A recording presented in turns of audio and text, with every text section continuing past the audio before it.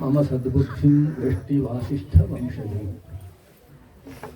लसतु श्रीमदानन्दतीर्थेन्दुर्नो हृदम्बरे यद्वचश्चन्द्रिका स्वान्तसन्तापं विनिकृन्तति भवति यदनुभावात् एडमूकोऽपि वाग्मी जडमतिरपि जन्तुर्जायते प्राज्ञमौलिः सकलवचनचेतो देवता भारती सा मम वचसि निधत्तां सन्निधिं मानसे च आपादमौलिपर्यन्तं गुरूणाम् आकृतिं स्मरेत् तेन विघ्नाः प्रणश्यन्ति सिद्ध्यन्ति च मनोरथाः तपस्वाध्याय शुश्रूषा कृष्णपूजारतं मुनिं विश्वेशमिष्टदं वन्दे परिव्राट् चक्रवर्तिनं श्रीगुरुभ्यो नमः निगमकल्पतरोर्गलितं फलं शुकमुखादमृतद्रवसंयुतं पिबत भागवतं रसमालयं मुहुरहो रसिकाः भुवि भावुकाः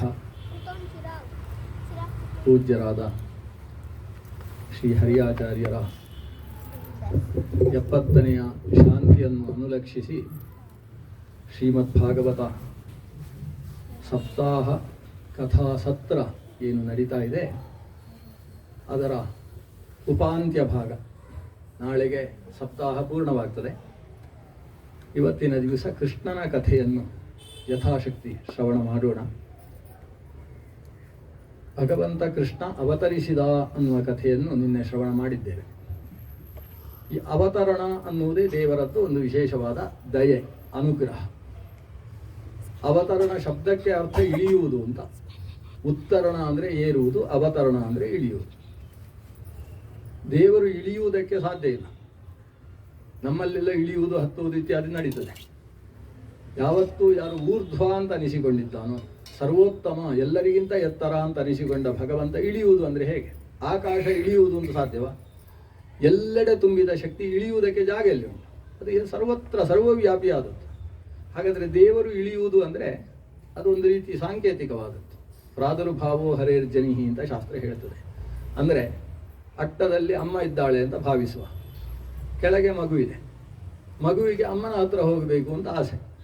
ಆದರೆ ಆ ಮಗುವಿಗೆ ಇನ್ನೂ ಹೆಜ್ಜೆ ಇಡುವುದು ಸರಿಯಾಗಿ ಅಭ್ಯಾಸ ಆಗಲಿಲ್ಲ, ನಡೆಯುವುದಕ್ಕೆ ಇನ್ನೂ ಅಭ್ಯಾಸ ಇಲ್ಲ. ಅಮ್ಮನನ್ನು ಮುಟ್ಟಬೇಕು ಅಂತ ಹೇಳಿ ಅದು ಹೆಜ್ಜೆ ಇಟ್ಟು ಆ ಮೆಟ್ಟಿಲಲ್ಲಿ ಒಂದು ಮೆಟ್ಟಿಲು ಹತ್ತಿತು, ಎರಡನೇ ಮೆಟ್ಟಿಲು ಹತ್ತಿತು, ಜಾರಿತು, ಕಷ್ಟಪಟ್ಟು ಮೂರನೇ ಹೆಜ್ಜೆ ಇಡುವಾಗ ಜಾರಿ ಕೆಳಕ್ಕೆ ಬಿತ್ತು ಅಂದಾಗ ಅಮ್ಮ ಅಂತ ಅಳ್ತದೆ. ಆಗ ಆ ತಾಯಿ ಕೆಳಗಿಳಿದು ಬಂದು ಆ ಮಗುವನ್ನು ಎತ್ತಿಕೊಂಡು ಹೋಗುವುದಿಲ್ಲ. ಯಾಕೆ ಇಷ್ಟು ಆಯಿತು, ಇದಕ್ಕೆ 12 ತಿಂಗಳಾಯಿತು, ಈಗ 14ನೇ ತಿಂಗಳು ನಡೀತಾ ಇದೆ, ನಡೆಯುವುದಕ್ಕೆ ಅಭ್ಯಾಸ ಆಗಲಿಲ್ಲ ಅಂತೇಳಿ ಅದರ ಕೈ ಹಿಡ್ಕೊಂಡು ಅದು ಹೆಜ್ಜೆ ಇಡುವಷ್ಟೇ ಪುಟ್ಟ ಹೆಜ್ಜೆ ತಾನೂ ಇಟ್ಟುಕೊಂಡು ಆ ಮೆಟ್ಟಿಲಲ್ಲಿ ನಡೆಸಿಕೊಂಡು ಮೇಲಕ್ಕೆ ಕರ್ಕೊಂಡು ಹೋಗ್ತಾಳೆ. ಅದು ಆ ತಾಯಿಯಲ್ಲಿರುವ ದಯೆ. ಹಾಗೆ ಇಲ್ಲಿ ಮಕ್ಕಳು ಅಂದರೆ ನಾವೆಲ್ಲ ಸಾಧಕರು. ದೇವರ ಹತ್ರ ಏರುವುದು ಹೇಗೆ, ದೇವರನ್ನು ಮುಟ್ಟುವುದು ಹೇಗೆ, ಮಾರ್ಗ ಗೊತ್ತಿಲ್ಲದೆ ನಾವು ಒದ್ದಾಡ್ತಾ ಇರುವಾಗ ಹೆಜ್ಜೆ ಇಡಲಿಕ್ಕೆ ಬರದೇ ಇರತಕ್ಕಂಥ ನಮಗೆ ಹೀಗೆ ನನ್ನನ್ನು ಮುಟ್ಟಬಹುದು ಅಂತ ತೋರಿಸುವುದಕ್ಕೋಸ್ಕರ ಭಗವಂತ ಇಳಿದು ಬರುವುದು. ತಾಯಿಯ ಹಾಗೆ ಇಲ್ಲದೆ ಹೋದರೆ ಭಗವಂತ ಅವತರಿಸಿದ ಮೇಲೆ ನಮ್ಮ ಹಾಗೆ ಹೆಜ್ಜೆ ಇಟ್ಟುಕೊಂಡು ನಡೆಯುವ ಅವಶ್ಯಕತೆ ಇಲ್ಲ. ಅವನು ತ್ರಿವಿಕ್ರಮ. ಆದರೆ ಆತ ನಮ್ಮ ಹಾಗೆ, ಮನುಷ್ಯರ ಹಾಗೆ. ಮರ್ತ್ಯಾವತಾರಸ್ವಿಹ ಮರ್ತ್ಯ ಶಿಕ್ಷಣಂ ರಕ್ಷೋವಧಾಯೈವ ನ ಕೇವಲಂ ವಿಭೋಹೋ. ಭಗವಂತ ಮನುಷ್ಯನಾಗಿ ಅವತರಿಸುವುದು ಅಂದರೆ ಮನುಷ್ಯನಿಗೆ ಹೇಗೆ ನಡ್ಕೊಳ್ಬೇಕು ಅನ್ನುವುದನ್ನು ಶಿಕ್ಷಣ ಕೊಡುವುದಕ್ಕೋಸ್ಕರ. ಅದು ತಾನು ನಡೆದು ಶಿಕ್ಷಣ ಕೊಡುವುದು ಮಾತ್ರ ಅಲ್ಲ, ತಾನು ಹೇಳಿ ಹೀಗೆ ಹೀಗೆ ಅಂತ ಬಿಡಿಸಿ ಬಿಡಿಸಿ ಹೇಳಿ. ಅದು ಉದ್ಧವನನ್ನು ಮುಂದಿಟ್ಟುಕೊಂಡು ಕೊಟ್ಟ ಉದ್ಧವ ಗೀತೆ ಇರಬಹುದು, ಪಾರ್ಥನನ್ನು ಕುರುಕ್ಷೇತ್ರವೆಂಬ ಧರ್ಮಕ್ಷೇತ್ರದಲ್ಲಿ ಮುಂದಿಟ್ಟುಕೊಂಡು ನಿರೂಪಣೆ ಮಾಡಿದ ಶ್ರೀಮದ್ ಭಗವದ್ಗೀತೆಯ ಉಪದೇಶ ಇರಬಹುದು. ತನ್ನ ಮಾತುಗಳ ಮೂಲಕ, ತನ್ನ ಕೃತಿಗಳ ಮೂಲಕ ಹೇಗೆ ದೇವರನ್ನು ಮುಟ್ಟಬೇಕು ಅನ್ನುವುದನ್ನು ತಿಳಿಸುವ ಕೆಲಸಕ್ಕೋಸ್ಕರ ದೇವರು ಮನುಷ್ಯರ ಹಾಗೇ ನಡೀತಾ. ಆದರೆ ತಾನು ಮನುಷ್ಯನೇ ಅಂತ ಆದ ಪಕ್ಷದಲ್ಲಿ ಅವನಲ್ಲಿ ಭಕ್ತಿ ಮಾಡುವುದಕ್ಕೆ ಮನುಷ್ಯನಿಗೆ ಸಾಧ್ಯ ಆಗುವುದಿಲ್ಲ. ಅದಕ್ಕೋಸ್ಕರ ತನ್ನ ದೇವತ್ವವನ್ನು ಆಗಾಗ ಅಭಿವ್ಯಕ್ತಿಗೊಳಿಸ್ತಾ ಈ ಲೋಕದಲ್ಲಿ ಎಲ್ಲರ ಮನಸ್ಸಿಗೆ ಮುಟ್ಟುವ ರೀತಿಯ ಲೀಲೆಯನ್ನು ತೋರಿಸಿದಂತಹ ಭಗವಂತನ ರೂಪ ಶ್ರೀಕೃಷ್ಣ ರೂಪ.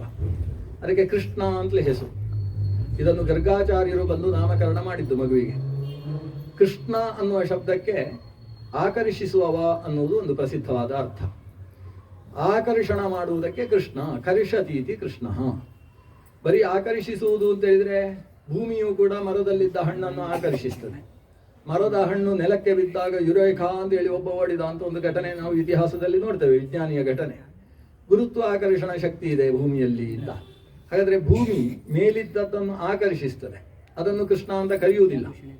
ಹಾಗಾದರೆ ಭಗವಂತನ ಕರ್ಷಣಕ್ಕೂ ಭೂಮಿಯ ಕರ್ಷಣಕ್ಕೂ ವ್ಯತ್ಯಾಸ ಏನು? ಮೇಲಿದ್ದದ್ದನ್ನು ಕೆಳಕ್ಕೆ ಇಳಿಯುವುದು ಅನ್ನೋದು ದೊಡ್ಡ ವಿಷಯ ಅಲ್ಲ. ಕೆಳಗಿದ್ದದ್ದನ್ನು ಮೇಲಕ್ಕೆ ಇಳಿಯುವಂತಹ ಕರ್ಷಣ ಉಂಟಲ್ಲ, ಕರಿಷತಿ ಉಪರಿ ಕರಿಷತಿ ಮೋಕ್ಷಂ ಪ್ರದದಾತಿ ಇತಿ ಕೃಷ್ಣ. ಅವನು ಅವನ ವ್ಯಕ್ತಿತ್ವವನ್ನು ಮೇಲಕ್ಕೆ ಎಳೆದು ಭಗವಂತನ ಕಡೆಗೆ ಸೆಳೆತ ಅವನ ಮನಸ್ಸಿನಲ್ಲಿ ಮೂಡುವ ಹಾಗೆ ಮಾಡಿ ಅವನ ಸಾಧನೆಯನ್ನು ಮಾಡಿಸುವವನಾದ್ರಿಂದ ಭಗವಂತನಿಗೆ ಕೃಷ್ಣ ಅಂತ ಹೆಸರು. ಅವನ ಇತಿಹಾಸದ ಒಂದೊಂದು ಲೀಲೆಯೂ ಕೂಡ ಮನುಷ್ಯನ ಸಾಧನೆಗೆ ಪೂರಕವಾಗಿಯೇ ಶ್ರೀಮದ್ ಭಾಗವತದಲ್ಲಿ ನಿರೂಪಿತವಾಗಿದೆ. ಕೃಷ್ಣ ಅವತರಿಸಿದ ಮಥುರೆಯ ಕಾರಾಗಾರದಲ್ಲಿ ಮಧ್ಯರಾತ್ರಿಯಲ್ಲಿ ಅವತರಿಸಿದ ಕಥೆ ನಿನ್ನೆ ನಾವು ಕೇಳಿದ್ದೇವೆ. ಅಲ್ಲಿ ಅವತರಿಸಿದ ಕೃಷ್ಣ ಮತ್ತೆ ಗೋಕುಲಕ್ಕೆ ಹೋದ. ಗೋಕುಲಕ್ಕೆ ಹೋದವ ಮತ್ತೆ ವೃಂದಾವನಕ್ಕೆ ಹೋದ. ವೃಂದಾವನಕ್ಕೆ ಹೋದವ ಮತ್ತೆ ಮಥುರೆಗೆ ಬಂದ. ಮಥುರೆಗೆ ಬಂದವ ಹಸ್ತಿನಪುರಕ್ಕೆ ಸಾಗಿದ. ಈ ತಿರುಗಾಟದಲ್ಲೇ ಇದ್ದವ ಕೃಷ್ಣ. ಅವನನ್ನು ಭಾಗವತ ಶುರು ಮಾಡುವಾಗಲೇ ಜನ್ಮಾದ್ಯಸ್ಯ ಯತೋನ್ವಯಾದಿತರತಃ ಅಂತ ಶುರು ಮಾಡ್ತಾರೆ. ಆದ್ಯಸ್ಯ ಯತಃ ಜನ್ಮ ಅನ್ವಯಾದಿತರತಃ. ಆ ಎಲ್ಲರಿಗೂ ಆದಿಪುರುಷನೆನಿಸಿದ ಭಗವಂತ ಎಲ್ಲಿ ಆವಿರ್ಭವಿಸಿದ ಅಲ್ಲಿಂದ ಬೇರೆ ಕಡೆಗೆ ಹೋದ, ಅಲ್ಲಿಂದ ಬೇರೆ ಕಡೆಗೆ ಹೋದ. ಹೀಗೆ ಸಂಚಾರಶೀಲನಾದವ ಕೃಷ್ಣ. ಅಂದರೆ ಕೃಷ್ಣನ ಪೂಜೆ ಮಾಡುವವರು ಕೂಡ ಹಾಗೆ ಸಂಚಾರಶೀಲರು ಅಂತ. ಕೃಷ್ಣ ನಿರಂತರ ಇದ್ದಲ್ಲಿರುವವ ಅಲ್ಲ. ಭಕ್ತರು ಕರೆದಲ್ಲಿಗೆ ಸಾಗಿ ಅವರ ಉತ್ಕರ್ಷಕ್ಕೋಸ್ಕರ ಒಂದಷ್ಟು ಅವರ ಕೆಲಸ ಮಾಡಿ ಅದು ಸೇವೆ ಮಾಡಿದ ಹಾಗೆ ಬೇಕಾದರೂ ಮಾಡ್ತಾನೆ. ಭಕ್ತರನ್ನು ಉದ್ಧರಿಸುವ ಭಕ್ತಾನುಗ್ರಹ ಕಾತರ ಸ್ವರೂಪ ಭಗವಂತನ ಅವತಾರ ಸ್ವರೂಪ ಶ್ರೀಕೃಷ್ಣ. ಆದ್ರಿಂದ ಆ ಕಥೆಯನ್ನು ಕೇಳಿದರೆ ಕೇಳ್ತಾ ಅಲ್ಲಿ ಹೇಳ್ತಾರೆ ಅಂತ ಕೇಳಿದ್ರು ಫಲ ಉಂಟಂತೆ. ಪುರುಷಾನು ತ್ರೀನು ಪುನಾತಿಹಿ ಅಂತ ಅದು ಭಾರಿ. ಗಂಗೆಯ ಬಗ್ಗೆ ಇಲ್ಲಿ ಕೂತುಕೊಂಡು ಗಂಗೆ ಗಂಗೆ ಮಾಂಪುನೀಹಿ ಅಂತ ಹೇಳಿ ನಳ್ಳಿಯ ನೀರಿನಲ್ಲಿ ಸ್ನಾನ ಮಾಡಿದರೂ ಕೂಡ ಗಂಗಾ ಸ್ನಾನದ ಫಲ ಸಿಕ್ಕಿ ಅವನಿಗೆ ಒಂದು ಪಾವಿತ್ರ್ಯ ನಿರ್ಮಾಣ ಆಗುವ ಹಾಗೆ ಈ ಕೃಷ್ಣನ ಕಥೆ, ಆ ಕಥೆಯನ್ನು ಹೇಳಿದವನಿಗೆ ಕೇಳಿದವನಿಗೆ, ಹೇಳ್ತಾರೆ ಅಂತ ಕೇಳಿದವನಿಗೆ, ಮನೆಯಲ್ಲೇ ಕೂತರೂ ತೊಂದರೆ ಇಲ್ಲ, ಹೇಳ್ತಾರೆ ಅಂತ ಕೇಳಿದವನಿಗೂ ಕೂಡ ಒಂದು ವಿಶೇಷ ಫಲ ಇದೆ ಅನ್ನುವಷ್ಟು ಮನುಷ್ಯನ ಅಂತಃಕರಣವನ್ನು ಶುದ್ಧಗೊಳಿಸುವಂತಹ ಪವಿತ್ರ ಕಥೆ ಶ್ರೀಕೃಷ್ಣನದ್ದು. ಅದನ್ನು ಕೇಳಲೇಬೇಕು ಅಂತ ಪರೀಕ್ಷಿತ ಕೇಳಿಸಿಕೊಂಡಂತಹ ಕಥೆ. ವಿಸ್ತಾರವಾಗಿ ಶ್ರೀಮದ್ ಭಾಗವತ ಒಟ್ಟು ಎಷ್ಟಾಗ್ತದೋ ಅದರ ಸುಮಾರು 4ನೇ ಅಂಶ ಕೃಷ್ಣನ ಕಥೆ ಅಲ್ಲಿದೆ. ಆ 10ರಲ್ಲಿ 4ರಷ್ಟು ಶ್ರೀಕೃಷ್ಣನ ಕಥೆಯೇ ಒಂದು ಸ್ಕಂದದಲ್ಲಿ ನಿರೂಪಿಸಲ್ಪಟ್ಟಿದೆ. ದಶಮ ಸ್ಕಂದದ ಕೃಷ್ಣ ಕಥೆ. ಕೃಷ್ಣ ಅವತರಿಸಿದಾಗ ದೇವಕಿ ದೇವಿ ಸ್ತೋತ್ರ ಮಾಡ್ತಾಳೆ. ಎಲ್ಲ ಸಂಸಾರ ಎಲ್ಲ ಮುಗಿದು ಕೊನೆಗೆ ಒಂದು ಪ್ರಳಯ ಕಾಲ ಅಂತ ಬಂದಾಗ ಶಿಷ್ಯತೆ ಶೇಷ ಸಂಜ್ಞ, ಸಮಗ್ರ ವೇದವೂ ಕೂಡ ನಿನ್ನನ್ನೇ ಕೊಂಡಾಡ್ತದೆ, ಬೇರೆ ಕೊಂಡಾಡುವುದಕ್ಕೆ ವಸ್ತುವೇ ಇಲ್ಲ. ಅಂತಹ ಪ್ರಳಯ ಕಾಲ ಅಶೇಷ ಸಂಜ್ಞನಾಗಿ ಎಲ್ಲವೂ ಮುಗಿದಾಗಲೂ ನೀನಿರುವ ಕಾರಣದಿಂದ ಶೇಷ ಅಂತ ಕರೆಸಿಕೊಳ್ಳುವ ಸ್ವರೂಪದಲ್ಲಿ ನೀನು ಆ ಪ್ರಳಯ ಕಾಲದಲ್ಲಿರುವವ. ಇವತ್ತು ನನ್ನ ಮಗ ಅಂತ ಕರೆಸಿಕೊಂಡಿದ್ಯಲ್ವಾ ಅಂತ ಆ ತಾಯಿ ನನ್ನ ಮಗ ಅಂತ ಒಪ್ಪಿಕೊಳ್ಳಿಲ್ಲ. ನೀನು ಆ ಕಾಲದಲ್ಲೂ ಇರತಕ್ಕಂತಹ ಪರಮಪುರುಷ ಅಂತ ಅವನನ್ನು ಸ್ತೋತ್ರ ಮಾಡ್ತಾಳೆ. ವಸುದೇವನೂ ಸ್ತೋತ್ರ ಮಾಡಿದ. ಕೃಷ್ಣ ನನ್ನನ್ನು ಅಲ್ಲಿಗೆ ತೆಗೆದುಕೊಂಡು ಹೋಗು ಅಂತ ಹೇಳಿದ, ಗೋಕುಲಕ್ಕೆ. ಅದಕ್ಕೆ ಕಾರಣ ಏನು ಅಂದರೆ ಕೃಷ್ಣ ಒಂದೇ ಅವತಾರದಲ್ಲಿ 2 ಕೆಲಸ ಮುಗಿಸುವ ಉದ್ದೇಶವನು. ಹಿಂದಕ್ಕೆ ಕಶ್ಯಪ ಪ್ರಜಾಪತಿ ಮತ್ತು ಕಶ್ಯಪನ ಪತ್ನಿಯಾದ ಅದಿತಿ ದೇವಿ ತಪಸ್ಸು ಮಾಡಿ ದೇವರು ನಮ್ಮ ಮನೆಯಲ್ಲಿ 3 ಬಾರಿ ಹುಟ್ಟಬೇಕು ಅಂತ ಕೇಳಿದ್ದಾರೆ. ಅದಕ್ಕೆ 2 ಬಾರಿ ಈಗ ಕಶ್ಯಪ ಅದಿತಿಯರ ಮಗನಾಗಿ ದೇವರು ಆವಿರ್ಭವಿಸಿದ್ದಾಗಿದೆ. ಹಿಂದಕ್ಕೆ ವಾಮನನಾಗಿ, ಅದಕ್ಕಿಂತ ಹಿಂದೆ ವೃಷ್ಣಿಗರ್ಭ ಅನ್ನುವ ರೂಪದಿಂದ ಅವತರಿಸಿದ್ದ. ಈಗ 3ನೇ ಬಾರಿ ಅದೇ ಕಶ್ಯಪ ಮತ್ತು ಅದಿತಿಯರು ವಸುದೇವ ದೇವಕಿಯಾಗಿ ಹುಟ್ಟಿ ಬಂದಾಗ ಅವರಲ್ಲಿ ಮಗನಾಗಿ ಹುಟ್ಟಿದ. ಅದನ್ನು ಹೇಳ್ತಾನೆ, ಹುಟ್ಟಿದ ಕೃಷ್ಣ ಹೇಳ್ತಾನೆ, ಆವಿರ್ಭವಿಸಿ ನೋಡಿ ಇದು 3ನೇದ್ದು, ಇಲ್ಲಿಗೆ ನಿಮ್ಮ ಪಂಚಾಯತಿಗೆ ಮುಗಿಯಿತು, ಮತ್ತೊಂದು ಸಲ ಹುಟ್ಟಬೇಕು ಅಂತ ಕೇಳಲಿಕ್ಕಿಲ್ಲ ಅಂತ ಮುಗಿಸಿಬಿಟ್ಟ ಅಲ್ಲಿಗೆ. ಅದರ ಜೊತೆಗೆ ಅವನಿಗೆ ಇನ್ನೊಂದು ಜವಾಬ್ದಾರಿ ಉಂಟು. ಏನಾಗಿದೆ, ಅಷ್ಟವಸುಗಳಲ್ಲಿ ಒಬ್ಬ ಇದ್ದಾನೆ ದ್ರೋಣ ಅಂತ. ಅಷ್ಟವಸುಗಳಲ್ಲಿ ಒಬ್ಬ ದ್ರೋಣ, ಅವನ ಪತ್ನಿ ಧರೆ ಅಂತ. ಮತ್ತೆ ಈ ಧರಾ ದ್ರೋಣ ದಂಪತಿಗಳು ಚತುರ್ಮುಖನನ್ನು ಕುರಿತು ತಪಸ್ಸು ಮಾಡಿದ್ರಂತೆ, ಬ್ರಹ್ಮದೇವರನ್ನು ಕುರಿತು. ಬ್ರಹ್ಮದೇವರು ಪ್ರತ್ಯಕ್ಷ ಆಗಿ ಕೇಳಿದ್ರೆ ಏನು ಬೇಕು, ಇವರೇನು ಹೇಳಿದ್ರಂದ್ರೆ ದೇವರು ನಮ್ಮ ಮನೆಯಲ್ಲಿ ಬಾಲ್ಯಲೀಲೆ ಆಡಿಕೊಂಡು ಮಗುವಾಗಿ ಓಡಾಡಬೇಕು ಅಂತ. ಚತುರ್ಮುಖ ಬ್ರಹ್ಮ ಏನು ಹೇಳಬೇಕಿತ್ತು, ನಾನು ಕೇಳಿ ಹೇಳ್ತೇನೆ ಅಂತ ಹೇಳಬೇಕಿತ್ತಲ್ವಾ. ಯಾಕಂದ್ರೆ ನೀನು ಮಗನಾಗು ಅಂತ ಕೇಳಿದ್ದಲ್ಲ, ನಾರಾಯಣ ಮಗನಾಗಿ ನಮ್ಮ ಮನೆಯಲ್ಲಿ ಓಡಾಡಬೇಕು ಅಂತ ಕೇಳಿದ್ದು. ಚತುರ್ಮುಖ ಬ್ರಹ್ಮ ತಥಾಸ್ತು ಅಂತ ಹೇಳಿದ. ತಥಾಸ್ತು ಅಂತ ಹೇಳಿ ಸೀದಾ ಹೋದದ್ದು ವೈಕುಂಠಕ್ಕೆ. ದೇವರೇ ಹೀಗೆ ಒಂದು ವರ ಕೊಟ್ಟಿದ್ದೇನೆ, ಅಡ್ಜಸ್ಟ್ ಮಾಡಬೇಕು ಅಂತ. ಅವನು ಸತ್ಯಂ ವಿಧಾತಂ ನಿಜ ಭೃತ್ಯ ಭಾಷಿತಂ. ತಮ್ಮ ಭಕ್ತ ಹೇಳಿದ ಮಾತನ್ನು ಯಾವತ್ತೂ ಸತ್ಯಗೊಳಿಸುವುದು ಭಗವಂತನ ಸಂಕಲ್ಪ. ಹಾಗಾಗಿ ಭಗವಂತ ಇವರ ಮಾತು ಸತ್ಯವಾಗಿಸುವುದಕ್ಕೆ ಬ್ರಹ್ಮನ ಹತ್ರ ಹೇಳ್ತಾನೆ, ಏನು ಯೋಚಿಸಬೇಡ, ನಾನು ಒಂದೇ ಅವತಾರದಲ್ಲಿ ಎಲ್ಲ ಮುಗಿಸಿಬಿಡ್ತೇನೆ ಅಂತ. ಅದೇ ಧರಾದ್ರೋಣರು ಯಶೋಧ ಮತ್ತು ನಂದಗೋಪ ಅನ್ನುವ ಹೆಸರಿನಲ್ಲಿ ನಂದಗೋಕುಲದಲ್ಲಿ ವೈಶ್ಯವೃತ್ತಿಯನ್ನು ಅನುಷ್ಠಾನ ಮಾಡಿಕೊಂಡಿದ್ದಾರೆ. ಅವರಿಗೆ ಗೋರಕ್ಷೆ, ಕೃಷಿ, ವಾಣಿಜ್ಯ ಇದೆಲ್ಲ ಕೆಲಸ ಅವರದು. ಮುಖ್ಯವಾಗಿ ಗವ್ಯವನ್ನು ಮಥುರೆಗೆ ಮಾರಾಟ ಮಾಡಿ ಮಥುರೆಯ ಡೈರಿ ವ್ಯವಸ್ಥೆ ಮಾಡ್ತಾ ಇದ್ದಂಥ ಊರು ಅದು ಗೋಕುಲ ಅಂತ. ಮಥುರೆಗಿಂತ ಹೆಚ್ಚು ದೂರ ಇಲ್ಲ, ಒಂದು ನದಿ ದಾಟಿದರೆ ಆಯಿತು. ಅಷ್ಟರಲ್ಲಿ ಆ ಗೋಕುಲದಲ್ಲಿ ವಾಸ ಮಾಡ್ತಾ ಇದ್ದಾರೆ. ಆ ನಂದಗೋಪ ಈ ವಸುದೇವನಿಗೆ ನೇರ ತಮ್ಮ ಆಗಬೇಕು, ಶೂರನ ಮಗನೇ. ಶೂರನಿಗೆ ವೈಶ್ಯಪತ್ನಿಯಲ್ಲಿ ಆವಿರ್ಭವಿಸಿದಂತಹ ಮಗ ನಂದಗೋಪ. ನಂದಗೋಪ ಯಶೋದೆಯರ ಮನೆಗೆ ಹೋಗಬೇಕು ಅಂತ ಕೃಷ್ಣ. ಯಾಕಂದ್ರೆ ಬ್ರಹ್ಮದೇವ ವರ ಕೊಟ್ಟಿದ್ದಾನೆ, ಅವರ ಮನೆಯಲ್ಲಿ ಮಗುವಾಗಿ ಓಡಾಡಬೇಕು. ಪುಣ್ಯಕ್ಕೆ ಅವರು ನನ್ನ ಹೊಟ್ಟೆಯಲ್ಲಿ ಹುಟ್ಟಬೇಕು ಅಂತ ವರ ಕೇಳಲಿಲ್ಲ. ಹಾಗಾಗಿ ಹೊಟ್ಟೆಯಲ್ಲಿ ಹುಟ್ಟಬೇಕು ಅಂತ ಕೇಳಿದ ವರದಲ್ಲಿ ಅಲ್ಲಿ ಹೊಟ್ಟೆಯಲ್ಲಿ ಹುಟ್ಟಿ ಆಯಿತು. ಅವರು ಮನೆಯಲ್ಲಿ ಓಡಾಡಬೇಕು ಅಂತ ಕೇಳಲಿಲ್ಲ ಇವರು, ಅವರು ಅದು ಕೇಳಿದ್ದಾರೆ. ಹಾಗಾಗಿ ಅಲ್ಲಿಗೆ ಹೋಗುವ ಅಂತ ವಸುದೇವ ತಾನು ಆ ಮಗುವನ್ನು ಕೈಯಲ್ಲಿ ಹಿಡಿದು ತಲೆಯ ಮೇಲೆ ಇಟ್ಟುಕೊಂಡು ತುಂಬಿದ ನದಿ. ನಮಗೆ ಕೃಷ್ಣಾಷ್ಟಮಿಯ ಕಾಲ ಅಂದರೆ ಮಳೆಗಾಲ ಆಗತಾನೇ ಮುಗಿದಿದೆ. ಈ ಚಿಕ್ಕ ಚಿಕ್ಕ ಮಕ್ಕಳು ಯಶೋದೆಯ ವೇಷ ಎಲ್ಲ ಹಾಕಿದರೆ ಮಳೆ ಬಂದದ್ದನ್ನು ನೆನಪು ಮಾಡಿಕೊಳ್ತಾ ಇದ್ದಾರೆ. ಕೃಷ್ಣಾಷ್ಟಮಿ ಅಂದರೆ ಚೂಚೂರು ಮಳೆ ಬರ್ತಾ ಇರ್ತದೆ ಅಂತ. ಆ ರೀತಿಯ ಕಾಲದಲ್ಲಿ ಯಮುನೆ ಹೇಗೆ ತುಂಬಿ ಭೋರ್ಗರೆದು ಸಾಕ್ತಾ ಇದ್ದರೆ ವಸುದೇವನಿಗೆ ನದಿಯಿಂದ ಯಾವ ತೊಂದರೆಯೂ ಆಗಲಿಲ್ಲ. ನದಿ ದಾರಿ ಬಿಟ್ಟಿತು. ಮೇಲಿನ ತುಂತುರು ಹನಿ ಬೀಳ್ತಾ ಇದ್ರೆ ಅದು ಕೃಷ್ಣನಿಗೆ ಬೀಳಬಾರದು ಅಂತ ಶೇಷೋನ್ಮಗಾತ್, ಶೇಷ ತನ್ನ ಫಣದಿಂದ ಬೀಳ್ತಕ್ಕಂತಹ ನೀರನ್ನು ತಡೆದು ಒಂದು ಛತ್ರದ ವ್ಯವಸ್ಥೆ ತಾನು ಮಾಡಿದ್ದಾನಂತೆ. ಅಲ್ಲಿ ಬಲರಾಮನಾಗಿ ಆವಿರ್ಭವಿಸಿದ ಶೇಷ ಇಲ್ಲಿ ಇವನಿಗೆ ಛತ್ರದ ವ್ಯವಸ್ಥೆಯನ್ನು ಮಾಡಿದ್ದಾನೆ. ಅಂದು ದೇವರನ್ನು ಹೊತ್ತುಕೊಂಡು ಹೋಗುವಂತಹ ವಸುದೇವನಿಗೆ ಯಾವ ಅಂತರಾಯ, ಯಾವ ವಿಘ್ನ. ನದಿಯೂ ಕೂಡ ದಾರಿ ಬಿಟ್ಟಿತು. ಆ ಕಡೆ ನದಿಯ ತೀರದಲ್ಲೇ ಇದ್ದಾರೆ ಇವರು ನಂದಗೋಪ ಯಶೋದೆ ಎಲ್ಲ. ಇವರೊಂದು ಕಪ್ಪ ಒಪ್ಪಿಸುವುದಕ್ಕೆ ಅಂತ ಬಂದವರು ಅಲ್ಲೇ ಬೀಡು ಬಿಟ್ಟಿದ್ದಾರೆ, ಒಂದು ಡೇರೆ ಮಾಡಿಕೊಂಡು. ಅಲ್ಲಿಯ ಡೇರೆಯಲ್ಲೇ ಈ ಮಗುವನ್ನು ಯಶೋದೆಯ ಶಯ್ಯೆಯಲ್ಲಿ ಮಗುವನ್ನು ಇಡ್ತಾನೆ. ಆಗ ತಾನೇ ಹುಟ್ಟಿದ್ದ ಹಸಿಗೂಸು ಹೆಣ್ಣು ಮಗುವನ್ನು ಹಿಡ್ಕೊಳ್ತಾನೆ ವಸುದೇವ. ಎಲ್ಲ ವ್ಯವಸ್ಥೆ ಮೊದಲೇ ಆಗಿದೆ.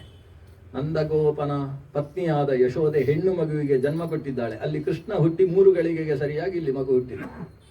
ಅದು ಕೃಷ್ಣ ಅಷ್ಟಮಿಯಲ್ಲಿ ಹುಟ್ಟಿದ್ದು, ಇದು ನವಮಿಯಲ್ಲಿ ಹುಟ್ಟಿದ್ದು. ಇಷ್ಟು ವ್ಯತ್ಯಾಸ. 3 ಗಂಟೆಗೆ ತಿಥಿಯೂ ವ್ಯತ್ಯಾಸ ಆಗಿ ಹೋಗಿದೆ 3 ಗಳಿಗೆಗೆ. ಅಲ್ಲ, ನವಮಿಯ ದುರ್ಗೆ, ಅಷ್ಟಮಿಯ ಕೃಷ್ಣ ಇದೆ. ಆ ದುರ್ಗೆಯನ್ನು, ಆ ಮಗುವನ್ನು, ಹೆಣ್ಣು ಮಗುವನ್ನು ಇವೆತ್ಕೊಂಡ. ಇದು ಹೀಗೆ ಮಾಡಬೇಕು ಅಂತ ಹೇಳಿದ್ದು ಈ ಮಗುವೆ. ಶಂಖಚಕ್ರ ಗದಾ ಪದ್ಮಧಾರಿಯಾಗಿ ಹುಟ್ಟಿದ ಕೃಷ್ಣನೇ ಹೀಗೆ ಮಾಡು ಅಂತ ಹೇಳಿಕೊಟ್ಟದ್ದವನೇ. ವಸ್ತುತಃ ವಸುದೇವ ಅವತ್ತು ಕಂಸನಿಗೆ ಹೇಳಿದ್ದ, ನಾನು ಹುಟ್ಟಿದ ಮಕ್ಕಳನ್ನು ಆ ಹೊತ್ತಿಗೆ ತಂದು ಕೊಡ್ತೇನೆ ಅಂತ. ಆದರೆ ಕಂಸನಿಗೆ ಕೊಟ್ಟ ಮಾತಿಗಿಂತ ದೇವರ ಮಾತು ಎಷ್ಟು ಮುಖ್ಯ ಅಂತ ಇಲ್ಲಿ ಅರ್ಥ ಆಗ್ತದೆ. ದೇವರು ಶಂಖಚಕ್ರ ಗದಾ ಪದ್ಮಧಾರಿಯಾಗಿ ಹೇಳಿದ ಮಾತು, ನನ್ನನ್ನು ತೆಗೆದುಕೊಂಡು ಹೋಗಿ ಅಲ್ಲಿಡು, ಅಲ್ಲಿದ್ದ ಮಗುವನ್ನು ತಗೊಂಡು ಬಾ ಅಂತ. ಆ ದೇವರ ಮಾತು ಎಲ್ಲಕ್ಕಿಂತ ಮುಖ್ಯ. ಆ ಕೆಲಸ ಮಾಡಿದ ವಸುದೇವ. ಹೆಣ್ಣು ಮಗುವನ್ನು ತರುವಲ್ಲಿಯ ತನಕ ಆ ಹೆಣ್ಣು ಮಗು ಅಲ್ಲೇ ಅಳಲಿಲ್ಲ. ಇವನು ತೆಗೆದುಕೊಂಡು ಹೋದ ಗಂಡು ಮಗುವು ಅಲ್ಲಿ ಅಳ್ತಾ ಇಲ್ಲ. ನಮ್ಮಲ್ಲೆಲ್ಲ ಮಗು ಹುಟ್ಟಿ ಅಳ್ತಾ ಇಲ್ಲ ಅಂತ ಹೇಳಿದ್ರೆ ಎಲ್ಲರೂ ಅಳ್ಲಿಕ್ಕೆ ಶುರು ಮಾಡ್ತಾರೆ. ಯಾಕೆ ಅಳ್ತಾ ಇದ್ದೀರಿ? ಮಗು ಅಳ್ತಾ ಇಲ್ಲ ಅಂತ ನಾವೆಲ್ಲ ಅಳುವುದು. ಅಂದ್ರೆ ಮಗು ಅಳುವುದೇ ನಮ್ಮ ಜೀವನ. ಆದರೆ ಈ 2 ಮಗು ಅಳುವುದಿಲ್ಲ. ಮೊನ್ನೆ ನಾನು ಹೇಳಿದೆ, ಅಳುವುದು ಅಂತ ಸುರಾದದ್ದೇ ರುದ್ರದೇವರಿಂದ ಪ್ರಾರಂಭಿಸಿ ಅಂತ. ಅದಕ್ಕಿಂತ ಹಿಂದೆ ಪರಶುಕ್ಲ ಸ್ವರೂಪದಲ್ಲಿ ಹುಟ್ಟಿದಾಗ ಅಳುವುದು ಅನ್ನುವ ಸ್ಥಿತಿ ಇಲ್ಲ. ಆಯ್ತು, ಆ ಹೆಣ್ಣು ಮಗುವನ್ನು ತಂದದ್ದಾಯ್ತು. ಇಲ್ಲಿ ಬಾಗಿಲುಗಳೆಲ್ಲ ತೆರ್ಕೊಂಡಿದ್ವು ಕೃಷ್ಣ ಹೊರಡುವಾಗ. ಸಂಕೋಲೆಗಳು ಕೂಡ ಬಿಡಿಸಿಕೊಂಡಿದ್ದು. ಆ ಕಡೆಯಿಂದ ಹೆಣ್ಣು ಮಕ್ಕಳು ಬರ್ತಾ ಇರುವಾಗ ಒಳಗೆ ಪ್ರವೇಶಿಸಿದರೆ ಬಾಗಿಲು ಹಾಕಿಕೊಳ್ತದೆ. ಒಳಗೆ ಬರ್ತಾ ಇದ್ದ ಹಾಗೆ ನಿದ್ದೆ ಮಾಡ್ತಾ ಇದ್ದವರಿಗೆ ಎಚ್ಚರ ಆಗ್ತಾ ಇದೆ. ಒಳಗೆ ಬಂದು ಒಳಗೆ ಪ್ರವೇಶ ಮಾಡಿ ಕೂತಾಗ ಬಾಗಿಲು ಹಾಕಿಕೊಂಡಿತ್ತಂತೆ. ಎಲ್ಲ ಕಡೆ ಬಂಧ. ಇಲ್ಲಿ ದುರ್ಗೆ ಮತ್ತು ವಿಷ್ಣು ಅನ್ನುವುದರ ಸ್ವರೂಪವನ್ನು ವರ್ಣಿಸಿದ್ದು ಇದು ಭಾಗವತ. ವಿಷ್ಣು ಅಂದರೆ ಬಂಧನವನ್ನು ಬಿಡಿಸುವವ. ಮಾಯೆ, ದುರ್ಗೆ, ತಾಮಸಿ, ಭದ್ರಕಾಳಿ, ಜಯಂತಿ, ಮಂಗಲ, ಕಾಳಿ ಅಂತೆಲ್ಲ ಹೇಳ್ತೇವಲ್ವ. ಈ ಸ್ವರೂಪದ ದುರ್ಗೆ ಅದು ಬಂಧಕ ಶಕ್ತಿ, ಕಟ್ಟು ಹಾಕುವ ಶಕ್ತಿ. ಅದರಿಂದ ಬಿಡುಗಡೆ ಆಗಬೇಕಾದ್ರೆ ಬರೀ ದುರ್ಗೆ ಸಾಕಾಗುವುದಿಲ್ಲ, ನಾರಾಯಣ ಬೇಕೇ ಬೇಕು. ನಾವು ಬರೀ ದುರ್ಗಾ ಪೂಜೆ ಮಾಡಿದರೆ ಪ್ರಯೋಜನ ಇಲ್ಲ. ದುರ್ಗಾ ಪೂಜೆಯ ಜೊತೆಗೆ ನಾರಾಯಣ ಪೂಜೆ ಆಗಲೇಬೇಕು. ವಿಷ್ಣುನ ಸಹಿತಾಧ್ಯಾತ ಸಾಪಿ ತುಷ್ಟಿಂ ಪರಾಮ್ರಜೇತ್. ಒಟ್ಟೊಟ್ಟಿಗೆ ಲಕ್ಷ್ಮೀನಾರಾಯಣರ ಪೂಜೆಯನ್ನು ನಡೆಸಬೇಕು. ಹಾಗೆ ದುರ್ಗೆಯನ್ನು ಕರ್ಕೊಂಡು ಬಂದರೆ ಎಲ್ಲ ಬಂಧನ. ಒಳಗೆ ಬಂದು ಆ ಕೆಳಗೆ ಹಾಕಿದ ಬಟ್ಟೆಯಲ್ಲಿ ಮಗುವನ್ನು ಇಟ್ಟದ್ದೇ ತಡ ಮಗು ಆಡುವುದಕ್ಕೆ ಶುರು ಮಾಡಿತು. ಮಗು ಅತ್ತಾಗ ಕಣ್ಣು ಉಜ್ಜಿಕೊಂಡ್ರು ಎಲ್ಲ ಸುತ್ತಮುತ್ತ ಇದ್ದವರು. ಮಗು ಹುಟ್ಟಿತು ಅಂತ ಕಂಸನಿಗೆ ಸುದ್ದಿ ಹೇಳುವುದಕ್ಕಿಂತ ಮುಂಚೆ ಕಂಸ ಅಲ್ಲಿಂದ ಬಂದಾಗಿದೆ. ಅವನಿಗೆ ನಿದ್ದೆ ಇಲ್ಲ 3 ದಿವಸದಿಂದ. ತುಂಬು ಗರ್ಭಿಣಿಯಾದಂತಹ ದೇವಕಿಯಲ್ಲಿ ನನ್ನನ್ನು ಕೊಲ್ಲುವ ನಾರಾಯಣ ಹುಟ್ಟುತ್ತಾನೆ ಅಂತ ನಾರದರು ಹೇಳಿದ್ದಾರೆ ಅಂತ ಇವನು ಅದಕ್ಕೋಸ್ಕರ ಕಾಯ್ತಾ ಇದ್ದಾನೆ. ನಿದ್ದೇ ಇಲ್ಲ. ಮಗುವಿನ ಅಳುವನ್ನು ಕೇಳಿಸಿಕೊಂಡು ಬಂದಿದ್ದಾನೆ. ಮಗುವಿನ ಕಾಲು ಹಿಡ್ಕೊಂಡು ಹೊರಗೆ ತಗೊಂಡು ಬಂದ. ಆ ಕಡೆಯಿಂದ ದೇವಕಿ ದೇವಿ ಅವನ ಕಾಲಿಗೆ ಬಿದ್ದು, ಅಣ್ಣ ನನ್ನ ಮಗು ಅಲ್ಲ ಅಂತ ಇದೊಂದು ಬಿಟ್ಬಿಡು ಅಂತ. ಇವನಿಗೆ ನನ್ನ ಮಗು ಅಲ್ಲ ಅಂದ್ರೆ ಏನು ಅಂತ ಅರ್ಥವೇ ಆಗಲಿಲ್ಲ. ಬಿಡುವುದಿಲ್ಲ ಅಂತ ಕಾಲನ್ನು ಜಾಡಿಸಿಕೊಂಡು ಮಗುವನ್ನು ಹಿಡ್ಕೊಂಡು ಬಂದು ಹೊರಗೆ ತಂದ. ಪುಣ್ಯಕ್ಕೆ ಒಳಗೆ ಅಪ್ಪಳಿಸಿದ್ರೆ ಸ್ವಲ್ಪ ಸಮಸ್ಯೆ ಆಗ್ತಿತ್ತು ಅವನಿಗೂ. ಅವನು ಹೊರಗೆ ತಂದು ಮೆಟ್ಟಿಲಿಗೆ ಎತ್ತಿ ಹೊಡೆದಾಗ ಕೈ ಮಾತ್ರ ಕೆಳಗೆ ಬಂತು. ಮಗು ಆಕಾಶಕ್ಕೆ ಹಾರಿತು. ಈ ಬಟ್ಟೆ ಒಗಿಲಿಕ್ಕೆ ಬರದೇ ಇರುವ ಮಕ್ಕಳು ಒಗಿಲಿಕ್ಕೆ ಹೋದಾಗೆ ಒಗಿಯುವುದೇ ಬಟ್ಟೆಯನ್ನು ಹಿಂದಕ್ಕೆ. ಹಾಗೆ ಈ ಮಗು ಆಕಾಶಕ್ಕೆ ಹಾರಿತು. ಆಕಾಶಕ್ಕೆ ಹಾರಿ ಆಕಾಶದಲ್ಲಿ ಮೋಡಗಳ ಮಧ್ಯದಲ್ಲಿರುವ ಚಂದ್ರನ ಹಾಗೆ ಹೊಳಿತಾ ಇದೆ ಮಗು. ಶರೀರವನ್ನು ವಿಸ್ತರಿಸಿಕೊಂಡಿದೆ. ವಿಸ್ತೃತವಾದ ಶರೀರವೆಲ್ಲ ಕಪ್ಪು, ಬಾಯಿಯಲ್ಲಿರುವ ಹಲ್ಲು ಮಾತ್ರ ಕಾಣಿಸ್ತಾ ಇದೆ. ಭದ್ರಕಾಳಿ ತಲೆಗೂದಲನ್ನೆಲ್ಲ ಬಿಡಿಸಿಕೊಂಡಿದ್ದಾಳೆ. ವಿಕಟಾಟ್ಟಹಾಸವನ್ನು ಮಾಡ್ತಾಳೆ. ಅಟ್ಟಹಾಸವನ್ನು ಮಾಡಿ ಕಿಮ್ಮಯ ಹತಯ ಮಂದ ಜಾತಃ ಖಲು ತವಾಂತ ಕೃತ್ ಯತ್ರ ಕ್ವವ ಪೂರ್ವಶತ್ರು ಮಾ ಹಿಂಸೀಹಿ ಕೃಪಣಾನುವೃತ. ಒಂದು ಮಾತು ಹೇಳ್ತಾಳೆ, ಸಾಯುಧಾಷ್ಟಭುಜಾಸತಿ ಅಂತ. ಅಷ್ಟಭುಜಗಳಲ್ಲಿ ಘಂಟಾಶೂಲ ಹಲಾನಿ ಪಾಶ ಮುಸಲೆ ಚಕ್ರಂ ಧನು ಸಾಯಕಂ ಹಸ್ತಾಬ್ಜೀರ್ ದದತೀಂ ಘನಾಂತ ವಿಲಸತ್ ಶೀತಾಂಶ ತುಲ್ಯ ಪ್ರಭಾಂ. ಘನಾಂತ ವಿಲಸತ್ ಶೀತಾಂಶ, ಆ ಚಂದ್ರನ ಹಾಗೆ ಕಾಣಿಸ್ತಕ್ಕಂಥ ಆಕೆ ಆಯುಧಗಳನ್ನು ಧಾರಣೆ ಮಾಡಿಕೊಂಡು ಅಟ್ಟಹಾಸ ಮಾಡಿ ಹೇಳ್ತಾಳೆ, ಯಾಕಪ್ಪ ಮೂಢ, ನನ್ನನ್ನು ಕೊಲ್ಲುವುದಕ್ಕೆ ಪ್ರಯತ್ನಿಸ್ತಾ ಇದ್ದಿ? ನಿನ್ನನ್ನು ಕೊಲ್ಲುವ ಹುಟ್ಟಿ ಆಯ್ತಲ್ಲ. ಸುಮ್ಮನೆ ಯಾರ್ಯಾರನ್ನು ಕೊಂದು ಹಾಳು ಮಾಡಿಕೊಳ್ಳಬೇಡ. ಮಾಹಿಂಸೀಹಿ ಕೃಪಣಾನುವೃತ, ಪಾಪದ ಮಕ್ಕಳನ್ನು ಸುಮ್ಮನೆ ನಾಶ ಮಾಡುವ ಕೆಲಸ ಮಾಡಬೇಡ. ನಿನಗೆ ಸಾವು ಸಿದ್ಧ ಆಯಿತು. ಇವನು ತಲೆ ಎತ್ತಿ ನೋಡ್ತಾನೆ, ಹೌದಾ ನನ್ನನ್ನು ಕೊಲ್ಲುವ ಹುಟ್ಟಿದ್ದಾನ, ಬೇಗ ವಿಳಾಸ ಕೊಡು ಅಂತ. ಅಡ್ರೆಸ್ ಸಿಕ್ಕಿದ್ರೆ ಹೋಗಿ ಬಿಡ್ಬೋದು ಅಂತ. ಆ ಮಗು ಹೇಳ್ತದೆ ಎತ್ತರಕ್ವವ, ಎಲ್ಲೋ ಒಂದು ಕಡೆ. ಅದು ಹುಟ್ಟಿದವ ಯಾರು? ಪೂರ್ವಶತ್ರು. ಹಿಂದಿನ ಜನ್ಮದಲ್ಲಿ ನಿನ್ನನ್ನು ಸಾಯಿಸಿದ ವ್ಯಕ್ತಿಯೇ ಬೇರೆ ಕಡೆ ಹುಟ್ಟಿ ಆಗಿದೆ. ಇಷ್ಟು ಹೇಳಿದ ಮೇಲೆ ದುರ್ಗೆ ಆಕಾಶಕ್ಕೆ ಹಾರಿದ್ಲು. ದೇವೇಂದ್ರ ತೋರಿಸಿದ ದಾರಿಯಲ್ಲಿ ದೇವಲೋಕಕ್ಕೆ ಸಾಗಿದ್ದಾಳೆ. ದೇವೇಂದ್ರ ತನ್ನ ಸಿಂಹಾಸನದಲ್ಲೇ ಕೂಡಿಸಿ ಅಭಿಷೇಕ ಮಾಡ್ತಾನೆ. ಅಭಿಷೇಕ ಮಾಡಿ ನಂತರದಲ್ಲಿ ಆಕೆಗೆ ದೇವಸ್ಥಾನಗಳನ್ನು ಕಟ್ತಾನೆ. ವಿಂಧ್ಯಾಚಲ ನಿವಾಸಿನಿಯಿಂದ ಅವಳಿಗೆ ಹೆಸರಾಗ್ತದೆ. ದೇವೇಂದ್ರ ವಿಂಧ್ಯೆಯಲ್ಲಿ ಆಕೆಯನ್ನು ಉಪವೇಶಗೊಳಿಸಿ ಭಕ್ತಾನುಗ್ರಹರಾಗುವ ಹಾಗೆ ವ್ಯವಸ್ಥೆ ಮಾಡ್ತಾನೆ. ಇದೆಲ್ಲ ದುರ್ಗೆಯ ಮುಂದಿನ ಕಥೆ. ಅಂತೂ ದುರ್ಗಾವಿರ್ಭಾವವೂ ಆಯಿತು. ಇತ್ತ ಕಂಸನಿಗೆ ಬುದ್ಧಿ ಬಂತು. ಕೆಲವು ಸಲ ಬುದ್ಧಿ ಬರ್ತದೆ, ಕೆಲವು ಸಲ ಬುದ್ಧಿ ಹೋಗ್ತದೆ. ಇವರದೆಲ್ಲ ಈ ಅನುಗ್ರಹವೂ ಕೂಡ ಬಹಳ ಭಯಾನಕವೇ. ಅವ್ಯವಸ್ಥಿತ ಚಿತ್ತಸ್ಯ ಪ್ರಸಾದೋಪಿ ಭಯಂಕರ ಅಂತ ಸಂಸ್ಕೃತದಲ್ಲಿ ಒಂದು ಗಾದೆ ಉಂಟು. ಕೆಲವರು ಭಾರಿ ಪ್ರೀತಿ ಮಾಡಿದರೆ ಹೆದರಿಕೆ ಆಗ್ಲಿಕ್ಕೆ ಶುರು ಆಗ್ತದೆ, ಯಾವಾಗ ಏನಿದೆಯೋ ಏನು ಅಂತ. ಆ ರೀತಿಯಲ್ಲಿ ಕಂಸ ಇವನು ಇಲ್ಲಿ ಬರ್ತಾನೆ, ವಸುದೇವನ ಕಾಲಿಗೆ ಬೀಳ್ತಾನೆ, ದೇವಕಿಯ ಕಾಲಿಗೆ ಬಿದ್ದು ನಮಸ್ಕಾರ ಮಾಡ್ತಾನೆ. ದೇವಕಿ ಆಶೀರ್ವಾದ ಮಾಡ್ತಾಳೆ. ಅಂದರೆ ದೇವಕಿ ಕಂಸನಿಗೆ ಸೋದರತ್ತೆ ಆಗಬೇಕು. ಒಂದು ಸಂಬಂಧ, ಅಷ್ಟು ಕತೆ ಹೇಳುವಷ್ಟು ಪುರುಸೊತ್ತಿಲ್ಲ, ಅದೆಲ್ಲ ದೊಡ್ಡ ಸಂಬಂಧದ ಕತೆ ಉಂಟು. ಸೋದರತ್ತೆ ಆಗಬೇಕು ಒಂದು ಸಂಬಂಧದ ಪ್ರಕಾರ. ಇನ್ನೊಂದು ಸಂಬಂಧದ ಪ್ರಕಾರ ತಂಗಿ ಆಗಬೇಕು. ಈ ಸೋದರತ್ತೆ ಅನ್ನುವ ಕಾರಣದಿಂದ ನಮಸ್ಕಾರ ಮಾಡಿಸಿಕೊಳ್ತಾಳೆ, ತಂಗಿ ಅನ್ನುವ ಕಾರಣದಿಂದ ನಮಸ್ಕಾರ ಮಾಡ್ತಾಳೆ. ಇದೆಲ್ಲ ವಿಶೇಷ, ಸಂಬಂಧದಲ್ಲಿರುವ ಕೆಲವು ವಿಶೇಷಗಳು. ಆದ್ರಿಂದ ಅವನು ನಮಸ್ಕಾರ ಮಾಡ್ತಾನೆ, ಕಣ್ಣೀರಿಂದ ಕಾಲು ತೊಳಿತಾನೆ. ತಪ್ಪಾಗೋಯ್ತು, ಒಂದು ಮಗುವನ್ನು ಹೊಟ್ಟೆಯಲ್ಲಿ ಹೊರುವುದು ಅಂದರೆ ಎಷ್ಟು ಕಷ್ಟದ ಕೆಲಸ. ಆ ತಾಯಿಗೂ ಆ ಮಗುವಿಗೂ ಎಂತಹ ಕರುಳಿನ ಸಂಬಂಧ ಇರ್ತದೆ. ಅಂತಹ ತಾಯಿಯ ಮುಂದೆ ಆ ಕರುಳ ಬಳ್ಳಿಯನ್ನು ನಾನೇ ನೆಲಕ್ಕೆ ಹೊಡೆದು ಸಾಯಿಸಿದ್ದೇನೆ, ಎಷ್ಟು ಹಿಂಸೆ ಕೊಟ್ಟಿದ್ದೇನೆ ನಾನು, ತಪ್ಪು ಮಾಡಿಬಿಟ್ಟೆ. ಕೇವಲ ದೇವತೆಗಳ ಮಾತಿನ ಮೇಲೆ ವಿಶ್ವಾಸ ಇಟ್ಟು ಮಾಡಿದ್ದು. ಎಲ್ಲ ದೇವತೆಗಳ ಮೇಲೆ ಹಾಕಿದ, ಪಾಪ ಎಲ್ಲ ಅವರಿಗೆ ಹೋಗಲಿ ಅಂತ ಅವರ ಮೇಲೆ ವಿಶ್ವಾಸ. ನನಗೆ ಒಂದು ವಿಷಯ ಗೊತ್ತಾಗಲಿಲ್ಲ, ಮನುಷ್ಯರು ಮಾತ್ರ ಸುಳ್ಳು ಹೇಳುವುದು ಅಂತ ಅನ್ಕೊಂಡಿದ್ದೆ, ದೇವತೆಗಳು ಸುಳ್ಳು ಹೇಳ್ತಾರೆ ಅಂತ ಗೊತ್ತಿರಲಿಲ್ಲ. ದೈವಮಪ್ಯನೃತಂ ಭಕ್ತಿ ನಮರ್ತ್ಯಾಯೈವ ಕೇವಲಂ. ಮರ್ತ್ಯರು ಮಾತ್ರ ಸುಳ್ಳು ಹೇಳುವುದಲ್ಲ, ದೇವತೆಗಳು ಸುಳ್ಳು ಹೇಳ್ತಾರೆ. 8ನೇ ಗರ್ಭದಿಂದ ಸಾವು ಅಂತ ಹೇಳಿದ್ರು. ಈಗ ನೋಡಿದರೆ ಅದು ಹೇಳ್ತದೆ, ಎಲ್ಲೋ ಹುಟ್ಟಿದ್ದಾನೆ ನಿನ್ನನ್ನು ಕೊಲ್ಲುವವ ಅಂತ. ಹೀಗೆ ಈ ದೈತ್ಯರಿಗೆ ಸತ್ಯವೂ ಗೊತ್ತಾಗುವುದಿಲ್ಲ ಅಂತ, ಅವರಿಗೆ ಅಯಥಾರ್ಥ ಜ್ಞಾನ ಅನ್ನೋದೇ ಸ್ವಭಾವ. ಇಲ್ಲಿ 8ನೆಯ ಗರ್ಭ ಎಲ್ಲಿಂಟು ಅಂತ ಗೊತ್ತಿಲ್ಲ. ಇದೇ 8ನೆಯ ಗರ್ಭ, ಅದು ಆಕಾಶಕ್ಕೆ ಹಾರಿತು. ಮೊದಲು ಅವನಿಗೆ ತುಂಬ ಬೇಸರ ಆಗೋಯ್ತಂತೆ, ಈ ದೇವತೆಗಳಿಗೆ ಬುದ್ಧಿ ಇಲ್ಲ ಅಂತ ಹೇಳ್ತಾನೆ. ಯಾಕಂದ್ರೆ ನನ್ನಂತ ಮಹಾಪರಾಕ್ರಮಿಯನ್ನು ಕೊಲ್ಲುವುದಕ್ಕೆ ಹೆಣ್ಣು ಹುಟ್ಟುವುದಾ ಅಂತ ಹೆಂಗಸರ ಮರ್ಯಾದೆ ತೆಗಿತಾನೆ ಅವ. ಇಷ್ಟು ಹೆಣ್ಣಾಗಿ ಹುಟ್ಟಿಬಿಟ್ಟಿದೆ ಅಲ್ಲ ಅಂತ. ಆ ಹೆಣ್ಣು ಆಕಾಶಕ್ಕೆ ಹಾರಿತು, ಎಲ್ಲೋ ಹುಟ್ಟಿದ್ದಾನೆ ಅಂತ ಪುಲ್ಲಿಂಗದ ಶಬ್ದವನ್ನು ಹೇಳಿತು. ಆವಾಗ ಅವನಿಗೆ ಕನ್ಫ್ಯೂಸ್ ಆಯಿತು, ದೇವತೆಗಳೆಲ್ಲ ಸುಳ್ಳು ಹೇಳ್ತಾ ಇದ್ದಾರೆ 8ನೇ ಗರ್ಭದಿಂದ ಅಂತ. ಅಶರೀರವಾಣಿ ಸುಳ್ಳು. ಈ ಕಂಸ ಒಂದು ಸಲ ಒಳ್ಳೆಯವನಾಗಿ ಒಂದು ಸಲ ಕೆಟ್ಟವನಾಗಿ ವರ್ತಿಸುವುದಕ್ಕೆ ಅವನಲ್ಲಿ ಜೀವದ್ವಯ ಸ್ಥಿತಿ ಅನ್ನುವುದು ಕಾರಣವಾಗ್ತದೆ. ಅವನಲ್ಲಿ ಭೃಗು ಅನ್ನೋ ಒಂದು ಚೇತನದ ಆವೇಶ ಇದೆ. ಭೃಗುಚೇತನ ಯಾವಾಗ ಆವೇಶಗೊಳ್ತದೆ ಆವಾಗ ಒಳ್ಳೆಯವ ಕಂಸ. ಉಳಿದ ಸಂದರ್ಭದಲ್ಲಿ ಅವನ ಕಾಲನೇಮಿ ಅನ್ನುವ ಸ್ವರೂಪವೇ ಕೆಲಸ ಮಾಡ್ತದೆ. ಇತ್ತ ಕೃಷ್ಣ ಗೋಕುಲದಲ್ಲಿದ್ದಾನೆ.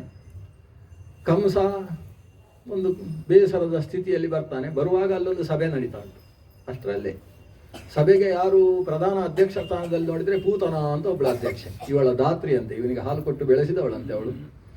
ಅಲ್ಲಿ ಏನು ಯೋಜನೆ ಅಂತ ಹೇಳಿದ್ರೆ, ಈ ಕಂಸನನ್ನು ಕೊಲ್ಲುವ ಮಗು ಎಲ್ಲೋ ಈಗ ತಾನೇ ಹುಟ್ಟಿದೆ ಅಂತ ಸುದ್ದಿ ಬಂದಾಗಿದೆ ಅಲ್ಲಿ. ಅದಕ್ಕೆ ಏನು ವ್ಯವಸ್ಥೆ? ಈಗ ಕಂಸ ಸಾಯಬಾರ್ದು, ಮಗುವನ್ನು ಕೊಲ್ಲುವ ಕ್ರಮ ಹೇಗೆ? ಈಗ ತಾನೇ ಹುಟ್ಟಿದ ಮಗು ಅಂತ ಯಾವುದಿದೆ, ಅದು 10 ದಿವಸದಲ್ಲಿ ಹುಟ್ಟಿದ ಮಕ್ಕಳನ್ನೆಲ್ಲ ಸಾಯಿಸುವುದು ಅಂತ ಒಂದು ತೀರ್ಮಾನ ಆಗಿದೆ. ತೀರ್ಮಾನ ಆಗಿ ಕಂಸ ಬಂದ ಕೂಡಲೇ ಆ ಸೀಟ್ ಬಿಟ್ಟುಕೊಡ್ಲಿ ಇವಳು, ಅಲ್ಲಿ ಕೂಡಿಸಿದ್ಲು ಅಧ್ಯಕ್ಷ ಸ್ಥಾನದಲ್ಲಿ ಕಂಸ. ಹೀಗೊಂದು ತೀರ್ಮಾನ ಆಗಿದೆ, ನಿಮ್ಮ ಅಭಿಪ್ರಾಯ ಏನು? ಅದಕ್ಕೆ ಸಹಿ ಮಾಡ್ತಾನೆ, ಆಗ್ಬೋದು ಅಂತ. ಅಲ್ಲಿ ಒಳ್ಳೆಯವ, ಇಲ್ಲಿ ಇರ್ಲಿಕ್ಕೆ ಇಷ್ಟು ಕೆಟ್ಟವ. ತಾನು ಒಬ್ಬ ಬದುಕುವುದಕ್ಕೋಸ್ಕರ 1000 ಜನರನ್ನು ಕೊಲ್ಲುವುದಕ್ಕೂ ಸಿದ್ಧನಿದ್ದಾನೆ ಅಂತ ಹೇಳಿದ್ರೆ ಅವನ ಕಳತನ ಖಳನಾಯಕತ್ವ ಎಷ್ಟು ದೊಡ್ಡದು ಅಂತ ನಾವು ಯೋಚಿಸಬೇಕು. ಇತ್ತ ಗೋಕುಲದಲ್ಲಿ ಕೃಷ್ಣ ಇದ್ದಾನೆ. ಅವನಿಗಿನ್ನೂ ಕೃಷ್ಣ ಅಂತ ನಾಮಕರಣ ಆಗಲಿಲ್ಲ. 6 ತಿಂಗಳಾದ ಮೇಲೆ ನಾಮಕರಣ ಗರ್ಗಾಚಾರ ಬಂದು ಮಾಡುವುದು. ಆ ಮಗು ಬೆಳೀತಾ ಇದೆ. 6-7 ದಿವಸ ಆಗಿದೆ, 10 ದಿವಸ ಪೂರ್ತಿ ಆಗಲಿಲ್ಲ.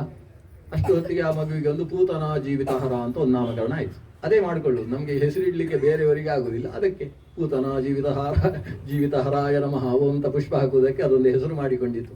ಇದು ಹೆಸರು ಮಾಡುವ ಮಗು. ಅದಕ್ಕೆ 3 ತಿಂಗಳಾಯಿತು.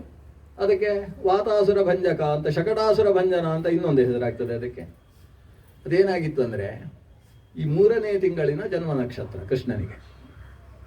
ಈ ಹುಟ್ಟಿದ ಮೊದಲನೇ ವರ್ಷ ಪ್ರತಿಯೊಂದು ಜನ್ಮ ನಕ್ಷತ್ರಕ್ಕೂ ಕೂಡ ಒಂದು ದೈವಾರಾಧನೆ ನಡಿಬೇಕು ಅಂತ ವಿಧಿ ಉಂಟು. ಆಮೇಲೆ ವರ್ಷಕ್ಕೆ ಆಗಬೇಕು ಜನ್ಮ ನಕ್ಷತ್ರ ಅಂತ ವರ್ಧಂತಿ ಮಾಡಿಕೊಳ್ಳಬೇಕು. ಅಂದರೆ ಜನನಕ್ಕೂ ಮರಣಕ್ಕೂ ಸುಮಾರು ಹತ್ತಿರ. ಮರಣ ಆದಮೇಲೆ ತಿಂಗಳು ಮಾಡಬೇಕು, ವರ್ಷ ಆದಮೇಲೆ ವರ್ಷ ಮಾಡಬೇಕು. ಹುಟ್ಟಿದಾಗ ಮೊದಲು ತಿಂಗಳು ಮಾಡುವುದು ತಿಥಿಗೆ ಅಲ್ಲ, ನಕ್ಷತ್ರದಲ್ಲಿ. ಆಯಾ ಜನ್ಮ ನಕ್ಷತ್ರದ ದಿವಸ ತಿಂಗಳು ಮಾಡಿ, 1 ವರ್ಷ ಆದಮೇಲೆ ವರ್ಷಕ್ಕೊಂದು ಸಲ ಅವನ ಜನ್ಮ ಮಾಸದ ಜನ್ಮರ್ಕ್ಷದಲ್ಲಿ ಅದನ್ನು ನಡೆಸಬೇಕು ಅಂತ ವಿಧಿ ಇರುವುದು. ಹಾಗೆ ಇವನಿಗೆ ತಿಂಗಳು ಮಾಡ್ತಾರೆ ಔತ್ಥಾನಿಕ ಕರ್ಮ. ಅವತ್ತಿನ ದಿವಸ ಉಪನಿಷ್ಕ್ರಮಣ ಅನ್ನುವ ಕಾರ್ಯಕ್ರಮ ಮಾಡ್ತಾ ಇದ್ದಾರೆ ಕೃಷ್ಣನಿಗೆ. ಉಪನಿಷ್ಕ್ರಮಣ ಅಂದರೆ ಮೊದಲ ಬಾರಿ ಸೂರ್ಯ ದರ್ಶನ ಮಾಡುವ ಕಾರ್ಯಕ್ರಮ. ಮನೆಯಿಂದ ಹೊರಗೆ ಬಂದು ತುಳಸಿ ಕಟ್ಟೆಯ ಪಕ್ಕದಲ್ಲಿ ಒಂದು ಸಸ್ತಿಗೆಯನ್ನಿಟ್ಟು ಅದರಲ್ಲಿ ಸೂರ್ಯನನ್ನು ಪೂಜೆ ಮಾಡಿ ಆಕಾಶದಲ್ಲಿ ಸೂರ್ಯನನ್ನು ತೋರಿಸುವುದು. ಆಮೇಲೆ ಒಂದು ಸಲ ಮನೆಯ ಹೊರಗೆ ಎಲ್ಲ ತಿರುಗಾಡಿಕೊಂಡು ದೇವಸ್ಥಾನಕ್ಕೆ ಹೋಗಿ ದೇವರ ದರ್ಶನ ಮಾಡಿ ಬರತಕ್ಕಂತಹ ಪ್ರಕ್ರಿಯೆ. ಆ ಪ್ರಕ್ರಿಯೆಯಲ್ಲಿ ಏನು ವ್ಯವಸ್ಥೆ ಆಗಿದೆ ಅಂದರೆ, ಈ ಕೃಷ್ಣನನ್ನು ಹೊರಗೆ ತರುವ ಹೊತ್ತಿಗೆ ಯಾವುದೋ ಒಂದು ಈ ತಾಯಿಗೆ ಮರ್ತೋಯ್ತು. ಕೃಷ್ಣನನ್ನು ಎತ್ತಿಕೊಂಡು ಹೋಗುವುದು ಯಾಕೆ ಅಂತ ಅಲ್ಲೇ ಮಲಗಿಸಿದ್ದಾಳೆ, ಬಂಡಿಯ ಕೆಳಗೆ ಮಲಗಿಸಿದ್ದಾಳೆ. ಒಳಗೆ ಹೋದವಳು ಬರುವುದಕ್ಕೆ ಸಮಯ ಹಿಡಿಯಿತು. ಈ ಮಗು ಅಮ್ಮ ಅಂತ ಕೂಗ್ತದೆ, ಕೆಳಗೆ ಮಲಗಿತ್ತು. ಕೂಗ್ತಾ ಕೈಯಲ್ಲಿ ಮುಷ್ಟಿಯನ್ನು ಹೀಗಿಡುಕೊಂಡು ಹೀಗೆ ಮಾಡಿ ಕಾಲನ್ನು ಕೂಡ ಬಡಾಯಿಸ್ತಾ ಇದೆ. ಸುತ್ತ ಮಕ್ಕಳು ಸೇರಿದ್ರು, ಅದರ ಗೆಳೆಯರೆಲ್ಲ ಸೇರಿದ್ರು. ಗೆಳೆಯರೆಲ್ಲ ನೋಡ್ತಾ ಇದ್ದಾರೆ, ಕೃಷ್ಣ ಅಳ್ತಾ ಇದ್ದಾನೆ ಅಂತ ಎಲ್ಲರೂ ಸೇರಿದ್ರು. ಈ ಮಗು ಅಳ್ತಾ ಇದ್ದದ್ದು ಕಾಲನ್ನು ಹೀಗೆ ಬಂಡಿಗೆ ತಾಗಿಸಿದ್ದೇ ತಡ ಬಂಡಿ ಆಕಾಶಕ್ಕೆ ಹಾರಿದ ಬಂಡಿ ಕೃಷ್ಣನ ಮೇಲೆ ಬೀಳಲಿಲ್ಲ ಅಂತೆ. ಪಕ್ಕದಲ್ಲಿ ಹೀಗೆ ಚಕ್ರವಿತ್ತು, ಯಾರ ಮೇಲೆ ಬೀಳಲಿಲ್ಲ. ಚಕ್ರ ಪುಡಿ ಆಯಿತು. ಒಂದು ಚಕ್ರ ಆ ಕಡೆ, ಒಂದು ಚಕ್ರ ಈ ಕಡೆ. ಅದರ ಒಳಗಿದ್ದ ಕುಪ್ಯ ಭಾಂಡಾದಿಗಳೆಲ್ಲ ಪುಡಿಯಾಗಿ ಹೋದುವಂತೆ. ಒಳಗಿದ್ದವರಿಗೆ ಶಬ್ದ ಕೇಳಿಸಿತು. ಇನ್ನು ಔತ್ಥಾನಿಕ ಕರ್ಮಕ್ಕೆ ಸೇರಿದ ಹೆಂಗಸರು ಗಂಡಸರು ಎಲ್ಲ ಓಡಿ ಬರ್ತಾರೆ. ಬಂದು ನೋಡಿದರೆ ಇದ್ದ ಮಕ್ಕಳಿಗೆ ಯಾರಿಗೂ ತೊಂದರೆ ಆಗಲಿಲ್ಲ, ಬಂಡಿಯೆಲ್ಲ ಪುಡಿ. ಹೇಗಾಯಿತು ಏನಾಯಿತು ಅಂತ ದೊಡ್ಡ ಪ್ರಶ್ನೆ. ಮಕ್ಕಳ ಹತ್ರ ಕೇಳಿದ್ದು. ಮಕ್ಕಳು ಹೇಳಿದ್ದು, ನಾವೇ ಹೇಳ್ತೇವೆ ಕೇಳಿ ಅಂತ. ಅವ್ರಿಗೆ ಖುಷಿ, ನಾವು ಮಾತ್ರ ಸಾಕ್ಷಿಗಳಿದ್ದಕ್ಕೆ ಇರುವುದು ಅಂತ ನಾವು ಹೇಳ್ತೇವೆ. ಏನಾಯಿತು? ಈ ಮಗು ಕಾಲು ಹೀಗೆ ಮಾಡಿದ್ದ, ಹೀಗೆ ಮಾಡಿ ಅದಕ್ಕೆ ತಾಗಿಸಿದ್ದಕ್ಕೆ ಅದು ಆಕಾಶಕ್ಕೆ ಹಾರಿ ಬಿದ್ದು ಪುಡಿ ಆಯಿತು. ಈ ಹಿರಿಯರೆಲ್ಲ ಹೇಳಿದ್ರಂತೆ ಮಕ್ಕಳಿಗೆ ಬುದ್ಧಿ ಇಲ್ಲ ಅಂತ ಹೇಳಿದ್ರು. ಇದನ್ನೆಲ್ಲ ಶುಕಾಚಾರ್ಯರು ಒಂದನ್ನು ಬಿಡುವುದಿಲ್ಲ, ವಿಷಯ ಎಲ್ಲ ಹೇಳ್ತಾರೆ. ಬುದ್ಧಿ ಇಲ್ಲದೆ ಇದ್ದ ಇವರು ಮಕ್ಕಳಿಗೆ ಬುದ್ಧಿ ಇಲ್ಲ ಅಂತ ಹೇಳಿದರು ಅಂತ ಸೇರಿಸ್ತಾರೆ ಅವರು. ಅಂದ್ರೆ ದೇವರನ್ನು ಅರ್ಥ ಮಾಡಿಕೊಳ್ಳುವುದಕ್ಕೆ ಬಾಲ್ಯಾವಸ್ಥೆ ಬೇಕು. ಭಾರಿ ಬುದ್ಧಿ ಬೆಳೆದರೆ, ಎಜುಕೇಟೆಡ್ ಆದರೆ ಕೆಲವು ಸಲ ದೇವರ ಅರ್ಥವೇ ಆಗುವುದಿಲ್ಲ. ಭಾವದಿಂದ ದೇವರನ್ನು ತಿಳಿಯಬೇಕೇ ಹೊರತು ತರ್ಕದಿಂದ ಅಲ್ಲ ಅನ್ನುವುದು ಅದರ ಸಾರ. ಮಕ್ಕಳು ಕಂಡದ್ದನ್ನು ಕಂಡ ಹಾಗೆ ಹೇಳ್ತಾರೆ, ಇದು ಮಹಾಶಕ್ತಿಶಾಲಿ ಆದದ್ದು, ಇದು ಹೇಗೆ ಎದ್ದನ್ನು ಹಾರಿಸಿ ಬಿಟ್ಟಿತು ಅಂತ ಕಂಡದ್ದನ್ನು ಕಂಡ ಹಾಗೆ ಹೇಳಿದರೆ ಇವರು ಹಾಗಾಗಲಿಕ್ಕೆ ಸಾಧ್ಯವ? ಒಂದು ಮಗು ಹೀಗೆ ಪುಡಿ ಮಾಡುವುದು ಸಾಧ್ಯವ ಅಂತ ತರ್ಕ ಮಾಡಿದ್ರಂತೆ. ಮುಂದಕ್ಕೆ ಕೃಷ್ಣನ ಇಡೀ ಕಥೆಯಲ್ಲಿ ತರ್ಕ ಮತ್ತು ಭಾವ ಇವುಗಳೇ ಪ್ರಧಾನವಾಗ್ತದೆ. ಯಾಕಂದರೆ ಕೃಷ್ಣ ದೊಡ್ಡವಾಗ್ತಾನೆ. ಈಗ ಅವನಿಗೊಂದು 7 ತೂತಿದ್ದಲ್ಲ 8 ತೂತಿನ ಒಂದು ಕೊಳಲು ಕೈಗೆ ಬೇರೆ ಬಂದಿದೆ. 8 ತೂತಿನ ಕೊಳಲು, 7 ಸ್ವರಗಳು ಮಾತ್ರ ಅಲ್ಲ, ಒಂದು ಜಾಸ್ತಿ. 6 ತೂತಿದ್ರೆ ಬನ್ಸುರಿ ಅಂತ ಹೆಸರಾ? ಇದು 8 ತೂತಿನ ಕೊಳಲು. ಆ ಕೊಳಲನ್ನು ಬೇರೆ ಧಾರಣೆ ಮಾಡಿದ್ದಾನೆ. ಅದು ಹೇಗೆ ಸಿಕ್ಕಿತು ಅನ್ನೋದಕ್ಕೂ ಕಥಾಂತರ ಇದೆ. ಭವಿಷ್ಯೋತ್ತರ ಪುರಾಣದಲ್ಲಿ ಅದು ಹೇಗೆ ಸಿಕ್ಕಿತು ಅಂತ ಅನ್ನೋದಕ್ಕೂ ದೊಡ್ಡ ಕಥೆ ಇದೆ. ಅಂತೂ ಇವನು ಕೊಳಲು ಹಿಡಿದ ಅಂತಾದರೆ ಪ್ರಪಂಚವೇ ಅವನ ಕಡೆಗೆ ಮಾರು ಹೋಗಿ ಬಿಡ್ತದೆ. ಪ್ರಾಣಿಗಳು, ವೃಕ್ಷಗಳು, ಹರಿಯುವ ನೀರು, ಬೀಸುವ ಗಾಳಿ, ಅವುಗಳಿಗೂ ಕೃಷ್ಣ ಕೊಳಲು ನೂಗುತ್ತಾನೆ ಅಂದರೆ ಅವುಗಳಿಗೆ ಖುಷಿ. ಅವನೊಂದು ನಿಲ್ಲುವ ಕ್ರಮವೇ ಉಂಟು. ಕೃಷ್ಣ ನಿಲ್ಲುವ ಕ್ರಮ ತ್ರಿಭಂಗಿ ಮಧುರಾಕೃತಿ ಅಂತ ಕರೀತಾರೆ. ಒಮ್ಮೆ ಕಾಲು ಒಂದು ಸಲ ಸುಟ್ಟು ಮಾಡಿ, ಸೊಂಟ ಸೊಟ್ಟೆ ಮಾಡಿ, ತಲೆ ಸೊಟ್ಟ ಮಾಡಿ ಹೀಗೆ ಹಿಡಿದ್ರೆ ಅದಕ್ಕೆ ತ್ರಿಭಂಗಿ ಮಧುರಾಕೃತಿ ಅಂತ ಹೆಸರು. ಆ ಸ್ವರೂಪದಲ್ಲಿ ಅವ ನಿಂತು ವೇಣು ಬಾರಿಸುವುದು, ವೇಣು ನಾದ ಶುರು ಮಾಡಿದ ಅಂತ ಆದರೆ, ವೇಣು ಬಾರಿಸುವುದಲ್ಲ, ಕೆಲವರೆಲ್ಲ ವೀಣೆ ಬಾರಿಸುವುದೆಲ್ಲ ಮಾಡ್ತಾರೆ, ವೀಣೆಯನ್ನು ಮೀಟಬೇಕಲ್ವ. ಹಾಗೆ ಇಲ್ಲಿ ವೇಣುವನ್ನು ನಾದಿಸುವುದಕ್ಕೆ ಪ್ರಾರಂಭಿಸಿದ ಅಂತ ಆದರೆ, ಕೊಳಲು ಊದುವುದಕ್ಕೆ ಶುರು ಮಾಡಿದ ಅಂತ ಆದರೆ, ಆವಾಗ ಬೀಸುವ ಗಾಳಿಯೂ ಕೂಡ ಮೆಲ್ಲ ಮೆಲ್ಲ ಬೀಸುತ್ತಂತೆ. ಯಾಕಂದರೆ ಜೋರು ಬೀಸಿ ಹೋದರೆ ಕೇಳಲಿಕ್ಕೆ ಹೆಚ್ಚು ಪುರುಸೊತ್ತು ಸಿಗುವುದಿಲ್ಲ, ಹೆಚ್ಚು ಹೊತ್ತು ಕೇಳಬೇಕು ಅಂತ. ಹರಿಯುವ ನೀರು ಕೂಡ ಚಳು ಚುಳು ತುಳು ತುಳು ಶಬ್ದ ಮಾಡುವುದನ್ನು ಬಿಟ್ಟು ಶಾಂತವಾಗಿ ಪಸರಿಸುತ್ತೆ. ಯಾಕಂದರೆ ಈ ವೇಣುನಾದವನ್ನು ಕೇಳಬೇಕು. ಹುಲ್ಲು ತಿಂತ ಇದ್ದಂಥ ಹಸುಗಳು ಅಥವಾ ತಿಂದ ಹುಲ್ಲನ್ನು ಅರಗಿಸಿಕೊಳ್ಳುವುದಕ್ಕೋಸ್ಕರ ನೆಲದಲ್ಲಿ ಬಿದ್ದು ಮೆಲುಕು ಹಾಕತಕ್ಕಂತಹ ಹಸುಗಳು ಆ ಮೆಲುಕು ಹಾಕುವುದನ್ನೂ ನಿಲ್ಲಿಸಿ ಜೊಲ್ಲು ಸುರಿಸಿಕೊಂಡು ಕಿವಿ ನೆಟ್ಟಗೆ ಮಾಡಿಕೊಂಡು ಈ ವೇಣುನಾದವನ್ನು ಕೇಳ್ತಾರೆ. ಆಕಾಶದಲ್ಲಿ ಒಂದು ಹದ್ದು ಹಾರ್ತಾ ಇತ್ತಂತೆ. ಹಾರುವ ಹದ್ದು ಅದಕ್ಕೆ ಹಸಿವಾಗಿತ್ತು. ಯಾವುದೋ ಒಂದು ಇಲಿ, ಅಪರೂಪಕ್ಕೆ ಸಿಕ್ಕಿದ ಇಲಿ, ಅದನ್ನು ಬಾಯಿಯಲ್ಲಿ ಕಚ್ಚಿಕೊಂಡು ಆ ಇಲಿಯನ್ನು ತಿನ್ನಬೇಕು ಅಂತ ಹೋಗುವುದಕ್ಕೆ ಈ ಕೆಳಗಿನಿಂದ ವೇಣುಧ್ವನಿ ಕೇಳಿಸಿತು. ವೇಣುಧ್ವನಿ ಕೇಳಿಸಿದ್ದೇ ತಡ ಅದಕ್ಕೆ ಎಲ್ಲಿದ್ದೇನೆ ಅಂತ ಮರ್ತೋಯ್ತು. ಬಾಯಿಯಲ್ಲಿದ್ದ ಇಲಿ ಕೆಳಗೆ ಬಿತ್ತು. ಕೃಷ್ಣನ ಪಾದದ ಹತ್ರ ಬಿದ್ದದ್ದು ಸಾಯಬೇಕಿತ್ತು, ಆದರೆ ವೇಣುನಾದದಿಂದ ಅದಕ್ಕೆ ಸಂಜೀವಿನಿ ಶಕ್ತಿ ಸಿಕ್ಕಿತು. ಅದು ಮೆಲ್ಲ ಹೋಗಿ ಅಲ್ಲಿ ಬಿಲದಲ್ಲಿ ಕೂತುಕೊಂಡು ವೇಣುನಾದ ಕೇಳ್ತದೆ. ಇದು ಮೇಲಿಂದ ಕೇಳ್ತದೆ. ಅತ್ಯಂತ ಕ್ರೂರವಾದ ಪ್ರಾಣಿಗಳಿಗೂ ಕೂಡ ಭಗವಂತನ ಈ ವೇಣುನಾದ ಅಂತಹ ಮಾನಸವಾದ ಒಂದು ವಿಶೇಷ ಶಾಂತಿಯನ್ನು ಕೊಡ್ತಕ್ಕಂಥದ್ದು. ವಾಮ ಬಾಹುಕೃತ ವಾಮ ಕಪೋಲಹ ಅಂತ ಒಂದು ವಿಶಿಷ್ಟ ಸ್ವರೂಪದಲ್ಲಿ ವೇಣುನಾದವನ್ನು ಮಾಡ್ತಕ್ಕಂಥ ಕೃಷ್ಣ. ಇಷ್ಟು ದೊಡ್ಡದಾಗುವುದಕ್ಕಿಂತ ಮುಂಚಿನ ಕಥೆ ಹೇಳಿದರೆ ಮುಗಿಯುವುದೇ ಇಲ್ಲ. ಬೆಣ್ಣೆ ಮೆಲ್ಲ ಮೆಲ್ಲನೆ ಬಂದನೆ ಗೋಪಮ್ಮ ಕೇಳೆ ಅಂತ ಈ ಕಥೆ ಮುಗಿಯುವುದೇ ಇಲ್ಲ. ಅಷ್ಟು ಬೆಣ್ಣೆ ಕದಿಯುವ ಕಥೆ ಏನು? ಚೆನ್ನಾಗಿ ಮುಖ್ಯ ಇರುವುದೇ ಬೆಣ್ಣೆ ಕದಿಯುವ ಕಥೆ. ಮಕ್ಕಳು ಕೂತದ್ದೇ ಅದಕ್ಕೋಸ್ಕರ. ಸ್ವಲ್ಪ ಬೆಣ್ಣೆ ಕದಿಯುವ ಕಥೆಗೆ ಹೇಳಿದ್ದ. ಕೃಷ್ಣ ಬಾಲ್ಯದಲ್ಲೇ ಕಳ್ಳತನ ಶುರು ಮಾಡಿದ. ಕಳ್ಳತನ ಮಾಡುವುದು ಮಾತ್ರ ಅಲ್ಲ, ನಾನು ಕದ್ದಿಲ್ಲ ಅಂತ ಹೇಳುವುದು ಬೇರೆ. ಇದು ಬಾಲ್ಯದಲ್ಲಿ ಕೃಷ್ಣನ ಕಥೆ. ಬೆಲ್ಲ ತೆಗೆಯುವುದು, ನಾನು ಬೆಲ್ಲ ತೆಗೆದದ್ದಲ್ಲ ಅಂತ. ಅಷ್ಟು ಮಾಡಿದ್ರೂ ತೊಂದರೆ ಇಲ್ಲ. ಬೆಲ್ಲ ತೆಗೆದು ಪಕ್ಕದವರ ಮುಸುಡಿಗೆ ಹಚ್ಚಿ ಅವನೇ ತೆಗೆದದ್ದು ಅಂತ ಹೇಳುದು. ತಿಂದದ್ದು ಇವರು. ಇಂಥ ಕೆಲಸ ಎಲ್ಲ ಕೃಷ್ಣ ಮಾಡಿದ್ದಾನೆ ಬಾಲ್ಯದಲ್ಲಿ. ಅವನು ಹಸುಗಳು ಕರುಗಳು ಎಲ್ಲ ಇದ್ದಾವಲ್ಲ, ಅವುಗಳ ಹಸುಗಳು ಕರುಗಳು ಅಂದರೆ ಅವನಿಗೆ ಭಾರಿ ಇಷ್ಟ. ಈಗ ಮನೆಯಿಂದ ಹೊರಗೆ ಬೇರೆ ಓಡಾಡ್ತಾ ಇದ್ದಾನೆ. ಅವನು ಕರುಗಳನ್ನೆಲ್ಲ ಬಿಚ್ಚಿ ಬಿಡುವುದು. ಕರುಗಳೆಲ್ಲ ಓಡಿ ಅಮ್ಮನ ಹತ್ರ ಓಡುದು. ಆವಾಗ ಹೆಂಗಸರು ಜೋರು ಮಾಡುದು, ಕೃಷ್ಣ ಹಾಲು ಕರೆಯುವ ಹೊತ್ತಿಗೆ ನೀನು ಕರುಗಳನ್ನು ಬಿಡಬೇಕು. ಬೇರೆ ಸಮಯದಲ್ಲಿ ಹೀಗೆ ಕರು ಬಿಟ್ಟರೆ ಅದು ಹಾಲು ಕುಡಿದು ನಮಗೆ ಜೀವನ ನಡೆಯುವುದು ಹೇಗೆ? ನಾವು ಹಾಲು ಮೊಸರು ಬೆಣ್ಣೆ ಮಾರಾಟ ಮಾಡಿಕೊಂಡಲ್ವ ಜೀವನ ಮಾಡುವುದು. ಆದರೆ ಕೃಷ್ಣ ಅದನ್ನೆಲ್ಲ ಕೇಳಲಿಕ್ಕೆ ಇಲ್ಲ. ಸೀದಾ ಅವರು ಎಲ್ಲ ಹೆಂಗಸರು ಯಾರು ನೋಡ್ತಾ ಇಲ್ಲ ಅಂತ ಆದರೆ ಸೀದಾ ಹೋಗುದು. ಅದಕ್ಕೆ ಸರಿಯಾಗಿ ಮನೆಯಿಂದ ಹೊರಗೆ ಕೃಷ್ಣ ಬಂದರೆ ಈ ಕರುಗಳೆಲ್ಲ ಅಂಬೆ ಅಂತ ಕರೆಯುವುದು. ಅವುಗಳಿಗೆ ಸರಿ ವ್ಯಾಕರಣ ಗೊತ್ತಿಲ್ಲ, ಅದಕ್ಕೆ ಅಂಬೆ ಅಂತ. ವ್ಯಾಕರಣ ಗೊತ್ತಿದ್ದವರು ಅಂಬ ಅಂತ ಕರಿಬೇಕು. ಅಂಬಾರ್ಥ ನದ್ಯೋ ರಸ್ವ ಅಂತ ಅಂಬೆ ಅಂತ ಅದು ಕರೆಯುವುದು. ಕರೆದಾಗ ಇವ ಓಡಿ ಬರುವುದು, ಬಿಚ್ಚಿ ಹಾಕುವುದು. ಅವನಿಗೆ ಯಶೋದೆಗೆ ದೂರದಲ್ಲಿ ಹೋಗಿ ನನ್ನನ್ನು ಯಾರಾದರೂ ಕಟ್ಟಿ ಹಾಕಿದ್ರೆ ಹೇಗೆ, ಹಾಗಲ್ವಾ ಅಂತ ಅವನಿಗೆ ಕೃಷ್ಣನಿಗೆ ಅನಿಸುವುದು. ಇದನ್ನೆಲ್ಲ ಬಿಚ್ಚುವುದು. ಇವರು ಜೋರು ಮಾಡುದು. ಜೋರು ಮಾಡಿದರೆ ಈಗ ಒಬ್ಬಳು ಬಂದು ಹೇಳಿದರು, ಕೃಷ್ಣ ನೀನು ಒಂದು ಸಾರಿ ಹೇಳಿದರೆ ಕೇಳುವುದಿಲ್ಲ, ಮತ್ತೆ ಮತ್ತೆ ಬಿಡುವುದು. ನಿನ್ನ ನಂದ ಹೀಗೆ ಮಾಡ್ತಾ ಇರಲಿಲ್ಲ, ನಿನ್ನ ಅಪ್ಪ ಹೀಗೆ ಮಾಡುವುದಿಲ್ಲ, ನೀನು ಹೀಗೆಲ್ಲ ಮಾಡ್ತೀಯ, ನೀನು ನಂದನಿಗೆ ಹುಟ್ಟಿದ ಮಗನೇ ಅಲ್ಲ ಅಂತ ಜೋರಾಗಿ ಬೈದು ಬಿಟ್ಲಂತೆ. ಇವನಿಗೆ ಎಷ್ಟು ಖುಷಿ ಆಗೋಯ್ತು ಅಂದರೆ ಸೀದಾ ಆ ಹೆಣ್ಣಿನ ತಲೆ ಮೇಲೆ ಹತ್ತಿ ಅಲ್ಲಿ ಕುಣಿದಾಡಿ ಮಲ್ಲಿಗೆ ಎಲ್ಲ ಕೆಳಗೆ ಹಾಕಿ, ಏನು ಎಂಥ ಸತ್ಯ ಹೇಳಿಬಿಟ್ಟಿ ಅಂತ ಖುಷಿ ಇದಕ್ಕೆ. ನಿನಗೆ ಇಂಥ ಸತ್ಯ ಸಾಕ್ಷಾತ್ಕಾರ ಆಗಿ ಹೋಯ್ತಲ್ಲ. ಇನ್ನೊಬ್ಬಳು ಬಂದು ಕೇಳ್ತಾಳೆ, ಏನು ನೀನು ಬಿಡುವುದು ಯಾಕೆ? ಹಸು ಬಿಡಬೇಡ, ಕರುವನ್ನು ಬಿಡಬೇಡ, ಬಿಚ್ಚಬೇಡ ಅಂತ ಹೇಳಿದ್ರೆ ನೀನು ಬಂಧನದಿಂದ ಬಿಡಿಸುವುದೇ ಕೆಲಸ ಆಗೋಯ್ತಲ್ಲ, ಯಾಕೆ ಹೀಗೆ ಮಾಡ್ತಿ? ಇವ ಒಂದು 3 ಅಕ್ಷರ ಕಲ್ತಿದ್ದಾನಂತೆ. ಸ್ವಭಾವ ಅಂತ ಉತ್ತರ ಕೊಡ್ತಾನಂತೆ. ಸ್ವಭಾವ ವಾದಿರಾಜ ತೀರ್ಥರ ಹತ್ರ ಕೇಳಬೇಕು ಈ ಕಥೆಯೆಲ್ಲ. ರುಕ್ಮಿಣಿ ವಿಜಯದಲ್ಲಿ ವರ್ಣನೆ ಮಾಡ್ತಾರೆ. ಇವನು ಸ್ವಭಾವ ಅಂತ ಉತ್ತರ ಕೊಡ್ತಾನಂತೆ. ಅಂದ್ರೆ ಏನು? ಬಂಧನದಲ್ಲಿದ್ದವರನ್ನು ಬಿಡಿಸುವುದು ನನ್ನ ಸ್ವಭಾವ. ಅದು ಯಾಕೆ ಅಂತ ಕೇಳಬೇಡಿ. ಬಂಧಕೋ ಭವಪಾಶೇನ ಭವಪಾಶಾಚ್ಚ ಮೋಚಕಃ. ಸಂಸಾರದ ಬಿಡುಗಡೆ ಮಾಡುವುದಕ್ಕೆ ದೇವರು. ಅದು ಯಾಕೆ ಮಾಡ್ತಾನೆ? ಸ್ವಭಾವ. ಅವರವರ ಸಾಧನೆ ಆದಾಗ ಅವರನ್ನು ಬಿಡಿಸುವುದೇ ಅವನ ಸ್ವಭಾವ. ದೇವರು ಕಾಯ್ತಾ ಇರ್ತಾನೆ. ಒಂದು ಬಾರಿ ಈ ಮನುಷ್ಯ ಒಮ್ಮೆ ನಾರಾಯಣ ಅಂತ ಹೇಳಬಾರ್ದ ಅಂತ ಕಾಯ್ತಾ ಇರ್ತಾನೆ. ಒಂದು ಬಾರಿಯೂ ನಾರಾಯಣ ಅಂತ ಹೇಳುವುದೇ ಇಲ್ಲ, ನಾವು ಕಾಯ್ತಾ ಇರ್ತಾನಂತೆ. ಭಕ್ತಾನುಗ್ರಹ ಕಾತರನಾಗಿ ಅವ ಕಾಯ್ತಾ ಇದ್ರೂ ನಾವು ದೇವರ ಹತ್ರ ಹೋಗುವ ಕೆಲಸ ಮಾಡುವುದಿಲ್ಲ. ದೇವರ ಹತ್ರ ನಾವು ಸಾಗಿದ್ರೆ ಅವನೇ ಬಂದು ಹಿಡ್ಕೊಳ್ತಾನೆ. ಈ ಜ್ಞಾನ ಮುದ್ರೆ ಅಂತ ಉಂಟು, ಇದು ಕೃಷ್ಣನ ಮುದ್ರೆ. ಜ್ಞಾನ ಮುದ್ರಾಯ ಕೃಷ್ಣಾಯ ಗೀತಾಮೃತ ದುಹೇ ನಮಃ. ಈ ಜ್ಞಾನ ಮುದ್ರೆ ಅಂದ್ರೆ ಅದು ಹಾಲು ಕರೆಯುವ ಮುದ್ರೆ. ಗೋದೋಹ ಮುದ್ರೆ ಅಂದ್ರೆ ಇದೇ ಮುದ್ರೆ. ಅವನು ವೇಣುವನ್ನು ಹಿಡ್ಕೊಳ್ಳುವುದು ಜ್ಞಾನ ಮುದ್ರೆಯಲ್ಲಿ, ಹಾಲು ಕರೆಯುವುದು ಕೂಡ ಅದು ಜ್ಞಾನ ಮುದ್ರೆಯಲ್ಲಿ. ಜ್ಞಾನ ಮುದ್ರೆ ಒಂದನ್ನು ಸೂಚನೆ ಮಾಡ್ತದೆ, ಏನಂದ್ರೆ ಈ ಮೂರನ್ನು ಬಿಟ್ಟು ದೇವರ ಹತ್ರ ಹೋದ್ರೆ ಜೀವ ಅವನನ್ನು ದೇವರು ಬಂದು ಹಿಡ್ಕೊಳ್ತಾನೆ ಅಂತ ಒಂದು ಸೂಚನೆ ಮಾಡ್ತದೆ. ಅವಿದ್ಯಾ ಕಾಮ ಕರ್ಮಗಳನ್ನು ಬಿಟ್ಟು ದೇವರ ಹತ್ರ ಬಗ್ಗುವುದಕ್ಕೆ ಜ್ಞಾನ ಮುದ್ರೆ ಅಂತ ಹೆಸರು. ಇದು ಜೀವನನ್ನು ಪ್ರತಿನಿಧಿಸುವಂಥದ್ದು. ದೇವರ ಹತ್ರ ಬಗ್ಗಿದ, ಆದರೆ ಅದು ಮನುಷ್ಯನ ಕೈ ಯಾವುದಾದ್ರೆ ಅವನಿಗೆ ಇದನ್ನು ಮುಟ್ಲಿಕ್ಕೆ ಆಗುದಿಲ್ಲ. ಅದು ಮುಟ್ಟಬೇಕಾದ್ರೆ ಇದು ಬರಬೇಕು. ಅಂದ್ರೆ ದೇವರ ಕಡೆಗೆ ಜೀವ ಬಗ್ಗಿದ ಅಂದ್ರೆ ದೇವರು ತಾನೇ ಬಂದು ಹಿಡ್ಕೊಳ್ತಾನೆ ಅನ್ನೋದು ಜ್ಞಾನ ಮುದ್ರೆಯ ಒಂದು ಪ್ರತೀಕ. ಅದಕ್ಕೆ ದೇವರಿಗೆ ವಿನಯ ಅಂತ ಹೆಸರು. ವಿನಯೋ ನಯಃ ಅಂತ ವಿಷ್ಣು ಸಹಸ್ರನಾಮ ಹೇಳ್ತದೆ. ವಿನಯ ಸಾಗಿದ್ರೆ ಅವನೇ ಬಂದು ಹಿಡ್ಕೊಳ್ತಾನೆ. ಈ ಜ್ಞಾನ ಮುದ್ರೆ ಅಂತ ಉಂಟು, ಇದು ಕೃಷ್ಣನ ಮುದ್ರೆ. ಜ್ಞಾನ ಮುದ್ರಾಯ ಕೃಷ್ಣಾಯ ಗೀತಾಮೃತ ದುಹೇ ನಮಃ. ಈ ಜ್ಞಾನ ಮುದ್ರೆ ಅಂದ್ರೆ ಅದು ಹಾಲು ಕರೆಯುವ ಮುದ್ರೆ. ಗೋದೋಹ ಮುದ್ರೆ ಅಂದ್ರೆ ಇದೇ ಮುದ್ರೆ. ಅವನು ವೇಣುವನ್ನು ಹಿಡ್ಕೊಳ್ಳುವುದು ಜ್ಞಾನ ಮುದ್ರೆಯಲ್ಲಿ, ಹಾಲು ಕರೆಯುವುದು ಕೂಡ ಅದು ಜ್ಞಾನ ಮುದ್ರೆಯಲ್ಲಿ. ಜ್ಞಾನ ಮುದ್ರೆ ಒಂದನ್ನು ಸೂಚನೆ ಮಾಡ್ತದೆ, ಏನಂದ್ರೆ ಈ ಮೂರನ್ನು ಬಿಟ್ಟು ದೇವರ ಹತ್ರ ಹೋದ್ರೆ ಜೀವ ಅವನನ್ನು ದೇವರು ಬಂದು ಹಿಡ್ಕೊಳ್ತಾನೆ ಅಂತ ಒಂದು ಸೂಚನೆ ಮಾಡ್ತದೆ. ಅವಿದ್ಯಾ ಕಾಮ ಕರ್ಮಗಳನ್ನು ಬಿಟ್ಟು ದೇವರ ಹತ್ರ ಬಗ್ಗುವುದಕ್ಕೆ ಜ್ಞಾನ ಮುದ್ರೆ ಅಂತ ಹೆಸರು. ಇದು ಜೀವನನ್ನು ಪ್ರತಿನಿಧಿಸುವಂಥದ್ದು. ದೇವರ ಹತ್ರ ಬಗ್ಗಿದ, ಆದರೆ ಅದು ಮನುಷ್ಯನ ಕೈ ಯಾವುದಾದ್ರೆ ಅವನಿಗೆ ಇದನ್ನು ಮುಟ್ಲಿಕ್ಕೆ ಆಗುದಿಲ್ಲ.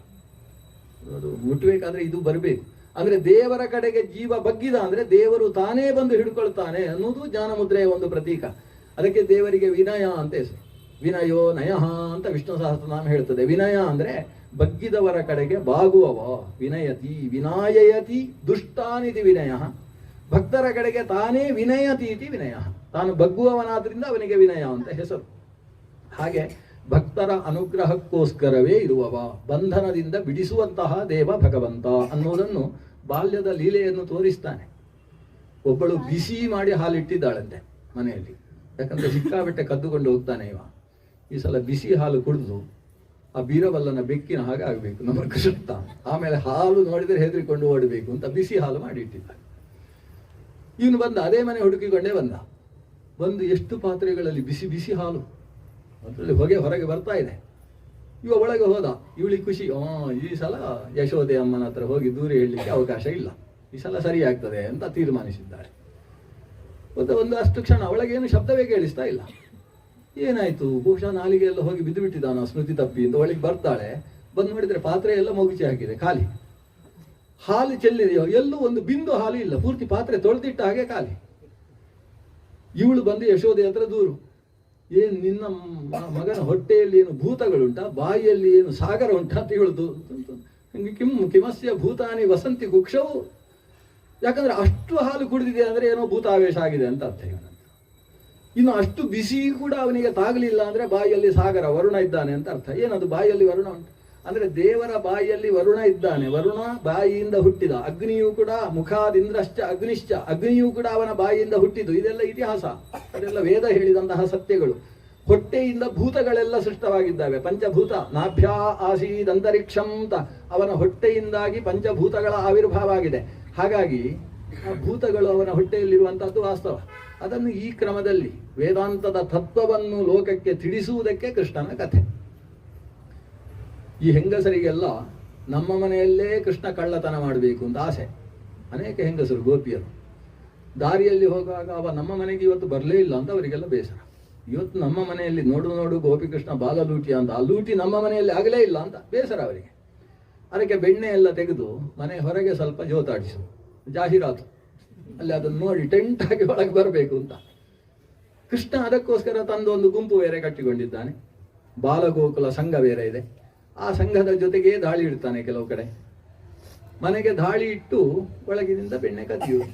ಈ ಹೆಂಗಸರು ನೀರು ತರುವುದಕ್ಕೆ ಅಂತ ನದಿ ತೀರಕ್ಕೆ ಹೋಗ್ತಾರೆ. ನದಿ ತೀರಕ್ಕೆ ಹೋದಾಗ ಅದರ ಸುತ್ತ ಕೂತುಕೊಂಡು ಪಟ್ಟಾಂಗ, ಕೃಷ್ಣಾವತಾರಕ್ಕಿಂತ ಮುಂಚಿನ ಭಟ್ಟಾಂಗ ನೋಡಬೇಕು. ಮಹಿಳಾ ಮಂಡಳಿಯಲ್ಲಿ ಸೇರಿತು ಅಂತಾದ್ರೆ ಅಲ್ಲಿ 10 ಜನ ಸೇರಿದ್ದಾರೆ ಅಂದ್ರೆ ಇನ್ನು 2 ಶ್ರಾದ್ದ ಆಯಿತು ಅಂತಲೇ ಅರ್ಥ. ಯಾರು ಸೇರ್ಲಿಲ್ಲೋ ಅವರು. ಆದ್ರೆ ಇವ್ರು ಮಾತಾಡುದು ಅಲ್ಲಿ ಇಲ್ಲದೇ ಇದ್ದವ್ರದೇ ಕಥೆ ಇವರು. ಅದಕ್ಕೋಸ್ಕರ ಎಲ್ಲರೂ ಬಂದು ಸೇರ್ತಿದ್ರು, ಯಾಕಂದ್ರೆ ಇನ್ನೊಬ್ಬರ ಬಗ್ಗೆ ಮಾತಾಡ್ಬೋದು ಅಂತ. ಆದರೆ ಯಾವಾಗ ಭಗವಂತನ ಕೃಷ್ಣನ ಅವತಾರ ಆಯಿತು ಅವತ್ತಿಂದ ಇವರು ಅಲ್ಲಿ ಸೇರ್ತಾರೆ. ಸೇರಿದ್ರೆ ಇವತ್ತು ನಮ್ಮ ಮನೆಯಲ್ಲಿ ಕೃಷ್ಣ ಏನು ಮಾಡಿದ ಗೊತ್ತಾ, ಇವಳು ಶುರು ಮಾಡುದು, ನನ್ನ ಮನೆಯದ್ದು ಮೊದಲು ಹೇಳ್ತೇನೆ ಅಂತ ಇವಳು. ಅಂತೂ ನಂದ ಗೋಕುಲವೇ ಕೃಷ್ಣಮಯ ಆಗಿ ಹೋಯ್ತು. ಅಂದ್ರೆ ಕೃಷ್ಣನ ಲೂಟಿಯ ಹಿನ್ನೆಲೆ ಏನು ಅಂತ ಹೇಳಿದ್ರೆ ಗೋಕುಲದ ಎಲ್ಲರ ಉದ್ಧಾರ. ಕೃಷ್ಣ ಅಂತ ಒಂದು ಬಾರಿ ಹೇಳಿದ್ರೆ ಪಾಪ ಸಂಘಗಳೆಲ್ಲ ನಾಶ ಆಗ್ತದೆ. ಇವರು ಬಾಯಿ ಎತ್ತಿದ್ರೆ ಕೃಷ್ಣನ ಕಥೆ. ಒಂದು ಮನೆಗೆ ಹೋದಂತೆ, ಬೆಣ್ಣೆಯನ್ನು ಎತ್ತಿದ. ಈಕೆ ಈ ಹಿಂದೆ ಒಂದಷ್ಟು ಕಳ್ಳತನ ಮಾಡಿಸಿಕೊಂಡು ಕೃಷ್ಣನ ಹಿಡಿಲಿಕ್ಕೆ ಸಿಗಲಿಲ್ಲ. ಕೃಷ್ಣನನ್ನು ಒಂದ್ಸಲ ಮುಟ್ಟಬೇಕು ಅಂತ ಆಸೆ ಅವರಿಗೆ, ಮುಟ್ಟಿದ್ರೆ ಸಾಕು ನಮ್ಮ ಜನ್ಮ ಪಾವನ ಆಯಿತು ಅಂತ. ಆದರೆ ಕೃಷ್ಣ ಸಿಕ್ಕಿರಲಿಲ್ಲ. ಕೃಷ್ಣನನ್ನು ಹೋಗಿ ಅಲ್ಲಾದರೂ ಹಿಡಿಯೋಣ ಅಂತ ಯಶೋದೆಯ ಮನೆಗೂ ಹೋಗಿದ್ಲು. ಮನೆಗೆ ಹೋಗಿ ದೂರ ಹೇಳುದು, ನಿಮ್ಮ ಮಗ ನನ್ನ ಬೆಣ್ಣೆ ಎಲ್ಲ ಕದ್ದ. ಇವಳು ಹೇಳುದು, ಹೌದಾ ಕೃಷ್ಣ? ಅವನು ಅಮ್ಮನ ಕೈ ಹಿಡ್ಕೊಂಡು, ಅಮ್ಮ ನೀನೇನು ಬೆಣ್ಣೆ ಕೊಡುವುದಿಲ್ವಾ ಅಂತೇಳು. ನಮ್ಮನೆಯಲ್ಲಿ ಏನು ಕಡಿಮೆ ಆಗಿದೆಯಾ? ನಾವು ಎಲ್ರಿಗೂ ಬೆಣ್ಣೆ ಕೊಡುವವರು, ನಾನು ಇನ್ನೊಬ್ಬರ ಮನೆಗೆ ಹೋಗ್ಬೇಕಾ ನಿನ್ನಂತ ಅಮ್ಮ ಇರುವಾಗ ಅಂತ. ಇವಳಿಗೆ ಭಾರಿ ಖುಷಿ ಆಗುದು. ನೀವೆಲ್ಲ ಸುಳ್ಳು ಹೇಳ್ತೀರಿ, ಅವರನ್ನೇ ಬೈದು ಕಳಿಸುದು ಗೋಪಿ. ಅವರಿಗೆ ಅದೇ ಬೇಕಿರ್ತದೆ. ಅಂತೂ ಕೃಷ್ಣನನ್ನು ನೋಡಿ ಮುಟ್ಲಿಕ್ಕೆ ಆಗುತ್ತೋ ಅಂತ ಒಂದ್ಸಲ ಕೃಷ್ಣನನ್ನು ನೋಡುವುದಕ್ಕೆ ದೂರ ಹೇಳುವುದಕ್ಕೆ ಬರುವವರವರು. ಈಗ ಈ ಬಾರಿ ಕೃಷ್ಣನನ್ನು ಕೈಯಲ್ಲೇ ಹಿಡಿದು ಕರ್ಕೊಂಡು ಹೋಗಬೇಕು ಅಂತ ಇವಳು ತೀರ್ಮಾನಿಸಿದ್ದಾಳೆ. ನಿಮ್ಮ ಶಬ್ದ ಹೇಗೆ, ರೆಡ್ ಹ್ಯಾಂಡ್ ಅಲ್ವಾ, ಹಾಗೆ ಹಿಡಿಬೇಕು ಅಂತ ಒಂದು ಆಲೋಚನೆ ಮಾಡಿದ್ದಾಳೆ.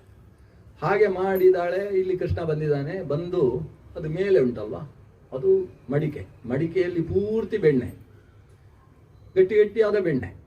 ಅದು ಹೊಸದಾದ ನವನೀತ ಅದು. ಅದನ್ನು ಎತ್ತಿದ. ಅದಕ್ಕೋಸ್ಕರ 10 ಅಷ್ಟು ಎತ್ತರದಿಂದ ತೆಗೆಯುವುದಕ್ಕೆ ಅಲ್ಲೇ ಇದ್ದಂತಹ ಒಂದು ಒರಳು ತಂದಿಟ್ಟ. ಒರಳು ಅಂದ್ರೆ ಹೇಗೆ ಅಂತ ಇಂಟರ್ನೆಟ್ ಅಲ್ಲಿ ಸರ್ಚ್ ಮಾಡಿ, ಚೆನ್ನಾಗಿದೆ ಅದು. ಕೆಳಗೆ ದಪ್ಪ ಇರ್ತದೆ, ಮಧ್ಯದಲ್ಲಿ ತೆಳ್ಳಗಿರ್ತದೆ, ಮೇಲೆ ದಪ್ಪ ಇರ್ತದೆ. ಅದು ಒರಳು. ಅಲ್ಲಿ ಮಧ್ಯದಲ್ಲಿ ಧಾನ್ಯ ಹಾಕಿ ಕುಟ್ಟುವುದಕ್ಕೆ ಇರುವಂತಹದ್ದು. ಆ ಒರಳು ತಂದು ಇಟ್ಟು ಮೇಲಿನಿಂದ ಬೆಣ್ಣೆ ತೆಗೆದು ಆ ಬೆಣ್ಣೆಯ ಪಾತ್ರೆಯನ್ನು ಆ ಒರಳಿನ ಮಧ್ಯದ ಹೊಂಡ ಉಂಟಲ್ಲ ಅದರಲ್ಲಿ ಕರೆಕ್ಟ್ ಸರಿಯಾಗಿ ಸೇರಿಸಿ ಇಟ್ಟ. ಅವನು ಒಂದು ಕಲಾವಿದ, ನೋಡ್ಲಿಕ್ಕೆ ಒಂದು ಚಂದ ಕಾಣಿಸ್ತದೆ ಅಂತ ಅಲ್ಲಿಟ್ಟ. ಇಟ್ಟರೆ ಇಲ್ಲಿ ಮಡಿಕೆ ವೃತ್ತಾಕಾರ, ಅದರ ಮೇಲೆ ತುಂಬಿದಂತಹ ಬೆಣ್ಣೆ, ಇದು ಒರಳು. ಅದಕ್ಕೆ ಸರಿ ಬಾಯಿ ಹಾಕಿ ತಿನ್ನಬೇಕು ಅಂತ ಹೊಸ ರೀತಿಯಲ್ಲಿ ಒಂದು ಭಕ್ಷಣ ಮಾಡುವ ಅಂತ ಇದ್ದಾನೆ. ಸರಿಯಾಗಿ ಬಾಯಿಗೆ ಸರಿಯಾಗಿ ಉಂಟೀಗ ಬೆಣ್ಣೆ. ಅಷ್ಟಕ್ಕೆ ಸರಿಯಾಗಿ ಹೆಂಗಸು ಬರಬೇಕಾ, ಬಂದು ಕೈಯಲ್ಲಿ ರೆಡ್ ಹ್ಯಾಂಡ್ ಕೈಯಲ್ಲಿ ಸಿಕ್ಕಿದ್ರೆ ಇವ ಏನು ಮಾಡ್ತಾನೆ, ಏನಮ್ಮ ಅಂತ ಕೇಳ್ತಾನೆ. ಅದು ಏನು ತಪ್ಪು ಮಾಡ್ತಾ ಇದ್ದಿ, ಬಾ ಮೊನ್ನೆ ಸುಳ್ಳು ಹೇಳಿದಿ ನಿನ್ನ ಅಮ್ಮನ ಹತ್ರ, ಇವತ್ತು ಸಿಕ್ಕಿದಿ, ಸರಿ ಮಾಡಿಸ್ತೇನೆ ನಿನ್ನ ಅಮ್ಮನ ಹತ್ರ, ನಿನಗೆ ಸರಿ ಅಥವಾ ಚಿಕಿತ್ಸೆ ಮಾಡಿಸ್ತೇನೆ ಅಂತ ಹೇಳಿದ್ನು. ಅದು ನಾನೇನು ತಪ್ಪು ಮಾಡಿದೆ, ಬೆಣ್ಣೆ ಕದೀತಾ ಇದ್ದಿ. ನಾನು ಕದ್ದದ್ದಲ್ಲ, ಇವೊಂದು ಕಥೆಯೇ ಬೇರೆ, ದೊಡ್ಡ ಕಥೆ. ನಾನು ಕದೀಲಿಕ್ಕೆ ಬಂದದ್ದಲ್ಲ, ಮತ್ತೇನು ಅದು. ನಿನ್ನೆ ನೀವು ನೀರು ತರಲಿಕ್ಕೆ ಅಲ್ಲಿ ಹೋಗ್ತಾ ಇದ್ರಾ, ಕಥೆ ಶುರು ಮಾಡಿ. ನಿನ್ನೆ ನೀರು ತರಲಿಕ್ಕೆ ಅಲ್ಲಿ ಹೋಗ್ತಾ ಇದ್ರಿ, ನಿಮ್ಮನ್ನು ನೋಡಿದರೆ ನನಗೆ ಎಷ್ಟು ಖುಷಿ ಆಯಿತು ಅಂದರೆ, ನಿಮ್ಮ ಮುಂದೆ ನನ್ನ ಅಮ್ಮ ಯಶೋದೆ ಏನೂ ಅಲ್ಲ ಅಂತೇಳಿ. ಎಂಥ ಸುಂದರಿ, ತ್ರಿಲೋಕ ಸುಂದರಿ ಅಂತ ಇವಳು. ಇವನು ಈ ಪುಟ್ಟ ಮಗು ಮಾತಾಡೋದಿಲ್ಲಿ. ಇಂಥ ಅಷ್ಟು ನಿಮ್ಮನ್ನು ನೋಡಿದ ಮೇಲೆ ಮತ್ತೆ ಇನ್ನೊಂದ್ಸಲ ನಿಮ್ಮನ್ನು ನೋಡಬೇಕು ಅಂತ ಮನೆಗೆ ಬಂದರೆ ನೀವು ಕಾಣಿಸ್ಲಿಲ್ಲ. ಅದಕ್ಕೆ ಏನು ಮಾಡಿದೆ, ಇದನ್ನು ಎತ್ತಿ ಇಲ್ಲಿಟ್ಟಿದೆ ನೋಡಿ, ಥೇಟ್ ನೀವೇ. ಕೆಳಗೆ ದಪ್ಪ, ಮಧ್ಯದಲ್ಲಿ ತೆಳ್ಳಗೆ ದಪ್ಪ, ಮೇಲೆ ಪಾತ್ರೆ, ಅದರಲ್ಲಿ ಬೆಳ್ಳಗೆ ಬೆಣ್ಣೆ. ಆ ಬೆಳ್ಳಗೆ ಅಂದರೆ ಅದೊಂದು ನಗ್ತಾ ಇದೆ ಅಂತ ಅರ್ಥ. ಅದೊಂದು ಕವಿ ಸಮಯ. ನಮ್ಮಲ್ಲೆಲ್ಲ ಗಾದೆ ಕೆಲವೆಲ್ಲ ಒಗಟು ಉಂಟಲ್ಲ, ಹೊಡೆದಾಗ ಅಳ್ತದೆ, ಕೂಡಲೇ ನಗ್ತದೆ. ಏನು, ತೆಂಗಿನಕಾಯಿ ಅಂತ ಉತ್ತರ ಕೊಡಬೇಕು. ಹೊಡೆದಾಗ ನೀರು ಬೀಳ್ತದೆ, ಅಳ್ತದೆ. ಆ ಬೆಳ್ಳಗೆ ಅದು ನಗ್ತದೆ ಅಂತ. ಅಂದ್ರೆ ಬಿಳಿ ಅನ್ನೋದು ನಗುವಿಗೆ ಒಂದು ಪ್ರತೀಕ. ಹಾಗೆ ಇದು ಬೆಳ್ಳಗಿನ ಬೆಣ್ಣೆ, ನಗುದು. ನಿನ್ನ ಮುಖದಲ್ಲಿದ್ದ ನಗುವಿನ ಹಾಗೆ ನಿನ್ನ ಹಾಗೆ ಉಂಟು. ಆ ತಾಯಿಗೆ ಖುಷಿಯಾಗೋಯ್ತಂತೆ. ಖುಷಿಯಾಗಿ ಎಷ್ಟು ಚಂದ ಮಾತಾಡ್ತಿ ಮಗು ಅಂತ ಹೇಳಿ ಅಷ್ಟು ಬೆಣ್ಣೆಯನ್ನು ತಿನ್ನಿಸಿ ಕಳಿಸಿ ಅದನ್ನು ಮುದ್ದು ಮಾಡಿ ಕಳಿಸಿತ್ತು ಅಂತ. ಅಂತಹ ಕೃಷ್ಣ ನಮಗೂ ಒಂದು ವಾಕ್ಪಾಠವನ್ನು ಕೊಡಲಿ ಅಂತ ವಾದಿರಾಜ ತೀರ್ಥರು ಕೇಳ್ತಾರೆ. ಹೀಗೆ ಬಾಲ್ಯದ ಬೆಣ್ಣೆ ಕದಿಯುವುದೇ ಒಂದು ದೊಡ್ಡ ಕಥೆ. ಆದರೆ ಬೆಣ್ಣೆ ಕದಿಯುವುದರ ಹಿನ್ನೆಲೆಯಲ್ಲಿ ಇರ್ತಕ್ಕಂಥ ಭಾವ ಏನು? ಇವರೆಲ್ಲ ಸಾಧಕ ಸ್ತ್ರೀಯರು, ಗೋಪಿಕಾ ಸ್ತ್ರೀಯರು ಅಂದರೆ ಸಾಮಾನ್ಯರಲ್ಲ. ಈ ಜನ್ಮದಲ್ಲಿ ಮೋಕ್ಷವನ್ನು ಪಡೆಯುವುದಕ್ಕೆ, ಕೃಷ್ಣ ಭಕ್ತಿಯನ್ನು ಕಾಮಭಕ್ತಿ ನಡೆಸುವುದಕ್ಕೋಸ್ಕರ ಹುಟ್ಟಿದಂತಹ ದೇವತಾ ಅಪ್ಸರ ಸ್ತ್ರೀಯರಿದ್ದಾರೆ. ಅವರಿಗೆಲ್ಲ ಮೋಕ್ಷ ಕೊಟ್ಟರೆ ನಾಳೆ ನಾವು ನೀವು ಕೇಳ್ಬೋದು, ನಾನು ಭಾಗವತ ಸಪ್ತಾಹ ಮಾಡಿದ್ದೇನೆ, ಅದು ಕೂಡ ನನ್ನ ಗುರುಗಳ ಮನೆಯಲ್ಲಿ, ನನಗೇ ಮೋಕ್ಷ ಕೊಡಲಿಲ್ಲ ನೀನು, ಅವರಿಗೆಲ್ಲ ಕೊಟ್ಟಿಯಾ ಅಂತ ಯಾರಾದರೂ ಆಕ್ಷೇಪ ಮಾಡಿದರೆ, ಅವರ ಬೆಣ್ಣೆ ಕದ್ದಿದ್ದೆ ನಾನು, ಅದಕ್ಕೆ ಏನಾದರೂ ಪ್ರತಿ ಕೊಡಬೇಕಲ್ವ, ಅದಕ್ಕೋಸ್ಕರ ಮೋಕ್ಷ ಕೊಟ್ಟದ್ದು ಅಂತ ದೇವರು ಹೇಳಬೇಕು. ಒಂದು ಬೆಣ್ಣೆ ಅನ್ನುವುದನ್ನು ನಿಮಿತ್ತವಾಗಿಸಿ ಅವರ ಮನಸ್ಸಿನಲ್ಲಿ ಭಕ್ತಿ ನವನೀತವನ್ನೆಲ್ಲ ಉಕ್ಕಿಸಿ ಅವರಿಗೆಲ್ಲ ಮೋಕ್ಷವನ್ನು ಕೊಡುವ ಕೆಲಸವನ್ನು, ಮೋಕ್ಷಕ್ಕೆ ಬೇಕಾದ ಸಾಧನೆಯನ್ನು ಮಾಡಿಸುವ ಕೆಲಸವನ್ನು ಕೃಷ್ಣ ತನ್ನ ಬಾಲ್ಯಲೀಲೆಯ ಮೂಲಕ ಮಾಡಿಸಿದ್ದಾನೆ. ಈಗ ಗೋಪಾಲಕ ಕೃಷ್ಣ ಅಂತ, ಗೋವುಗಳನ್ನು ಕಾಡಿನಲ್ಲಿ ಮೇಯಿಸುವ ಕೆಲಸ. ಇವನ ಗೆಳೆಯರೆಲ್ಲ ಇದ್ದಾರೆ, ಬಲರಾಮನು ಒಟ್ಟಿಗಿದ್ದಾನೆ. ಬಲರಾಮ ಹೇಳ್ತಾನೆ, ಕೃಷ್ಣ ನಮ್ಮ ಹುಡುಗರು ಯಾಕೋ ಮುಖ ಎಲ್ಲ ಸ್ವಲ್ಪ ಸಪ್ಪೆ ಆಗಿದೆ ಅಲ್ಲೋ ಈಗ, ಮಕ್ಕಳ ಹತ್ರ ಕೇಳ್ತಾನೆ ಕೃಷ್ಣ, ಏನು ಮಕ್ಕಳೇ, ನಮಗೆಲ್ಲ ಹಸಿವು, ಏಕಾದಶಿ ಅಲ್ಲ ಅವತ್ತು, ಅಂತೂ ಮನೆಯಲ್ಲಿ ಫಲಾಹಾರ ಮಾಡಲಿಲ್ಲ, ಬೆಳಗ್ಗೆ ಗಂಜಿ ಊಟ ಆಗಲಿಲ್ಲ, ಅವರಿಗೆ ಹಸಿವು ಆಗ್ತಾ ಇದೆ. ಆಗ ಕೃಷ್ಣ, ನೀನಲ್ಲೋ ನಮ್ಮೆಲ್ಲ ಹೊಟ್ಟೆ ತುಂಬಿಸುವ, ಏನಾದರೂ ವ್ಯವಸ್ಥೆ ಮಾಡಬೇಕು ಅಂತ ಕೃಷ್ಣನನ್ನು ದುಂಬಾಲು ಬಿದ್ದರು. ಕೃಷ್ಣ ಹೇಳ್ತಾನೆ, ಸ್ವಲ್ಪ ಮರ ಹತ್ತಿ ನೋಡಿ, ಎಲ್ಲಿಯಾದರೂ ಏನಾದರೂ ಮನೆ ಕಾಣಿಸಿದರೆ ಹೋಗಿ ಸ್ವಲ್ಪ ಕೇಳಿ ಬರ್ಬೋದು. ಒಬ್ಬ ಮರ ಹತ್ತಿದ. ಮರ ಹತ್ತಿದಾಗ ದೂರದಲ್ಲಿ ಹೊಗೆ ಕಾಣಿಸ್ತಾ ಇದೆ ಅಂತ ಹೇಳಿದ. ಆ ಕೃಷ್ಣ ಹೇಳಿದ, ನನಗೆ ಆಗಲೇ ವಾಸನೆ ಬಂತು, ಒಂದು ಒಳ್ಳೆ ಹೋಮ ಆಗ್ತಾ ಇದೆ ಅಲ್ಲಿ, ಅದು ಹೋಮದ ವಾಸನೆ. ಹೋಮ ಆಗ್ತಾ ಇದೆ ಅಂದರೆ ಹೋಮ ಆದಮೇಲೆ ಊಟದ ವ್ಯವಸ್ಥೆ ಇರ್ತದೆ, ಅದರಿಂದ ಅಲ್ಲಿಗೆ ಹೋಗಿ ತಗೊಂಡು ಬನ್ನಿ. ರಾಮಕೃಷ್ಣರು ಬಂದಿದ್ದಾರೆ, ಹಸಿದಿದ್ದಾರೆ ಅಂತೇಳಿ, ಅದು ಬಿಟ್ಟು ನಮಗೆ ಹಸಿವಾಗಿದೆ ಅಂತೆಲ್ಲ ಹೇಳಿಕ್ಕೆ ಹೋಗಬೇಡಿ. ಒಂದು 4 ಜನ ಹುಡುಗರು ಓಡಿ ಹೋದ್ರು.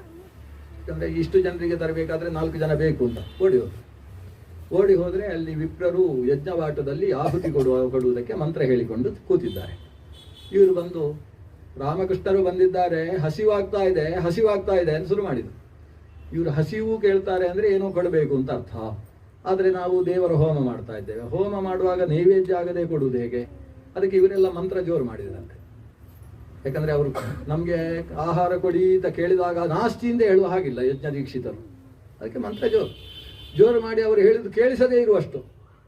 ಇವರು 1-2 ಬಾರಿ ಕೇಳಿದರು, 3ನೇ ಬಾರಿ ಕೇಳಲಿಕ್ಕೆ ಶುರು ಮಾಡಿದಾಗ ಮಂತ್ರ ಗಟ್ಟಿ ಆಗ್ತಾ ಇದೆ, ಇದು ಕೊಡುವುದಿಲ್ಲ. ಅವರು ಕೂಡ ಕೃಷ್ಣನಲ್ಲಿ ಬೆಳೆದವರಲ್ಲ, ಬುದ್ಧಿ ಚೆನ್ನಾಗಿದೆ ಅವರಿಗೆ. ಅದು ಯಾಕಂದರೆ ನಾಸ್ತಿಯಿಂದ ಕೆಲವು ಸಲ ಹೇಳಲಿಕ್ಕೆ ಆಗದೆ ಹೋದರೆ ಕೆಲವು ಮಾರ್ಗಗಳು ಏನು ಅಂದರೆ, ನಾಳೆ ಕೊಡ್ತೇನೆ ಅಂತ ಒಂದು, ಯಸ್ಯ ಕಿಂಚಿನ್ನದಾತವ್ಯಂ ತಸ್ಯ ದೇಯಂ ಕಿಮುತ್ತರಂ, ಅವನಿಗೆ ಕೊಡಲಿಕ್ಕೆ ಮನಸ್ಸಿಲ್ಲ, ಏನು ಉತ್ತರ ಕೊಡಬೇಕು? ಅದ್ಯ ಸಾಯಂ ಪುನಃ ಸಾಯಂ ಪ್ರಾತಃ ಪುನಃ. ಇವತ್ತು ಶುಕ್ರವಾರ ಬಂದಿದ್ದೀರಲ್ವ, ನಾವು ಕೊಡೋದಿಲ್ಲ, ನಾಳೆ ಬನ್ನಿ. ನಾಳೆ ಬಂದರೆ ಬ್ಯಾಂಕ್ ಇವತ್ತು ರಜೆ ಅಲ್ವಾ ಅಂತ ಅವನಿಗೆ ಹೇಳಬೇಕು. 3 ದಿವಸ, ಈಗ 4ನೇ ದಿವಸ ಬರೋಲ್ಲ, ಅರ್ಥ ಆಗ್ತದೆ ಅವನಿಗೆ. ಅದೇ ಕ್ರಮದಲ್ಲಿ ಅವನು ಹೇಳಿದ್ದನ್ನು ಕೇಳಿಸದೇ ಇರುವ ಹಾಗೆ ನಾಟಕ ಮಾಡುವುದು ಕೂಡ ಒಂದು ಕ್ರಮ. ನಿಷೇಧ, ಷಡ್ವಿಧವಾದ ನಿಷೇಧದಲ್ಲಿ ಇದು ಕೂಡ ಒಂದು. ಈ ಹುಡುಗರು ಕೃಷ್ಣನ ಹತ್ರ ಹೇಳಿದ್ರು, ಅಲ್ಲಿ ಮಂತ್ರ ಜೋರಾಗ್ತಾ ಇದೆ ಅಂತ. ಕೃಷ್ಣ ಹೇಳ್ತಾನೆ, ನೀವು ಯಾರ ಹತ್ರ ಹೋಗಿ ಕೇಳಿದ್ರು?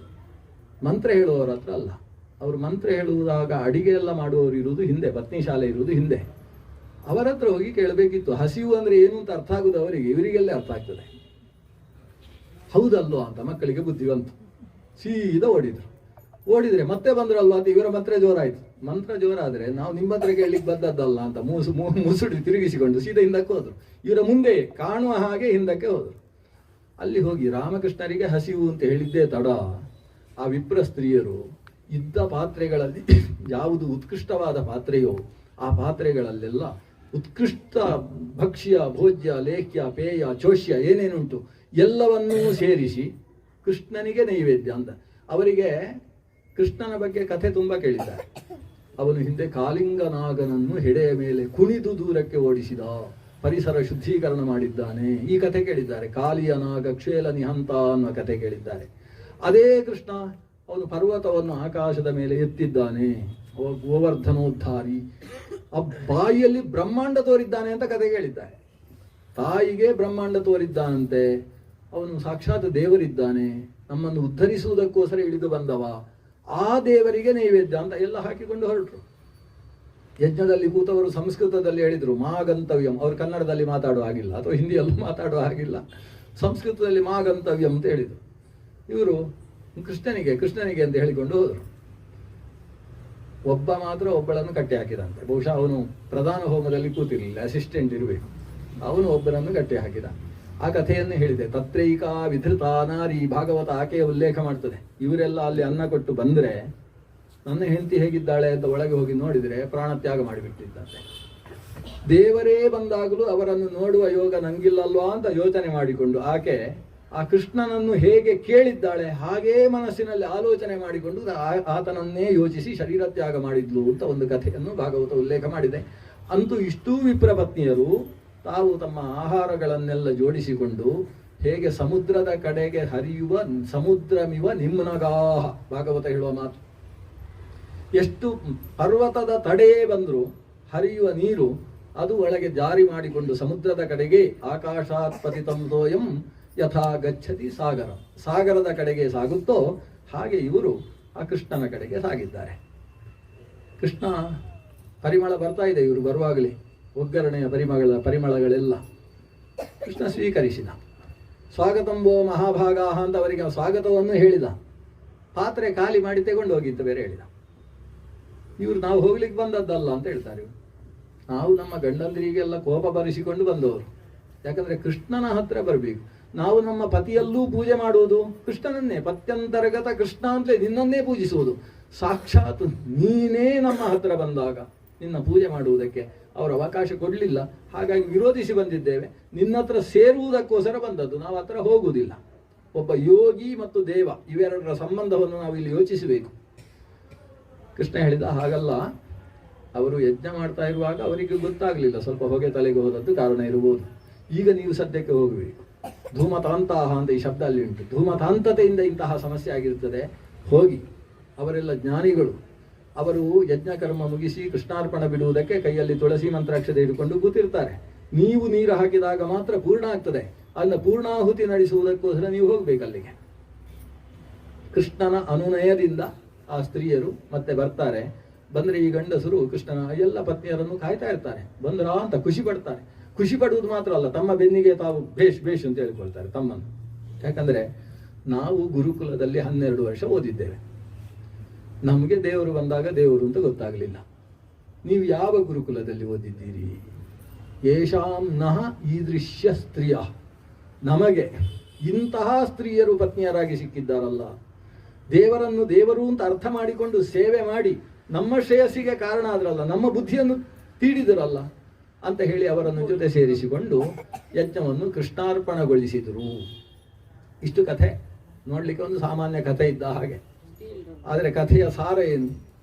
ದೇವರನ್ನು ಕಾಣುವುದಕ್ಕೆ ತರ್ಕ ಸಾಕಾಗುವುದಿಲ್ಲ, ಕೇವಲ ಬೌದ್ಧಿಕವಾದ ವಿವೇಚನೆಗಳು ಸಾಕಾಗುವುದಿಲ್ಲ. ಅದರ ಹಿನ್ನೆಲೆಯಲ್ಲಿ ಬುದ್ಧಿ ಬೇಕು, ಭಾವ ಬೇಕು, ಭಕ್ತಿ ಬೇಕು. ಭುವಿ ಭಾವುಕಾಹ ಅಂತ ಅದನ್ನು ಹೇಳಿದ್ದು. ಭಾವ ಇದ್ದವನಿಗೆ, ಭಕ್ತಿ ಇದ್ದವನಿಗೆ ದೇವರು ಸಿಗ್ತಾನೆ. ನಂಬಬೇಕು. ನಂಬಿಕೆ ಅನ್ನುವುದು ಇಲ್ಲದ ಕೇವಲ ತಾರ್ಕಿಕತೆ, ಕೇವಲ ಬೌದ್ಧಿಕತೆ, ಕೇವಲ ವಿಮರ್ಶಾ ಸ್ಥಿತಿ ಅನ್ನುವುದಕ್ಕೆ ಶುಷ್ಕ ಪಾಂಡಿತ್ಯ ಅಂತ ಹೆಸರು. ಅದನ್ನು ಪಾಂಡಿತ್ಯ ಅಂತ ಕರೆಯುವುದಿಲ್ಲ. ಹಾಗೆ ಅಂತೇಳಿ ಬರೀ ನಂಬಿಕೆ ಇದ್ರೆ ಅದಕ್ಕೆ ಅಂಧಶ್ರದ್ಧೆ ಅಂತ ಹೆಸರು.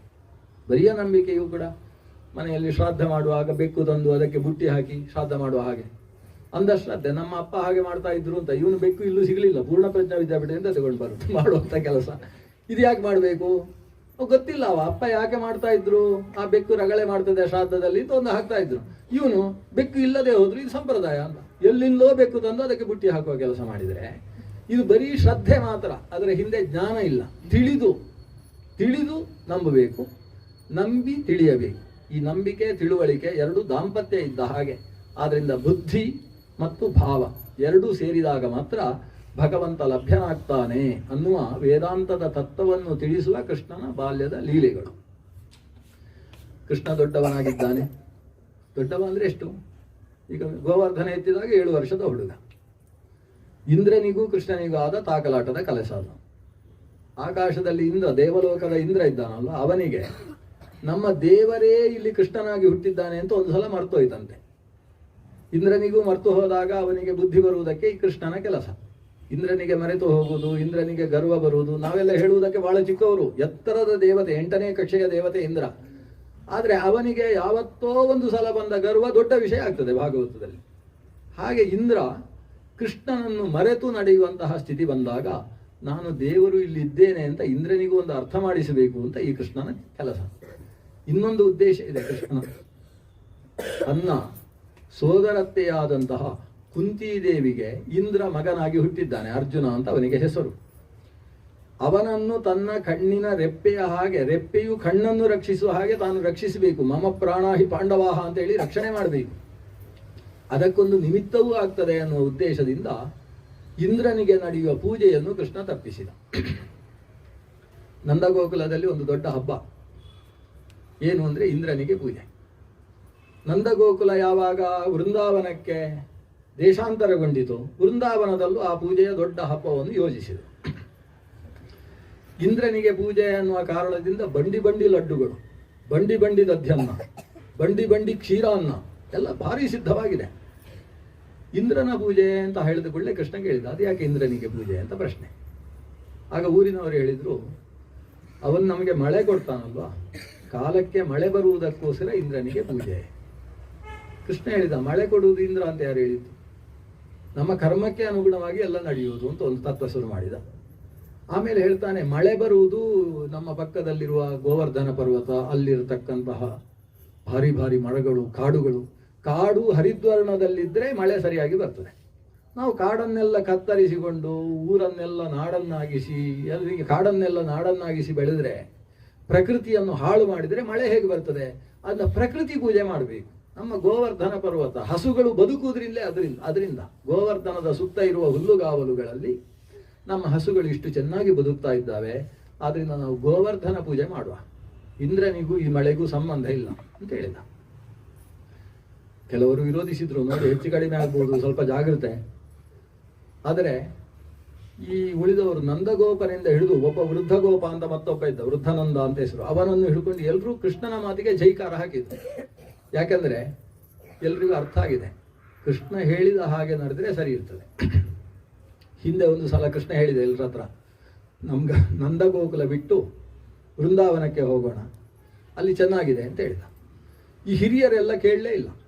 ನನ್ನ ಅಜ್ಜನೂ ಕೂಡ ಇಲ್ಲೇ ಇದ್ದದ್ದು, ನಮ್ಮ ಮುತ್ತಜ್ಜನೂ ಕೂಡ ಇದೇ ಊರಲ್ಲಿದ್ದದ್ದು, ನಾವು ಈ ಊರು ಬಿಟ್ಟು ಬರಲಿಕ್ಕಿಲ್ಲ, ಮಣ್ಣಾಗುವುದಾದ್ರೆ ಇಲ್ಲೇ ಮಣ್ಣಾಗುವುದು ಅಂತ ಹಿರಿಯರು ಗಟ್ಟಿ ಮಾಡಿದರು. ಆವಾಗ ಮರು ದಿವಸದ ಕಥೆ ಏನಾಯಿತು? ಪ್ರತಿಯೊಬ್ಬರು ಕೂಡ ಬಂದು ಹೇಳಿದ್ರು ನಂದಗೋಪನ ಹತ್ರ, ನಿನ್ನ ಮಗ ಹೇಳಿದಲ್ವಾ ಬೇರೆ ಊರಿಗೆ ಹೋಗಬೇಕು ಅಂತ, ಹೊರಡುವ ಅಂತ. ನಂದಗೋಪನಿಗೆ ಆಶ್ಚರ್ಯ, ನಿನ್ನೆ ಎಲ್ಲರೂ ವಿರೋಧ. ಈ ಬಾಡಿಗೆ ಮನೆಯಲ್ಲಿದ್ದವರು ಬೇರೆ ಮನೆಗೆ ಹೋಗುವಂತ ಓನರ್ ಹೇಳಿದ್ರು ಕೇಳುವುದಿಲ್ಲ. ನಾವು 5 ವರ್ಷದಿಂದ ಇದ್ದೇವೆ, ಬಾಡಿಗೆ ಮನೆ ಬಿಡ್ಲಿಕ್ಕೆ ಕಷ್ಟ. ಇದು ಅಜ್ಜ ಮುತ್ತಜ್ಜ ಎಲ್ಲ ಬೆಳೆದಂತಹ ಊರಿನಿಂದ ಹೋಗುವುದಕ್ಕೆ ಯಾರು ಕೇಳದೇ ಇದ್ದವರು ಮರು ದಿವಸ ಅವರಾಗಿ ಬಂದು ಹೇಳ್ತಾರೆ, ಕೃಷ್ಣ ಹೇಳಿದ್ದಾನಲ್ಲ ಹೊರಡು ಅಂತ. ಕಾರಣ ನೋಡಿದ್ರೆ ಜ್ಯೋತಿಷ್ಕರು ಹೇಳಿದ್ದಾರೆ ಎಲ್ರಿಗೂ. ಇವರು ಮನೆಯಲ್ಲಿ ಒಂದು ಅನಾಹುತ ಆಯಿತು. ಪ್ರತಿಯೊಬ್ಬರ ಮನೆಗೂ ಒಂದೊಂದು ತೋಳಗಳು ಪ್ರವೇಶ. ಮನೆಯೊಳಗೆ ತೋಳ ಬಂದು ಅಲ್ಲಿದ್ದ ಹಸುವನ್ನು ಹಿಡಿಬೇಕಲ್ವಾ, ಅದಿಲ್ಲ, ಸೀದಾ ಮನೆಯೊಳಗೆ ಹೋಗುದು, ದೇವರ ಕೋಣೆಗೆ ಹೋಗಿ ಅಲ್ಲಿದ್ದ ಬೆಣ್ಣೆಯೋ ಪದಾರ್ಥವೋ ತಿಂದುಕೊಂಡು ಹೋಗುದು. ಅದು ಇವರ ಮುಂದೆ ದೇವರ ಕೋಣೆಗೆ ಹೋಗಿದ್ದೇವೆ ಅಂತ ತೋರಿಸುವುದಕ್ಕೋಸ್ಕರ. ತೋಳ ಮನೆಗೆ ಪ್ರವೇಶ ಮಾಡಿದರೆ ಶಾಂತಿ ಆಗಬೇಕು, ವೃಕ ಪ್ರವೇಶ ಶಾಂತಿ ಅಂತ. ಶಾಂತಿ ಹೇಗೆ? 3 ತಿಂಗಳು ಮನೆ ಬಿಟ್ಟು ಆಮೇಲೆ ಶಾಂತಿ ಮಾಡಬೇಕು. ಇದೆಲ್ಲ ಕಷ್ಟ ಉಂಟು. ಗೂಬೆ ಪ್ರವೇಶಿಸಿದರೆ 6 ತಿಂಗಳು ಬಿಡಬೇಕು, ಗೂಕ ಪ್ರವೇಶ ಶಾಂತಿ ಆಗಬೇಕು. ನಾಯಿ ಪ್ರವೇಶ ಮಾಡಿದರೆ ಹೇಳಿಕ್ಬಾರ್ದು, ಉಪನ್ಯಾಸದಲ್ಲಿ ಹೇಳ್ಬಾರ್ದು, ಅದು ಅದಕ್ಕಿಂತ ದೊಡ್ಡ ಶಾಂತಿ ಉಂಟು. ಅಂತೂ ಮನೆಗೆ ಯಾವಾಗ ವೃಕ ಪ್ರವೇಶ ಆಯ್ತಲ್ಲ, ಇವರೆಲ್ಲ ಬಂದು ಅನಿಷ್ಟ ಆಗಿದೆ, ಹೊರಡುವ. ಈ ವೃಕ ಎಲ್ಲಿದ್ದು ಅವರು ಸ್ವಲ್ಪ ಪರೀಕ್ಷೆ ಮಾಡಿದರೆ ಅರ್ಥ ಆಗ್ತಿತ್ತಂತೆ. ಅದು ಸರ್ವೇ ಶ್ರೀವತ್ಸ ಲಾಂಛನ ಅಂತ ಹರಿವಂಶ ಹೇಳ್ತದೆ. ಆ ವೃಕ ಹೀಗೆ ಹಾರ್ಲಿಕ್ಕೆ ಹೋದರೆ ಅದರ ಎದೆಯಲ್ಲಿ ಶ್ರೀವತ್ಸದ ಚಿಹ್ನೆ ಅಂತೆ. ಅಂದರೆ ಭಗವಂತನ ವರಾಹಾವತಾರ ಇದ್ದ ಹಾಗೆ ವೃಕಾವತಾರ ಇದು. ಅದು ತನ್ನ ರೋಮಕೂಪಗಳಿಂದ, ಸಸರ್ಜ ರೋಮಕೂಪೇಭ್ಯ ವೃಕಾನ್ ವ್ಯಾಘ್ರ ಸಮಾನ ಬಲೇ, ವ್ಯಾಘ್ರದಷ್ಟು ಶಕ್ತಿಯುಳ್ಳಂತಹ ವೃಕಗಳನ್ನು ತನ್ನ ರೋಮಕೂಪದಿಂದ ಈ ದೇವರೇ ಸೃಷ್ಟಿಸಿ ಆ ಊರು ಬಿಡುವ ಹಾಗೆ ಮಾಡಿದ. ಅಂದರೆ ದೇವರ ಮಾತನ್ನು ವಿರೋಧಿಸಿದರೆ ಅದು ನಡೆಯುವುದಿಲ್ಲ, ಕೃಷ್ಣ ಹೇಳಿದ ಹಾಗೆ ನಡೆಯುತ್ತೆ ಅಂತ ಊರಿಗೆಲ್ಲ ಅರ್ಥ ಆಗಿ ಹೋಯಿತು. ಆದ್ರಿಂದ ಯಾವಾಗ ಕೃಷ್ಣ ಹೇಳಿದ ಇಂದ್ರನಿಗೆ ಪೂಜೆ ಬೇಡ, ಅಲ್ಲಿ ಗೋವರ್ಧನ ಪರ್ವತಕ್ಕೆ ಪೂಜೆ ಅಂತ ಹೇಳಿದಾಗ ಎಲ್ಲರೂ ಒಪ್ಪಿಕೊಂಡ್ರು. ಆದರೆ ಪರ್ವತಕ್ಕೆ ಪೂಜೆ ಮಾಡುವುದು ಹೇಗೆ? ಅದನ್ನು ಯಾವುದೋ ಪುಸ್ತಕದಲ್ಲಿ ಆ ಪ್ರಯೋಗ ಇಲ್ಲ ಅಲ್ವಾ. ಕೃಷ್ಣ ಹೇಳಿದ ಪೂಜೆಯ ಪ್ರಯೋಗ ನಂದೇ ಪೌರೋಹಿತ್ಯ ಅಂತ, ಕೃಷ್ಣನದ್ದೇ ಪೌರೋಹಿತ್ಯದಲ್ಲಿ ಒಂದು ಅದಕ್ಕೆ ಪೂಜೆ. ಇಂದ್ರನ ಪೂಜೆಗೆ ಅಂತ ಏನೇನು ಭಕ್ಷ್ಯ ಆಗಬೇಕು ಎಲ್ಲ ಆಗಬೇಕು ಅಂತ ಹೇಳಿದ ಕೃಷ್ಣ. ನೈವೇದ್ಯಕ್ಕೆ ಅಷ್ಟು ಬೇಕು, ಬೇಕಾದರೆ ಅದರ 2ರಷ್ಟು ಮಾಡಿ, ನೈವೇದ್ಯಕ್ಕೆ ಬೇಕೇ ಬೇಕು. ನೈವೇದ್ಯದ ಜೊತೆಗೆ ಹಸುಗಳಿಗೂ ಪೂಜೆ ಆಗಬೇಕು. ಹಸುಗಳಿಗೆ ಬೆಳಗ್ಗೆ ಎಣ್ಣೆಯ ಸ್ನಾನ ಮಾಡಿಸಬೇಕು, ಅದರ ಕೊಂಬುಗಳಿಗೆ ಬಣ್ಣ ಬಳಿಬೇಕು, ಶರೀರದಲ್ಲೆಲ್ಲ ಆಭರಣಗಳನ್ನು ತೊಡಿಸಬೇಕು, ಅದರ ಗೊರಸುಗಳಿಗೂ ಕೂಡ ಬಿಳಿ ಬಣ್ಣವನ್ನು ಬೆಳಿಬೇಕು. ಎಲ್ಲ ಅಲಂಕಾರ ಮಾಡಿದ ಹಸುಗಳನ್ನು ಅಲ್ಲಿ ಕರ್ಕೊಂಡು ಬರಬೇಕು. ಆ ಹಸುಗಳ ಮುಂದೆ ನಾನಾ ವಾದ್ಯ ಘೋಷಗಳ ಜೊತೆಗೆ ಹಸುಗಳನ್ನು ಹಿಡ್ಕೊಂಡು ಗೋವರ್ಧನಕ್ಕೆ ಒಂದು ಪರಿವರ್ತ, ಒಂದು ಸುತ್ತು ಬರತಕ್ಕಂಥ. ಸುತ್ತು ಬರುವಾಗ ಮಡಿಕೆಯಲ್ಲಿ ಹಾಲು ಹಾಕಿಕೊಂಡು ಹಾಲುವನ್ನು ಚೆಲ್ಲಿಕೊಂಡು ಸುತ್ತು ಬರಬೇಕು. ದೊಡ್ಡ ಕಾರ್ಯಕ್ರಮ. ಹೀಗೆ ಗೋವರ್ಧನ ಪೂಜೆಯ ಒಂದು ವಿಧಾನವನ್ನು ಕೃಷ್ಣನೇ ನಿರ್ಮಾಣ ಮಾಡಿದ. ತಾನೇ ಗೋವರ್ಧನ ರೂಪದಲ್ಲಿ ನಿಂತು ಪೂಜೆಯನ್ನು ಸ್ವೀಕಾರ ಮಾಡ್ತಾನೆ. ಇಂದ್ರನಿಗೆ ಸಿಟ್ಟು, ನನ್ನ ಪೂಜೆ ನಿಲ್ಲಿಸಿದ್ದಾರೆ ಅಂತ. ಸುರಿಯಿತು ಮಳೆ. ಅದು ಹೇಗೆ? ನಾಗ ಖರೋಪಮಾಹ. ನಾಗ ಅನ್ನುವ ಶಬ್ದಕ್ಕೆ ಆನೆ ಅಂತ ಒಂದು ಅರ್ಥ ಇದೆ. ನಾಗೇಂದ್ರ ಅಂದ್ರೆ ಗಜೇಂದ್ರ ಅಂತ ಅರ್ಥ. ನಾಗ ಅಂತ ಅದು ಆನೆಗೆ ಯೋಗರೂಢವಾದ ಶಬ್ದ. ನಾಗಕರ ಅಂದ್ರೆ ಆನೆಯ ಸೊಂಡಿಲು. ಆನೆಯ ಸೊಂಡಿಲಿನಂತ ನೀರಂತೆ, ಮುಸಲಧಾರೆ ಅಂತ ಹೇಳುವುದಿಲ್ಲ ಹಾಗೆ, ಇದು ಶುಂಡಾಧಾರೆ. ಅಷ್ಟು ಜೋರಾಗಿ ಮಳೆ ಸುರಿಯುತ್ತದೆ, ಊರನ್ನೆಲ್ಲ ಮುಳುಗಿಸಿ ಬಿಡತಕ್ಕಂತಹ ಪ್ರಕ್ರಮ ನಡೆಯಿತು. ಆವಾಗ ಬಲರಾಮ ಹೇಳಿದ, ಕೃಷ್ಣ ಹೀಗಾಗಿದೆ, ಎಲ್ಲರನ್ನು ಬರಲಿಕ್ಕೆ ಹೇಳುತ್ತಾ. ಬಲರಾಮನ ಒಂದು ದೊಡ್ಡ ಸಂಘ ವ್ಯವಸ್ಥೆ ಆಗಿದೆ. ಬಲರಾಮ ಆ ಊರಲ್ಲಿ ಇದ್ದ ಮಕ್ಕಳಿಗೆಲ್ಲ ಶಿಕ್ಷಣ ಕೊಟ್ಟಿದ್ದಾನೆ. ಜಟ್ಟಿ ಯುದ್ಧ, ಮಲ್ಲ ಯುದ್ಧವನ್ನೆಲ್ಲ ಅಭ್ಯಾಸ ಮಾಡಿಸಿದ್ದಾನೆ. ಒಂದು ಸಂಘವೇ ಕಟ್ಟಿದ್ದಾನೆ. ವಿಪತ್ತು ಕಾಲದಲ್ಲಿ ಸಂರಕ್ಷಣಾ ಸಂಘ ಅಂತಲೇ ಒಂದು ಸಂಘ ಕಟ್ಟಿದ್ದಾನೆ. ಎಲ್ಲ ಮನೆಯಲ್ಲಿದ್ದ ಹಣ್ಣು ಮುದುಕರು, ಹೇಳಲಿಕ್ಕಾಗದೇ ಇರತಕ್ಕಂಥ ಎತ್ತುಗಳು ಯಾವುದನ್ನೂ ಬಿಡದೆ ಎಲ್ಲವನ್ನೂ ತಗೊಂಡು ಬರ್ತಾರೆ. ಕೃಷ್ಣ ಪರ್ವತವನ್ನೆತ್ತಿ ನಿಂತಿದ್ದಾನೆ. ಅದು ಹೇಗೆ? ಎಡಗೈಯ ಕಿರು ಬೆರಳಿನಲ್ಲಿ ಅಲುಗಾಡಿಸುವುದಕ್ಕೆ ಸಾಧ್ಯವಾಗದೇ ಇರತಕ್ಕಂತಹ ಮಹಾಪರ್ವತವೆನಿಸಿದಂಥ ಗೋವರ್ಧನವನ್ನು ತಾನು ಎತ್ತಿ ನಿಲ್ಲಿಸಿದ್ದಾನೆ. ಛತ್ರಾಕಮಿವ ಬಾಲಕ, ಒಬ್ಬ ಬಾಲಕ ಒಂದು ನಾಯಿ ಕೊಡೆಯನ್ನು ಎತ್ತಿ ಹಿಡಿದ ಹಾಗೆಂತೆ ಆ ಪರ್ವತವನ್ನು ತಾನು ಎತ್ತಿಕೊಂಡಿದ್ದಾನೆ. ಅದರ ಅಡಿಯಲ್ಲಿ ಎಲ್ಲರೂ ಬಂದು ಆಶ್ರಯವನ್ನು ಪಡೆದಿದ್ದಾರೆ. ಒಂದಷ್ಟು ಕಾಲ, ಒಂದು ದಿವಸ ಅಲ್ಲ, 2 ದಿವಸ ಅಲ್ಲ, 7 ದಿವಸಗಳ ತನಕ ಭಗವಂತ ಗೋವರ್ಧನ ಚಲೋದ್ಧರ್ತ ಅಂತ ಗೋವರ್ಧನಾಚಲೋದ್ಧರ್ತ ಅಂತ ಕರೆಸಿಕೊಂಡ. ಇಂದ್ರನಿಗೂ ಸುಸ್ತಾಗಿ ಹೋಯಿತು. ಇಂದ್ರ ಅರ್ಥ ಮಾಡಿಕೊಂಡ, ಓ ಇದು ಅಸಾಮಾನ್ಯ ಬಾಲಕ, ನಮ್ಮ ದೇವರೇ ಕೃಷ್ಣಕೇಶಾವತಾರಿಯಾಗಿ ಅಲ್ಲಿ ಅವತರಿಸಿದ್ದಾನೆ ಅಂತ ಅರ್ಥ ಮಾಡಿಕೊಂಡವ ದೇವರನ್ನು ಸ್ಮರಿಸಿಕೊಂಡು ತಾನು ಒಂದು ಹಸುವನ್ನು ಕರ್ಕೊಂಡು ಬರ್ತಾನೆ. ದೇವಲೋಕದ ಕಾಮಧೇನುವನ್ನು ಕರೆದುಕೊಂಡು ಕೃಷ್ಣನ ಸನಿಹಕ್ಕೆ ಬಂದು ಕೃಷ್ಣನನ್ನು ಸ್ತೋತ್ರ ಮಾಡಿ ಕೃಷ್ಣನನ್ನು ಪ್ರೀತಿಗೊಳಿಸಿ, ಅಷ್ಟರಲ್ಲಿ ಪರ್ವತ ಕೆಳಗಿಟ್ಟಾಗಿದೆ. ಕೃಷ್ಣನಿಗೆ ಅದೇ ಕಾಮಧೇನುವಿನ ಕ್ಷೀರದಿಂದ ಅಭಿಷೇಕ ಮಾಡಿ ಕೃಷ್ಣನನ್ನು ಗೋವಿಂದ ಅಂತ ಕರೆದಂತೆ. ಗೋವಿಂದ ಇತಿ ಚಾಭ್ಯದಾತ್. ಇಲ್ಲಿ ಗೋವಿಂದ ಅಂತ ಅವನು ಕರೆದದ್ದು ಯಾಕೆ? ಇಂದ್ರ ಗೋವಿಂದ ಅನ್ನೋ ಶಬ್ದ ಹೇಳಿದರೆ ಆ ಪಾಪ ಎಲ್ಲ ನಾಶ ಆಗ್ತದೆ. ಅಚ್ಯುತಾನಂದ ಗೋವಿಂದ ನಾಮೋಚ್ಚಾರಣ ಭೀಷಿತಾಹ ನಶ್ಯಂತಿ ಸಕಲ. ಒಂದಷ್ಟು ಕಾಲ, 1 ದಿವಸ ಅಲ್ಲ, 2 ದಿವಸ ಅಲ್ಲ, 7 ದಿವಸಗಳ ತನಕ ಭಗವಂತ ಗೋವರ್ಧನ ಚಲೋದ್ಧರ್ತ ಅಂತ ಗೋವರ್ಧನಾಚಲೋದ್ಧರ್ತ ಅಂತ ಕರೆಸಿಕೊಂಡ. ಇಂದ್ರನಿಗೂ ಸುಸ್ತಾಗಿ ಹೋಯಿತು. ಇಂದ್ರ ಅರ್ಥ ಮಾಡಿಕೊಂಡ, ಓ ಇದು ಅಸಾಮಾನ್ಯ ಬಾಲಕ, ನಮ್ಮ ದೇವರೇ ಕೃಷ್ಣಕೇಶಾವತಾರಿಯಾಗಿ ಅಲ್ಲಿ ಅವತರಿಸಿದ್ದಾನೆ ಅಂತ ಅರ್ಥ ಮಾಡಿಕೊಂಡವ ದೇವರನ್ನು ಸ್ಮರಿಸಿಕೊಂಡು ತಾನು ಒಂದು ಹಸುವನ್ನು ಕರ್ಕೊಂಡು ಬರ್ತಾನೆ. ದೇವಲೋಕದ ಕಾಮಧೇನುವನ್ನು ಕರೆದುಕೊಂಡು ಕೃಷ್ಣನ ಸನಿಹಕ್ಕೆ ಬಂದು ಕೃಷ್ಣನನ್ನು ಸ್ತೋತ್ರ ಮಾಡಿ ಕೃಷ್ಣನನ್ನು ಪ್ರೀತಿಗೊಳಿಸಿ, ಅಷ್ಟರಲ್ಲಿ ಪರ್ವತ ಕೆಳಗಿಟ್ಟಾಗಿದೆ. ಕೃಷ್ಣನಿಗೆ ಅದೇ ಕಾಮಧೇನುವಿನ ಕ್ಷೀರದಿಂದ ಅಭಿಷೇಕ ಮಾಡಿ ಕೃಷ್ಣನನ್ನು ಗೋವಿಂದ ಅಂತ ಕರೆದಂತೆ. ಗೋವಿಂದ ಇತಿ ಚಾಭ್ಯದಾತ್. ಇಲ್ಲಿ ಗೋವಿಂದ ಅಂತ ಅವನು ಕರೆದದ್ದು ಯಾಕೆ? ಇಂದ್ರ ಗೋವಿಂದ ಅನ್ನೋ ಶಬ್ದ ಹೇಳಿದರೆ ಆ ಪಾಪ ಎಲ್ಲ ನಾಶ ಆಗ್ತದೆ. ಅಚ್ಯುತಾನಂದ ಗೋವಿಂದ ನಾಮೋಚ್ಚಾರಣ ಭೀಷಿತಾಹ ನಶ್ಯಂತಿ ಸಕಲ ಪಾಪಾಹ, ಅಥವಾ ಅಚ್ಯುತಾನಂದ ಗೋವಿಂದ ನಾಮೋಚ್ಚಾರಣ ಭೇಷಜಾತ್ ನಶ್ಯಂತಿ ಸಕಲ ರೋಗಾಹ ಸತ್ಯಂ ಸತ್ಯಂ ವದಾಮ್ಯಹಂ ಅಂತ. ಅದರಿಂದ ಎಲ್ಲ ಪಾಪ ರೋಗಗಳಿಗೆ ಔಷಧ ಸ್ವರೂಪದಲ್ಲಿ ಗೋವಿಂದ ನಾಮ ಸಂಕೀರ್ತನ ಇದೆ. ಇಂದ್ರ ಗೋವಿಂದ ನಾಮವನ್ನು ಸಂಕೀರ್ತನೆ ಮಾಡಿದ. ಕೃಷ್ಣನಿಗೆ ಈಗ 7 ವರ್ಷವೂ ಅಲ್ಲ, 8-9 ವರ್ಷ ಆಗಿದೆ.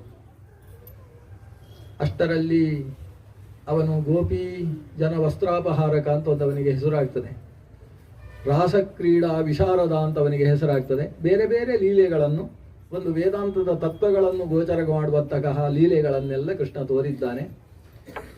ಅಷ್ಟರಲ್ಲಿ ನಮ್ಮ ಮಥುರೆಯ ಕಥೆ ಏನಾಯಿತು?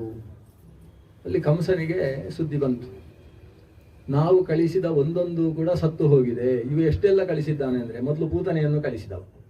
ಪೂತನೆಯ ಸುದ್ದಿಯೇ ಬರಲಿಲ್ಲ ಅವರಿಗೆ. ಆದರೆ ಒಂದು ಸುದ್ದಿ ಬಂತಂತೆ ಈ ಕಂಸನಿಗೆ. ಎಷ್ಟು? ಸುಮಾರು ಪೂತನೆಯನ್ನು ಕಳಿಸಿ 10 ವರ್ಷ ಆದ ಮೇಲೆ ಸುದ್ದಿ. ಪೂತನೆ ಸತ್ತದ್ದು ಗೋಕುಲದಲ್ಲಿ ಅಂತ ಆಮೇಲೆ ಗೊತ್ತಾದದ್ದು ಅವನಿಗೆ. ಅಲ್ಲ, ಪೂತನೆ ಸತ್ತ ಮೇಲೆ ನಮಗೆ ಸುದ್ದಿ ಬರದೇ ಇರುವ ಹಾಗೆ ಹೇಗೆ ದಹನ ಆಯಿತು ಅಂತ ಕೇಳಿದ್ರೆ, ಯಾಕಂದ್ರೆ ಪೂತನೆ ಸತ್ತರೆ ಅವಳ ಕಾಲು ಗೋಕುಲದಲ್ಲಿ ಸತ್ತರೆ ಅದು ಮಥುರೆಗೆ ಮುಟ್ಟುವಷ್ಟು ದೊಡ್ಡದೇ ಅವಳದು. ಅದು ಯಾಕೆ ಗೊತ್ತಾಗಲಿಲ್ಲ?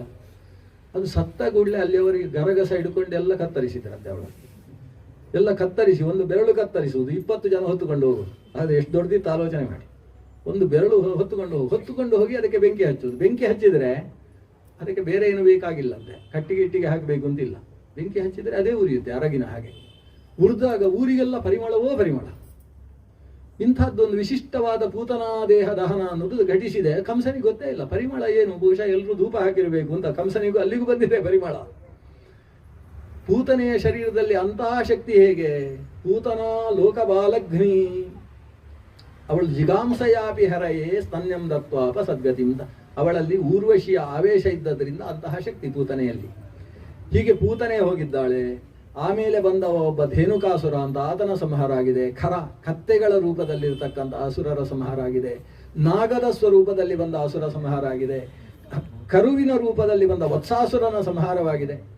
ಬೇರೆ ಬೇರೆ ಬಂಡಿಯ ಸ್ವರೂಪದಲ್ಲಿ ಬಂದವ ಸತ್ತಿದ್ದಾನೆ. ಗಾಳಿಯ ಸ್ವರೂಪದಲ್ಲಿ ವಾತಾಸುರ, ತೃಣೀಕೃತ ತೃಣಾವರ್ತ ಅಂತ ಇವನಿಗೆ ಹೆಸರಾಗಿದೆ. ಕಂಸ ಕೊನೆಗೆ ಕೇಶಿ ಅಂತ ಹೇಳುವ ಒಂದು ಕುದುರೆಯನ್ನು ಕಳಿಸಿದ. ಕೇಶಿಯನ್ನೂ ಕೃಷ್ಣ ಕೊಂದು ಕೇಶವ ಅಂತ ಕರೆಸಿಕೊಂಡ. ಕೇಶಿ ಸಂಹಾರಕತ್ವ ಪ್ರಯುಕ್ತವಾಗಿ ಕೇಶವ ಅಂತ ಅನಿಸಿಕೊಂಡವ ಭಗವಂತ. ಹೀಗೆ ಬೇರೆ ಬೇರೆ ಹೆಸರುಗಳು ಅವನಿಗೆ ಬಂತು, ಒಂದೊಂದರ ಸಂಹಾರದಿಂದ ಒಂದೊಂದು. ಇಷ್ಟಾದಾಗ ಕಂಸನಿಗೆ ಗೊತ್ತಾಯಿತು, ನಮ್ಮಲ್ಲಿ ಹೋದವರೆಲ್ಲ ಬರುವುದಿಲ್ಲ. ಯಾಕೆ? ಅವರು ಹೋಗುವುದಿಲ್ಲ ಗೋಕುಲ ವೃಂದಾವನ ಈ ಕಡೆಗೆ ಹೋಗ್ತಾರೆ. ಹೋಗಿ ಕೃಷ್ಣನ ಕೈಯಲ್ಲಿ ಸತ್ತಿದ್ದಾರೆ, ಕೆಲವರು ಬಲರಾಮನ ಕೈಯಲ್ಲಿ ಸತ್ತಿದ್ದಾರೆ. ಇದನ್ನು ಹೇಳಿದವರು ನಾರದರು. ನಾರದರ ಬಾಯಲ್ಲಿ ಗುಟ್ಟು ಉಳಿಯುವುದೇ ಇಲ್ಲ. ಸೀದಾ ಬಂದು ಕಂಸನಿಗೆ ಹೇಳಿದರು, ಅವನೇ ನೀನು ನಿನ್ನ ವಸುದೇವ ಭಾರೀ ಪ್ರಾಮಾಣಿಕ ಅಂತ ಅನ್ಕೊಂಡಿದ್ದೀನಿ. ಅರ್ಧ ಘಟನೆ ಗೊತ್ತಾ ನಿಂಗೆ? ಅವತ್ತು ಮಾತು ಕೊಟ್ಟ ಅಲ್ವಾ, ಹುಟ್ಟಿದ ಮಗು ತರ್ತೇನೆ ಅಂತ. ಕೊನೆ ಮಗುವನ್ನು ಹಿಡ್ಕೊಂಡು ಹೋದದ್ದು ಅವನೇ ಅಲ್ಲಿ ಹೋಗಿಟ್ಟು ಅಲ್ಲಿದ್ದ ಹುಡುಗಿಯನ್ನು ತಂದದ್ದು. ಇಷ್ಟೆಲ್ಲ ಘಟನೆ. ಕಂಸನಿಗೆ ಮೈ ಬೆವತು ಹೋಯಿತು, ತುಟಿ ಕಚ್ಚಿದ. ಅವನ ತುಟಿಯಿಂದ ಅವನಿಗೆ ರಕ್ತ ಬಂತಂತೆ. ವಸುದೇವನ ಮೇಲೆ ಅಷ್ಟು ಕೋಪ. ಸೀದಾ ಕತ್ತಿ ಹಿಡ್ಕೊಂಡು ಹೊರಟ. ಕತ್ತಿ ಹಿಡ್ಕೊಂಡಾಗ ಅವನ ಶಾಲು ನಾರದರು ಹಿಡ್ಕೊಂಡು, ಈಗ ಕೊಲ್ಲಬೇಡ ಅಂತ ಹೇಳ್ತಾರೆ. ಆ ಹುಡುಗರನ್ನು ಕರೆಸು, ನಿನ್ನನ್ನು ಕೊಲ್ಲುವುದಕ್ಕೆ ದೇವರು ಹುಟ್ಟಿದ್ದಲ್ವ ಕೃಷ್ಣ, ಅವನ ಮುಂದೆಯೇ ಇವರನ್ನು ಕೊಲ್ಲಬೇಕು. ನಿನ್ನ ಪರಾಕ್ರಮ ಅಲ್ಲಿ ತೋರಿಸಬೇಕು. ಅವರಿಗೆ ಅರ್ಥ ಆಗಬೇಕು, ಅಪ್ಪ ಸತ್ತಾಗ ಎಷ್ಟು ಕಷ್ಟ ಇದೆ ಎಂದು ಗೊತ್ತಾಗಬೇಕು. ನಿನ್ನ ಪರಾಕ್ರಮ ಅರ್ಥ ಆಗಬೇಕು. ಹೌದಲ್ವ ಅಂತ ಕಂಸನಿಗೆ ಅನಿಸಿತು. ಈ ನಾರದರು ಎಲ್ಲದರಲ್ಲೂ ಚಾಲಾಕು ಅಂತೂ ಹಿಡ್ಕೊಂಡ್ರು. ಇಲ್ಲಿ ಕಂಸನಿಗೆ ಹೇಗೆ ಕೃಷ್ಣನನ್ನು ಅಲ್ಲಿ ಹೋಗಿ ಕೊಲ್ಲಿಕ್ಕೆ ಆಗಲಿಲ್ಲ. ಎಲ್ಲ ಹೋದವರು ಸತ್ತಿದ್ದಾರೆ. ನಾನು ಕೂಡ ಅಲ್ಲೇ ಹೋದರೆ ಭಾರತ ಆಸ್ಟ್ರೇಲಿಯಾದಲ್ಲಿ ಹೋಗಿ ಆಡಿದ ಹಾಗೆ ಆಗ್ತದೆ. ಅದಕ್ಕಿಂತ ಇಲ್ಲೇ ಕರೆಸಿಕೊಂಡು ಒಂದು ಗೆಲ್ಲಬಹುದಲ್ವ ಅಂತ. ಅದಕ್ಕೆ ಮಥುರೆಗೆ ಕೃಷ್ಣ ಬಲರಾಮರನ್ನು ಕರೆಸಿಕೊಳ್ಳುವ ಯೋಜನೆ. ಮಥುರೆಯಲ್ಲಿ ವರ್ಷಕ್ಕೊಂದು ಸಲ ಒಂದು ದೊಡ್ಡ ಯಜ್ಞ ನಡೀತದೆ. ಅದಕ್ಕೆ ಬಿಲ್ಲ ಹಬ್ಬ ಅಂತ ಹೆಸರು. ಶಿವಧನುಸ್ಸಿಗೆ ಒಂದು ಪೂಜೆ, ಧನುರ್ಯಾಗ ಅಂತ ಕರೀತಾರೆ. ಆ ಯಾಗಕ್ಕೆ ಈ ಸಲ ಭಾರಿ ಪ್ರಚಾರ ಕೊಟ್ಟ. ಭಾರಿ ಪ್ರತಿ ಸಲ ಅವತ್ತು ಮಲ್ಲ ಯುದ್ಧ ಎಲ್ಲ ನಡೆಯುವುದಿದೆ. ಬರೀ 6 ಮಂಚಗಳನ್ನು ಹಾಕ್ತಾ ಇದ್ದ ಮಲ್ಲ ಯುದ್ಧಕ್ಕೆ. ಈ ಸಲ 16 ಮಂಚಗಳನ್ನು ಹಾಕಿ ಮಲ್ಲ ಯುದ್ಧದ ವ್ಯವಸ್ಥೆ. ಅದಕ್ಕೆ ಗೋಕುಲದಿಂದಲೂ ಮಲ್ಲರನ್ನು ಕರೆಸಬೇಕು ಅಂತ ವ್ಯವಸ್ಥೆ ಆಯಿತು. ಯಾರನ್ನು? ಬಲರಾಮಕೃಷ್ಣರನ್ನು ಕರೆಸಬೇಕು. ಅದರ ಜೊತೆಗೆ ನಮ್ಮ ಸಂಬಂಧವನ್ನು ಹೇಳಿ ಕರೆಸಬೇಕು. ನಮಗೆ ಅವನು ಅಳಿಯ ಆಗಬೇಕು, ನಾನು ಸೋದರ ಮಾವ ಆಗಬೇಕು. ನಮಗೆಲ್ಲ ವಸುದೇವ ದೇವಕಿಯರ ಮಗ ಅಂತ ಗೊತ್ತಾಗಿದೆ. ಆದ್ದರಿಂದ ಅವರನ್ನು ಕರೆಸುವುದಕ್ಕೆ ಯಾರನ್ನು ಕೊಟ್ಟು ಕಳಿಸುವುದು? ಕೃಷ್ಣನ ಪರಮ ಭಕ್ತನಾದ ಅಕ್ರೂರ, ಯದುವಂಶದಲ್ಲಿ ತಿಲಕಪ್ರಾಯನಾದವ, ಅಂತಹ ಅಕ್ರೂರನನ್ನು ಕಳಿಸುವ. ಅವನು ಮಂತ್ರಿ, ಇವನು ಕಂಸನಿಗೆ ಮಂತ್ರಿ ಆಗಬೇಕು. ಉಗ್ರಸೇನನ ಆಪ್ತ ಸಲಹಾಗಾರನಾಗಿದ್ದವ. ಅವನೊಬ್ಬ ಅಲ್ಲಿ ಬದುಕಿದ್ದ ಪುಣ್ಯಕ್ಕೆ. ಇಲ್ಲದೆ ಹೋದರೆ ಕಂಸ ಏನು ಮಾಡಿದ್ದ ಅಂದರೆ, ಯದುಕುಲದ ಒಬ್ಬ ವ್ಯಕ್ತಿ ಸಿಕ್ಕಿದ್ರು ಸಾಯಿಸೋದು. ಜನಾಂಗೀಯ ದ್ವೇಷ ಸುರಾಗೋಗಿತ್ತು. ಯದುವಂಶದವರು ಉಳಿಬಾರ್ದು, ಭೋಜ ವಂಶದವರು ಮಾತ್ರ ಉಳಿಬೇಕು ಅಂತ. ಈ ಎರಡೂ ವಸ್ತುತಃ ಅದು ಯದುವಂಶದ್ದೇ ಒಂದು ಕವಲು. ಆದರೆ ಯದುವಂಶ ಅಂತ ಕರೆಸಿಕೊಂಡ ವೃಷ್ಣಿಗಳು ಒಬ್ಬರು ಉಳಿಬಾರದು ಅಂತ ತೀರ್ಮಾನ ಮಾಡಿದ್ದಾರೆ. ಅಯಾದವಿ ಭೂಕರಣ ಅಂತ ಇವರದೊಂದು ಯೋಜನೆ. ಈ ಕಂಸನಿಗೆ ಅದಕ್ಕೆ ಭಾರಿ ಪ್ರೇರಣೆ ಕೊಡುವವ ಆ ಕಡೆ ಒಬ್ಬ ಇದ್ದಾನೆ. ಅವನು ಮಗಧ ದೇಶದ ಅಧಿಪತಿಯಾದ ಜರಾಸಂಧ. ಅವನಿಗೂ ಇವನಿಗೂ ಭಾರಿ ಹತ್ತಿರ. ಯಾಕೆ ಅಂತ ಹೇಳಿದರೆ, ಅವನ ಮಗಳನ್ನು ಕೊಟ್ಟು ಮದುವೆ ಮಾಡಿದ್ದಾನೆ. ಅದು ಒಂದು ಮಗಳನ್ನು ಕೊಟ್ಟದ್ದಲ್ಲ, 2 ಮಕ್ಕಳನ್ನು. ರಾಜಕೀಯ ವಿವಾಹ. ಹಿಂದೆಲ್ಲ ಮದುವೆಗಳು ರಾಜಕೀಯದ ಉದ್ದೇಶದಿಂದ ಮದುವೆ. ಆ ಮಕ್ಕಳ ಹೆಸರೇನು ಅಂದರೆ ಅಸ್ಥಿ ಪ್ರಾಸ್ತಿ ಅಂತ ಹೆಸರು. ಒಬ್ಳು ಅಸ್ಥಿ ಅಸ್ತಯ, ಅಸ್ಥಿ ಅಂತ ಒಬ್ಬಳ ಹೆಸರು, ಅಂದರೆ ಇದ್ದಾಳೆ ಅಂತ ಅರ್ಥ. ಇನ್ನೊಬ್ಳು ಪ್ರಾಸ್ತಿ ಅಂದರೆ ಚೆನ್ನಾಗಿದ್ದಾಳೆ ಅಂತ. ಇವಳಿಗೆ ಸ್ವಲ್ಪ ವ್ಯತ್ಯಾಸ ಇದ್ದಾಳೆ ಅವಳು. ಈ ಅಸ್ಥಿ ಪ್ರಾಸ್ತಿಯರನ್ನು ಕಂಸನಿಗೆ ಕೊಟ್ಟು ಮದುವೆ ಮಾಡಿದ್ದಾನೆ. ಆದ್ರಿಂದ ಜರಾಸಂಧನ ಶಿಷ್ಯ ಕಂಸ. ಈ ಸ್ಥಿತಿಯಲ್ಲಿ ಕಂಸ ಬಲರಾಮಕೃಷ್ಣರನ್ನು ಊರಿಗೆ ಕಳಿಸಿಕೊಳ್ಳುವ ವ್ಯವಸ್ಥೆ ಮಾಡಿದ್ದಾನೆ. ಬಿಲ್ಲ ಹಬ್ಬವನ್ನು ನೆಪವನ್ನಾಗಿಟ್ಟುಕೊಂಡು ಕರೆಸಿಕೊಳ್ಳುವುದಕ್ಕೆ ಅಕ್ರೂರ ಹೋಗಬೇಕು. ಪರಮ ಭಕ್ತ, ಅವ ಕರೆದ್ರೆ ಬರ್ತಾನೆ ಅಂತ. ಜೊತೆಗೆ ನಂದಗೋಪನ ಪರಮ ಆಪ್ತನೂ ಹೌದು. ಅಕ್ರೂರನಿಗೆ ಕಂಸ ಬಂದು ಇಷ್ಟು ಹೇಳಿದಾಗ ಖುಷಿಯಾಯಿತು. ಅವ ಹೇಳ್ತಾನೆ, ಕೃಷ್ಣನನ್ನು ಕರ್ಕೊಂಡು ಬರುವುದು ಅದು ನನ್ನ ಕೆಲಸ. ಆದರೆ ನೀನು ಯಾಕೆ ಕರ್ಕೊಂಡು ಬರುವುದು? ಕೃಷ್ಣನನ್ನು ಇಲ್ಲಿ ಸಾಯಿಸುವುದಕ್ಕೋಸ್ಕರ ಅಂತ ಎಲ್ಲ ಬಿಟ್ಟು ಹೇಳಿದ್ದೀನಿ ನನ್ನ ಹತ್ರ. ಅದೆಲ್ಲ ದೇವರು ಬಿಟ್ಟ ಹಾಗೆ ಆಗ್ತದೆ ಅಂತ ಹೇಳಿ ಕೃಷ್ಣನನ್ನು ಕರೆದುಕೊಂಡು ಬರುವುದಕ್ಕೆ ರಥವನ್ನು ತಾನೇ ಸ್ವತಃ ಅದನ್ನು ಶುದ್ಧ ಮಾಡಿ, ಬಹುಶಃ ಸ್ವಲ್ಪ ಸೆಗಣಿ ಹಾಕಿ ಎಲ್ಲ ಶುದ್ಧ ಮಾಡ್ತಾನೆ, ಕೃಷ್ಣನ ಮಡಿಗೆ ಸರಿಯಾಗಬೇಕು ಅಂತೇಳಿ. ಅದನ್ನೆಲ್ಲ ಶುದ್ಧೀಕರಿಸಿ ರಥದಲ್ಲಿ ತಾನೇ ಸಾರಥ್ಯವನ್ನು ವಹಿಸಿಕೊಂಡು ರಥವನ್ನು ಈ ಕಡೆ ಓಡಿಸಿದ್ದಾನೆ ವೃಂದಾವನದ ಕಡೆಗೆ. ಅವನಿಗೆ ಕೃಷ್ಣನದ್ದೇ ನೆನಪು.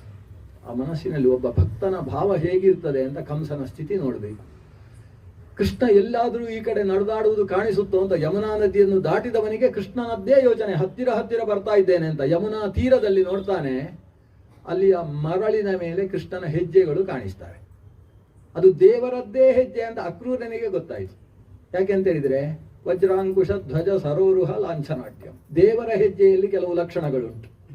ಹಸ್ತ ಸಾಮುದ್ರಿಕ ಇದ್ದ ಹಾಗೆ ಪಾದ ಸಾಮುದ್ರಿಕ ಅಂತಿದೆ. ಪಾದದಲ್ಲಿ ಒಂದು ಕಮಲದ ಚಿಹ್ನೆ ಇದ್ರೆ, ಕಮಲ ಅಂದ್ರೆ ಬಿಜೆಪಿ ಕಮಲ ಅಲ್ಲ, ಅದು ವೃತ್ತಾಕಾರವಾಗಿ ಬರ್ತಕ್ಕಂಥ ಕಮಲ ಚಿಹ್ನೆ, ಅದು ಪಾದದಲ್ಲಿ ರೇಖೆಯಲ್ಲಿ ಕಮಲ ಚಿಹ್ನೆ ಇದ್ರೆ ಅವನಿಗೆ ತ್ರಿಲೋಕಾಧಿಪತಿತ್ವ ಅನ್ನುವ ಫಲವನ್ನು ಹೇಳಬೇಕು ಸಾಮುದ್ರಿಕ ಶಾಸ್ತ್ರದ ಪ್ರಕಾರ. ಅದೇ ಪಾದದಲ್ಲಿ ವಜ್ರದ ಚಿಹ್ನೆ ಇದ್ರೆ, ವಜ್ರ ಅಂದ್ರೆ ಅದೊಂದು ಗರಗಸದ ಹಾಗೆ ಚಿಹ್ನೆ, ಒಂದು ಹೀಗೆ ಇರತಕ್ಕಂಥ ಒಂದು ಚಿಹ್ನೆ, ಗರಗಸ ವಜ್ರಾಯುಧದ ಚಿಹ್ನೆ. ಅದು ಆ ರೀತಿಯ ರೇಖೆ ಇತ್ತು ಅಂತಾದರೆ ಅವನು ಸರ್ವಾಧಿಪತಿ ಅಂತ ಅವನಿಗೆ ಫಲವನ್ನು ಹೇಳಬೇಕು. ಇಲ್ಲಿ ಪಾದದಲ್ಲಿ ಆ ಚಿಹ್ನೆ, ಆ ಮರಳಿನಲ್ಲಿ ಮೂಡಿದ ಪಾದದಲ್ಲಿ ಕಂಡವ ಇದು ದೇವರದ್ದೇ ಪಾದ. ಯಾಕಂದ್ರೆ ಅವನ ಪಾದದಲ್ಲಿ ಬಿಟ್ಟರೆ ಬೇರೆಯವರ ಪಾದದಲ್ಲಿ ಆ ಚಿಹ್ನೆ ಇಲ್ಲ. ಆದ್ರಿಂದ ನಾವು ನಮ್ಮ ಸಂಪುಷ್ಟದಲ್ಲಿ ವಿಷ್ಣು ಪಾದ ನೋಡಬೇಕು, ಅದು ನಿಜವಾಗಿ ನಕಲಿಯೋ ಅಸಲಿಯೋ ಅಂತ ನೋಡುವುದಾದ್ರೆ ಈ ವಜ್ರ ಅಂಕುಶ ಧ್ವಜ ಸರೋರುಹ ಚಿಹ್ನೆ ಇದ್ರೆ ಅದು ವಿಷ್ಣು ಪಾದ ಅಂತ ಕರೆಸಿಕೊಳ್ತದೆ. ಆಮೇಲೆ ಬೇಕಾದ್ರೆ ಸೂರ್ಯ ಚಂದ್ರ ಚಕ್ರ ಶಂಖ ಎಷ್ಟು ಚಿಹ್ನೆ ಬೇಕಾದ್ರೂ ಇರಲಿ, ಈ ಚಿಹ್ನೆ ಬೇಕು, ಅದು ಭಗವತ್ ಪಾದ ಅಂತ ಸೂಚಿಸುವ ಚಿಹ್ನೆಗಳು. ಆ ಚಿಹ್ನೆಗಳನ್ನು ಕಂಡವನಿಗೆ ರಥದಲ್ಲಿ ಸಾಗುವುದಕ್ಕೆ ಇಷ್ಟ ಆಗಲಿಲ್ಲ. ದೇವರ ಪಾದ ಮೂಡಿದ ನೆಲಕ್ಕೆ ಎಂಥ ಗೌರವ ಕೊಡಬೇಕು ಅಂತ ರಥದಿಂದ ಇಳಿದು ಆ ಭಗವಂತನ ಪಾದ ರಜಸ್ಸಿನ ಮೇಲೆ ತಾನು ಉರುಳಾಡಿ ಬಿಡ್ತಾನೆ. ಆ ದೇವರ ಪಾದ ಮುಟ್ಟಿದಂತಹ ಆ ಧೂಳು ನನ್ನ ಶರೀರಕ್ಕೆ ಸೋಂಕಿತು ಅಂತಾದ್ರೆ ಸಂಪೂರ್ಣ ಪವಿತ್ರೀಕೃತನಾದೆ. ಯಾಕೆಂದ್ರೆ ಅದು ಎಂಥ ಪಾದ, ಲೋಕವನ್ನೆಲ್ಲ ಪವಿತ್ರಿಸತಕ್ಕಂತಹ ಗಂಗಾ ಜನಕ ಪಾದ, ಗಂಗೆಯ ಹುಟ್ಟಿಗೆ. ನೇತ್ರಾವತಿ ಇತ್ಯಾದಯೋ ನದ್ಯ ಶ್ರೀಹರಿ ಪಾದ ಪಂಕಜ ಭವ, ಎಲ್ಲ ನದಿಗಳು ಭಗವಂತನ ಪಾದ ಪಂಕಜದಿಂದ ಆವಿರ್ಭವಿಸಿದ್ದು ಅಂತಹ ಪಾದ ಅಂತ. ಅದನ್ನು ತಾನು ಮೈಯಲ್ಲೆಲ್ಲ ಧೂಳನ್ನು ಧರಿಸ್ತಾನೆ, ಒಂದೊಂದು ಪಾದಕ್ಕೂ ನಮಸ್ಕಾರ ಮಾಡ್ತಾನೆ. ಅರ್ಚನಂ ವಂದನಂ ದಾಸ್ಯಂ ಅಂತ ಭಗವಂತನ ಭಕ್ತಿಯ ಪ್ರಭೇದಗಳಲ್ಲಿ ವಂದನ ಭಕ್ತಿಗೆ ದೃಷ್ಟಾಂತ ಕೊಡುವುದೇ ಅಕ್ರೂರಸ್ತಭಿವಂದನೆ. ಅಭಿವಂದನಕ್ಕೆ ದೃಷ್ಟಾಂತ ಅಕ್ರೂರ, ಹೆಜ್ಜೆ ಹೆಜ್ಜೆಗೂ ನಮಸ್ಕಾರ ಮಾಡ್ತಾನೆ. ಸಾಯಂಕಾಲದ ಹೊತ್ತಿಗೆ ಈ ವ್ರಜಕ್ಕೆ ಪ್ರವೇಶ ಮಾಡಿದ. ಕೃಷ್ಣ ಇರತಕ್ಕಂಥ ನಂದಗೋಪನ ಮನೆಗೆ ಪ್ರವೇಶಿಸಿದ. ರಥ ಬಂತು ಅಂತ ಎಲ್ಲರೂ ಹತ್ತಿರ ಬರ್ತಾರೆ. ಬಂದಂತಹ ಅತಿಥಿಯನ್ನು ನಂದಗೋಪ ಸ್ವಾಗತಿಸ್ತಾನೆ. ಬಲರಾಮ ಕೃಷ್ಣರೇ ಅವನನ್ನು ಕೈಯಲ್ಲಿ ಹಿಡ್ಕೊಂಡು ಒಳಗೆ ಪ್ರವೇಶಿಸ್ತಾರೆ. ನಂದಗೋಪನಿಗೆ ನಿವೇದನೆ ಮಾಡ್ತಾರೆ. ನಂದಗೋಪ ಅಂತೂ ಆನಂದದಿಂದ ಆಲಂಗಿಸ್ತಾರೆ. ಬಾಲ್ಯದ ಗೆಳೆಯ, ಅವತ್ತು ರಾತ್ರಿ ಕಳೆದದ್ದು ಗೊತ್ತಾಗಲಿಲ್ಲ. ಪಟ್ಟಾಂಗವೇ ಪಟ್ಟಾಂಗ. ಅಲ್ಲಿ ಹಿಂದಿನ ಕಥೆಯಿಂದ ಶುರು ಮಾಡಿ ಕಂಸನ ಮನೆಯಲ್ಲಿ ನೀವು ಹೇಗೆ ಬದುಕ್ತಾ ಇದ್ದೀರಿ ಅಂತ ಪ್ರಶ್ನೆ. ಅವನು ಕೇಳುವಾಗ ಕೇಳ್ತಾನೆ ನಂದಗೋಪ, ಹೇಗೆ ಬದುಕ್ತಾ ಇದ್ದೀರಿ? ಇದು ಪ್ರಾಣಿಗಳ ವಧಸ್ಥಾನದಲ್ಲಿ ಬದುಕತಕ್ಕಂಥ ಕುರಿಗಳ ಹಾಗೆ ಅಂತ ಅದಕ್ಕೆ ಉತ್ತರ. ಎಷ್ಟು ಹೊತ್ತಿಗೆ ತಲೆ ಕಡಿತಾರೆ ಗೊತ್ತಿಲ್ಲ, ಆದ್ರೆ ಇರುವಷ್ಟು ಹೊತ್ತು ಇರುವ ಅಂತ ಅಲ್ಲಿದ್ದೇವೆ ಅಂತ. ಅಂದ್ರೆ ಯದುಗಳಿಗೆ ಕಂಸನಿಂದ ಎಷ್ಟು ಕಷ್ಟ ಬಂದಿದೆ ಅನ್ನೋದನ್ನು ಅರ್ಥ ಮಾಡಿಸುವ ಶಬ್ದಗಳು. ಕೊನೆಗೆ ಹೇಳ್ತಾನೆ, ಇವ ನಾನು ಕೃಷ್ಣ ಬಲರಾಮನನ್ನು ಕರ್ಕೊಂಡು ಹೋಗಬೇಕು ಅಂತ ಆದೇಶ ಆಗಿದೆ, ಬಿಲ್ಲ ಹಬ್ಬದ ವ್ಯವಸ್ಥೆ ಇದೆ, ಅದಕ್ಕೋಸ್ಕರ ಕರ್ಕೊಂಡು ಹೋಗ್ತಾ ಇದ್ದೇನೆ. ಬಲರಾಮಕೃಷ್ಣರು ಹತ್ತಿರ ಬಂದು ನಾಳೆ ಹೊರಡ್ತೇವೆ ಅಂತ. ಅವತ್ತು ರಾತ್ರಿ ನಿದ್ದೆ ಇಲ್ಲ ಬಲರಾಮಕೃಷ್ಣರಿಗೆ, ಯಾಕಂದ್ರೆ ಪಟ್ಟಣವನ್ನು ಮೊದಲನೇ ಬಾರಿ ನೋಡುವುದು. ಬಲರಾಮಕೃಷ್ಣರು ಸಿದ್ಧರಾಗಿದ್ದಾರೆ. ಅಷ್ಟರಲ್ಲಿ ಊರಿನ ಹೆಂಗಸರಿಗೆಲ್ಲ ಸುದ್ದಿ, ಬಲರಾಮಕೃಷ್ಣನನ್ನು ಕರ್ಕೊಂಡು ಹೋಗುವುದಕ್ಕೆ ಅಕ್ರೂರ ಅಂತ ಬಂದಿದ್ದಾನೆ ಕಂಸನ ಮಂತ್ರಿಯಿಂದ. ಎಂಥ ಕ್ರೂರ ಅವರು ಅಂತ ಇವರು ಬೈಯುವುದಕ್ಕೆ ಶುರು ಮಾಡಿದರು. ನಮ್ಮ ಕೃಷ್ಣ ಬಲರಾಮನನ್ನು ಕರ್ಕೊಂಡು ಹೋಗುವುದ ಕಂಸನ ಹತ್ತಿರ? ಕಂಸನ ಹತ್ತಿರ ಹೋದ್ರೆ ಇವರು ಬದುಕಿ ಉಳಿಯುವುದು ಕಷ್ಟ ಅಂತ. ಇದರ ಜೊತೆಗೆ ಇನ್ನೊಂದು ಹೆದರಿಕೆ ಅಂತ ಅವರಿಗೆ. ಆ ಗುಟ್ಟು ಹೇಳ್ತಾರೆ ಭಾಗವತದಲ್ಲಿ, ಏನಂದ್ರೆ ಇವನು ಆ ಪಟ್ಟಣಕ್ಕೆ ಹೋದ್ರೆ ಮತ್ತೆ ಹಳ್ಳಿಗೆ ಬರ್ಲಿಕ್ಕಿಲ್ಲ ಅಂತ ಇದೊಂದು ಹೆದರಿಕೆ ಬೇರೆ. ಸಿಟಿಗೆ ಹೋದವರು ಹಳ್ಳಿಗೆ ಬರುವುದು ಬಹಳ ಕಡಿಮೆ. ಆದ್ರಿಂದ ಅಲ್ಲಿಗೆ ಹೋಗದೆ ಇರುವ ಹಾಗೆ ತಡಿಬೇಕು ಅಂತ ಮಹಿಳಾ ಮಂಡಳಿ ನಿರ್ಧಾರ ಮಾಡಿದೆ. ಇಷ್ಟರಲ್ಲಿ ಸೂರ್ಯೋದಯ ಆಗಿದೆ. ಬಲರಾಮಕೃಷ್ಣರು ಹೊರಟು ನಿಂತಿದ್ದಾರೆ. ಅಕ್ರೂರ ರಥವನ್ನು ಸಜ್ಜುಗೊಳಿಸಿದ್ದಾನೆ. ರಥಕ್ಕೆ ಹತ್ತಿದ್ರು. ಹೆಂಗಸರೆಲ್ಲ ಬದಿಯಲ್ಲಿ ನಿಂತು ತಡೆಯುವುದಿಲ್ಲ, ಬಿಡುವುದಿಲ್ಲ, ಏನು ಮಾಡುವುದು? ಎಲ್ಲ ಗಂಡಸರು ಸೇರಿದ್ದಾರೆ. ನಾವು ಮಧ್ಯದಲ್ಲಿ ಹೋಗಿ ಕೃಷ್ಣ ಹೋಗಬೇಡ ಅಂತ ಹೇಳಿಗೆ ನಾಚಿಕೆ ಬಿಡ್ತದ? ಅಂದ್ರೆ ಯಕ್ಷಗಾನದ ಹಾಗೆ ಕಥೆ ಇಲ್ಲ, ಜಾಗ್ರತೆ ತಿಳ್ಕೊಳ್ಬೇಕು. ಯಕ್ಷಗಾನದಲ್ಲಿ ಇದು 3 ಗಂಟೆಯ ಪ್ರಸಂಗ. ಅವ್ರು ಮಥುರೆಗೆ ಹೋಗುವುದು, ಹೆಂಗಸರೆಲ್ಲ ಏನು ಹೇಳುವುದು, ದಾರಿಯಲ್ಲಿ ಅಡ್ಡ ಬೀಳುವುದೇನು, ಮುಂದಕ್ಕೆ ಹೋಗದೇ ಇರುವ ಹಾಗೆ ರಥವನ್ನು ತಡೆಯುವುದು, ಅದು ಯಾವುದಿಲ್ಲ. ಅವರ ಮರ್ಯಾದೆ ಬಿಡಲಿಲ್ಲ. ಅವರು ಬದಿಯಲ್ಲಿ ನಿಂತಿದ್ದಾರೆ.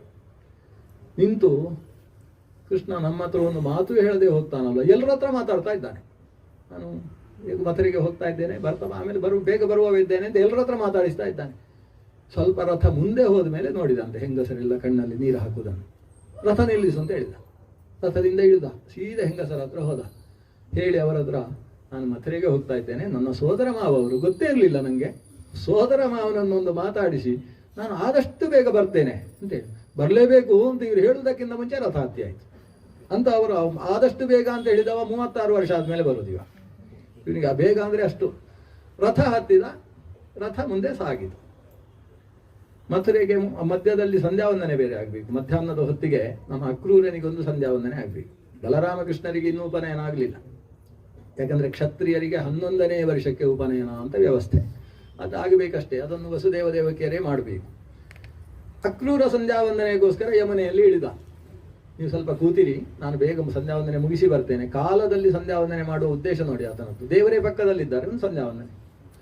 ಕಾಲಹೀನೇ ವೃಥಾ ಸಂಧ್ಯಾ ಅಂತ ಒಂದು ಮಾತಿದೆ. ಸಕಾಲದಲ್ಲಿ ಮಾಡಿದ ಸಂಧ್ಯೆಗೆ ಇರುವಷ್ಟು ಬಲ ಅಕಾಲದಲ್ಲಿ ಮಾಡಿದಾಗ ಬರುವುದಿಲ್ಲ. ಮಧ್ಯಾಹ್ನದ ಸಂಧ್ಯಾವಂದನೆಗೆ ಇಳಿದ. ಅವನಿಗೊಂದು ಸಂಕರ್ಷಣ ಮಂತ್ರದ ಸಿದ್ಧಿ ಇತ್ತು ಅಕ್ರೂರನಿಗೆ. ನೀರಿನಲ್ಲಿ ಮುಳುಗಿದಾಗ ಅವನಿಗೆ ಶೇಷದೇವ ಕಾಣಿಸ್ತಾ ಇದ್ದ. ಇವತ್ತು ನೀರಲ್ಲಿ ಮುಳುಗಿದ್ರೆ ಬರೀ ಶೇಷ ಕಾಣಿಸ್ತಾ ಇಲ್ಲ, ಶೇಷನಲ್ಲಿ ಪವಡಿಸಿದ ಕೃಷ್ಣ ಕಾಣ್ತಾನೆ. ಶೇಷನನ್ನು ನೋಡಿದರೆ ಬಲರಾಮನ ಕಾಣಿಸ್ತಾ ಇದ್ದಾನೆ. ಅದ್ಭುತ, ಕೃಷ್ಣ ಅಷ್ಟು ಬೇಗ ಯಾಕೆ ನೀರಿಗಿಳಿದ ಅಂತ ತಲೆ ಎತ್ತಿ ನೋಡಿದರೆ ರಥದಲ್ಲಿ ಬಲರಾಮಕೃಷ್ಣರು ಬಟ್ಟಂಗೊಡಿತಾ ಇದ್ದಾರೆ. ಅಯ್ಯೋ ಎಂಥ ಭ್ರಾಂತಿ ನನಗೆ ಅಂತ ಮತ್ತೊಂದು ಸಲ ನೀರಲ್ಲಿ ಮುಳುಗಿದ. ಅದೇ ಬಲರಾಮಕೃಷ್ಣರು ಕಾಣಿಸ್ತಾರೆ. ಮೈ ರೋಮಾಂಚನ ಆಗಿರುತ್ತದೆ. ಅಲ್ಲಿಗೆ ಶ್ರೀಕೃಷ್ಣಾರ್ಪಣ ವಸ್ತು, ಅಲ್ಲಿಗೆ ಮುಗಿಸಿದ ಸಂಧ್ಯಾವಂದನೆ. ಸೀದಾ ಬಲರಾಮಕೃಷ್ಣರ ಹತ್ರ ಬಂದು ಕೈ ಮುಕ್ಕೊಂಡು ನಿಂತ. ಬಿಟ್ಟ ಕಣ್ಣಲ್ಲಿ ಬಲರಾಮಕೃಷ್ಣನ ನೋಡ್ತಾನೆ. ಕೃಷ್ಣ ಹತ್ತು ಅಂತ ಹೇಳಿದ ರಥಕ್ಕೆ. ಇವ ಹತ್ತಿ ಕೂತು ಏನು ವಿಶೇಷ ಕಂಡಿತು? ಕೃಷ್ಣ ಮಾತಾಡೋದು, ಏನು ವಿಶೇಷ ಅಂತ ಕೇಳಿದ. ಇವನು ಹೇಳುವುದೇ ಬಿಡುವುದು, ಕೃಷ್ಣ ನೀರಿನಲ್ಲಿ ನಿನ್ನನ್ನು ಕಂಡೆ, ಇವನನ್ನು ಕಂಡೆ ಅಂತ ಕೈ ಮುಗಿತಾ ಇದ್ದಾನೆ. ಅಂತೂ ಈ ಬಲರಾಮಕೃಷ್ಣರಲ್ಲಿ ಸಂಕರ್ಷಣನನ್ನು ಭಗವಂತನನ್ನು ಕಂಡು ಆರಾಧಿಸಿದ್ದರ ಫಲವನ್ನು ಅಲ್ಲೇ ಆತ ಅಪರೋಕ್ಷೀಕರಿಸಿಕೊಂಡ, ಕಣ್ಣಾರೆ ಕಂಡ. ಅಷ್ಟರಲ್ಲಿ ಮಥುರೆ ಬಂತು. ಮಥುರೆ ಬಂದಾಗ ಮನೆಗೆ ಓಡಿಸ್ತೇನೆ ರಥವನ್ನು ಅಂತ ಹೇಳಿದ ಅಕ್ರೂರ. ಇಲ್ಲ, ಮನೆಗೆ ಹೋಗುವ ಹಾಗಿಲ್ಲ. ಯಾಕೆ? ನಾವು ಬಂದದ್ದು ಯಾಕೆ? ಕಂಸ ಹೇಳಿ ಕಳಿಸಿ ಬಂದದ್ದು. ರಾಜನ ಮನೆಗೆ ಬಂದಾಗ ಮಂತ್ರಿಯ ಮನೆಗೆ ಹೋಗಿ ಆತಿಥ್ಯವನ್ನು ಸ್ವೀಕರಿಸಿದರೆ ರಾಜನಿಗೆ ಅಗೌರವ ತೋರಿಸಿದ ಹಾಗೆ. ಅದರಿಂದ ನಮ್ಮ ವ್ಯವಸ್ಥೆ ನಾವು ನೋಡಿಕೊಳ್ಳುತ್ತೇವೆ, ನೀನು ಮನೆಗೆ ಹೋಗು, ಹಾಗಾದರೆ ನೀನು ನಮ್ಮ ಮನೆಗೆ ಬರಬೇಕು ಅಂತ ಅಕ್ರೂರ ಹೇಳಿದ. ಪುರುಸೊತ್ತಾದರೆ ಬರ್ತೇವೆ ಅಂತ ಅಕ್ರೂರನನ್ನು ಕಳಿಸಿದ್ದಾಯಿತು. ಇಷ್ಟರಲ್ಲಿ ಏನಾಯಿತು, ಬಲರಾಮಕೃಷ್ಣರು ರಥದಿಂದ ಇಳಿದ್ರೆ ಹಿಂದಿನಿಂದ ದೊಡ್ಡ ದಂಡು ಬಂದಿದೆ. ಈ ಬಲರಾಮನ ಒಂದು ಸೇನೆ ಉಂಟಲ್ಲ ಅಲ್ಲಿ, ಅದು ಎಲ್ಲ ಕೈಯಲ್ಲಿ ಕೋಲು ಹಿಡ್ಕೊಂಡು ಬಂದಿದ್ದಾರೆ. ಮಹಾಶಕ್ತಿಶಾಲಿಗಳು, ಅವರನ್ನು ಭಾಗವತ ವರ್ಣನೆ ಮಾಡ್ತದೆ ಆ ಮಕ್ಕಳನ್ನೆಲ್ಲ.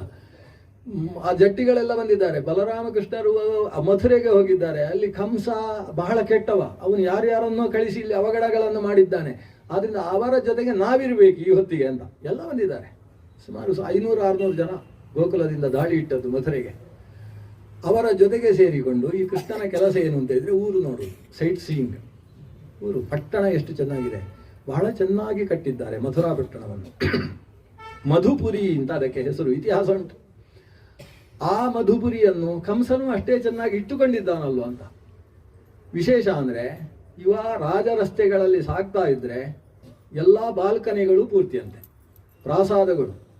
ವಿಶೇಷವಾಗಿ ಹೆಂಗಸರು, ಗಂಡಸರು ಬೇರೆ ಬೇರೆ ಕೆಲಸಕ್ಕೆ ಹೋಗಿರ್ತಾರೆ. ಹೆಂಗಸರು ಅಂತಹ ಕೃಷ್ಣ ಏನೇನು ಮಾಡಿದ್ದಾನೆ ಇತಿಹಾಸ, ಅಂತಹ ದೇವರು, ಅವನನ್ನು ನೋಡಬೇಕು ಅಂತ ಹೇಳಿ ದಧ್ಯಕ್ಷತ ಲಾಜಾದಿಗಳನ್ನೆಲ್ಲ ಹಿಡ್ಕೊಂಡು ಇವರು ದಾರಿಯಲ್ಲಿ ಬರ್ತಾ ಇದ್ರೆ ಇವರ ಮೇಲೆ ಏನು ಬಿಸಾಡುವುದು, ಖುಷಿ ಪಡುವುದು, ಇವರು ರಸ್ತೆಯಲ್ಲೆಲ್ಲ ರಂಗೋಲಿ ಹಾಕಿ ಅಲಂಕಾರ ಮಾಡುವುದು.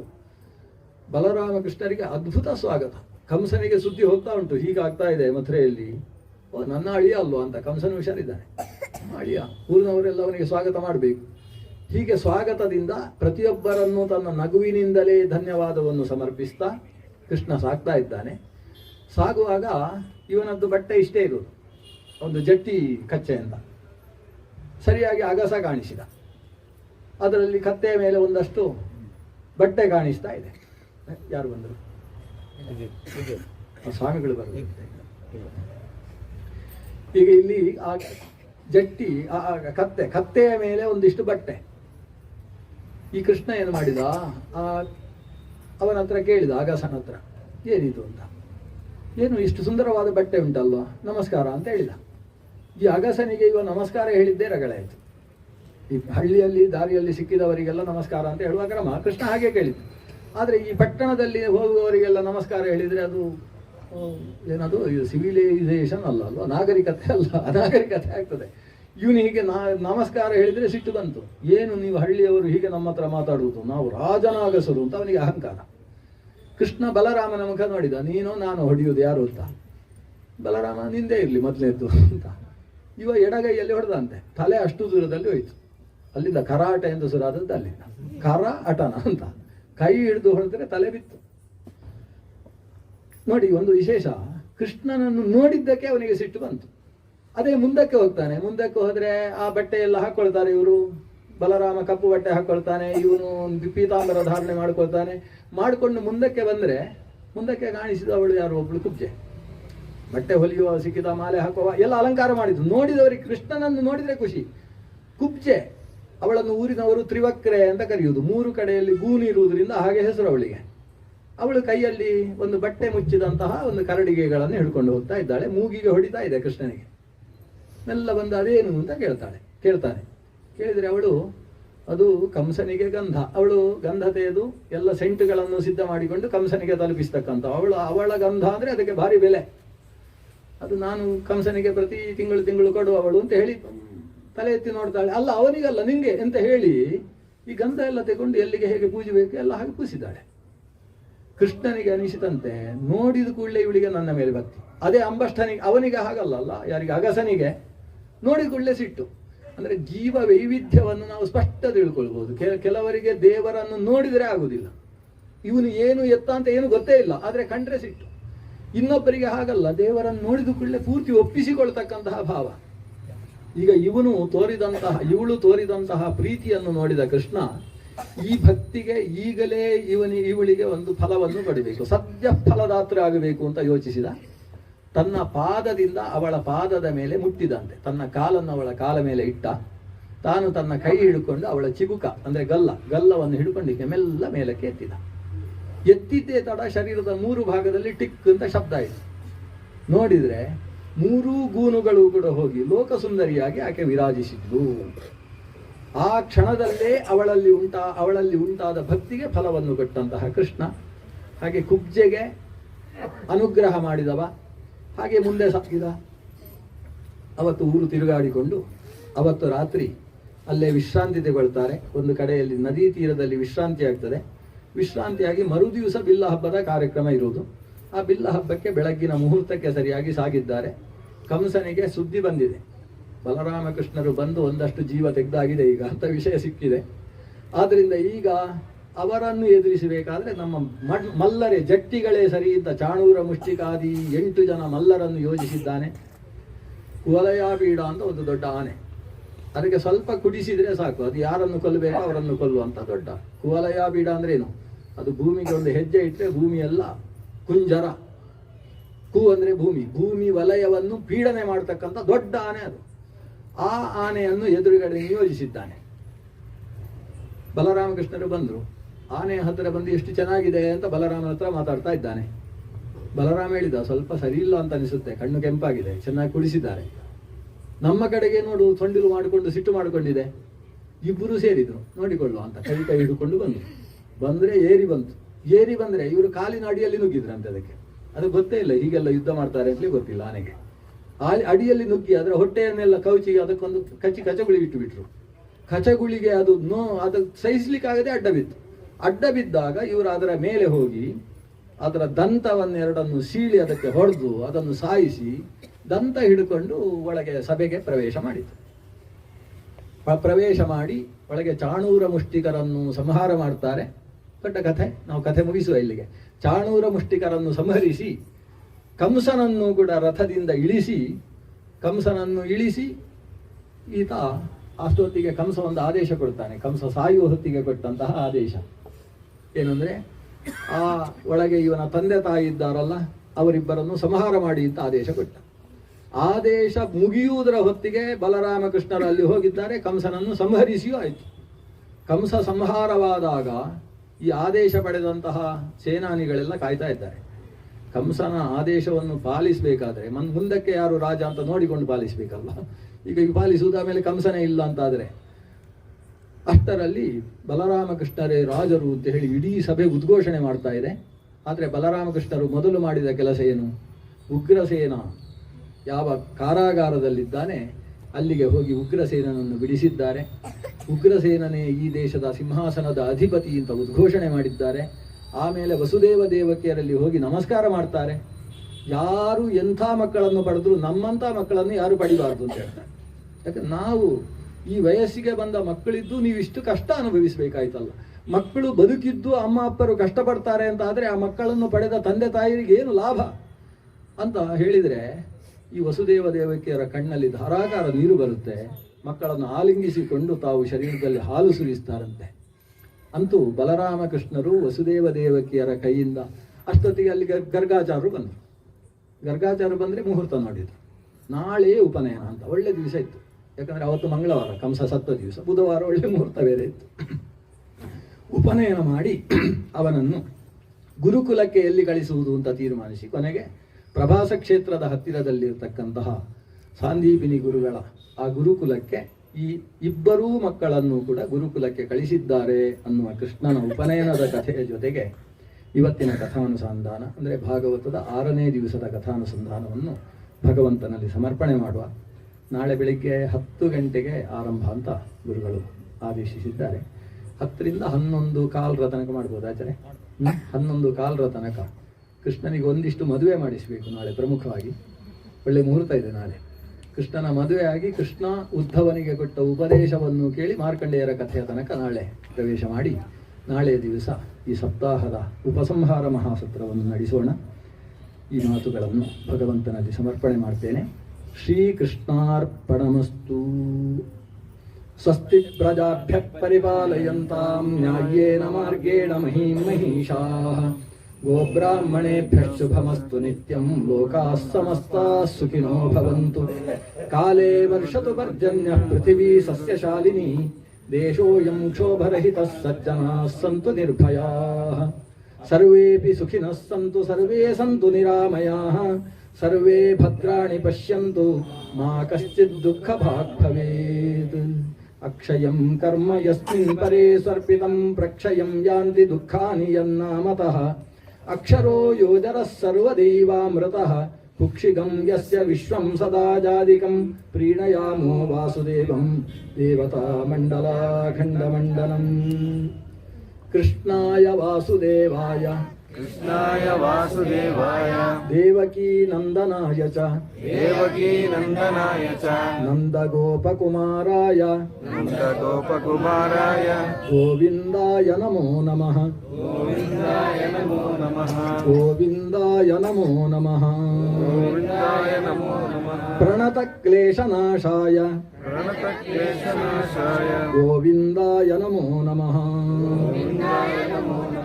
ಕೃಷ್ಣ ಕೃಷ್ಣ ಮಹಾಭಾಗ ಕೃಷ್ಣ ಕೃಷ್ಣ ಮಹಾಭಾಗ ಭಕ್ತಾನಾಂ ಅಭಯಂಕರ ಭಕ್ತಾನಾಂ ಅಭಯಂಕರ ಭಕ್ತಾನಾಂ ಅಭಯಂಕರ ಭಕ್ತಾನಾಂ ಅಭಯಂಕರ ತ್ವಮೇಕೋ ದಕ್ಯಮಾನಾನಾಂ ತಮೇಕೋ ವಕ್ಷ್ಯಮಾನಾನಾಂ ತ್ವಮೇಕೋ ದಕ್ಯಮಾನಾನಾಂ ತಮೇಕೋ ದಕ್ಷ್ಯಮಾನಾನಾಂ ಅಪವರ್ಗೋಸಿ ಸಂಸ್ಕೃತೇಃ ಅಪವರ್ಗೋಸಿ ಸಂಸ್ಕೃತೆ ಅಪವರ್ಗೋಸಿ ಸಂಸ್ಕೃತೇಃ.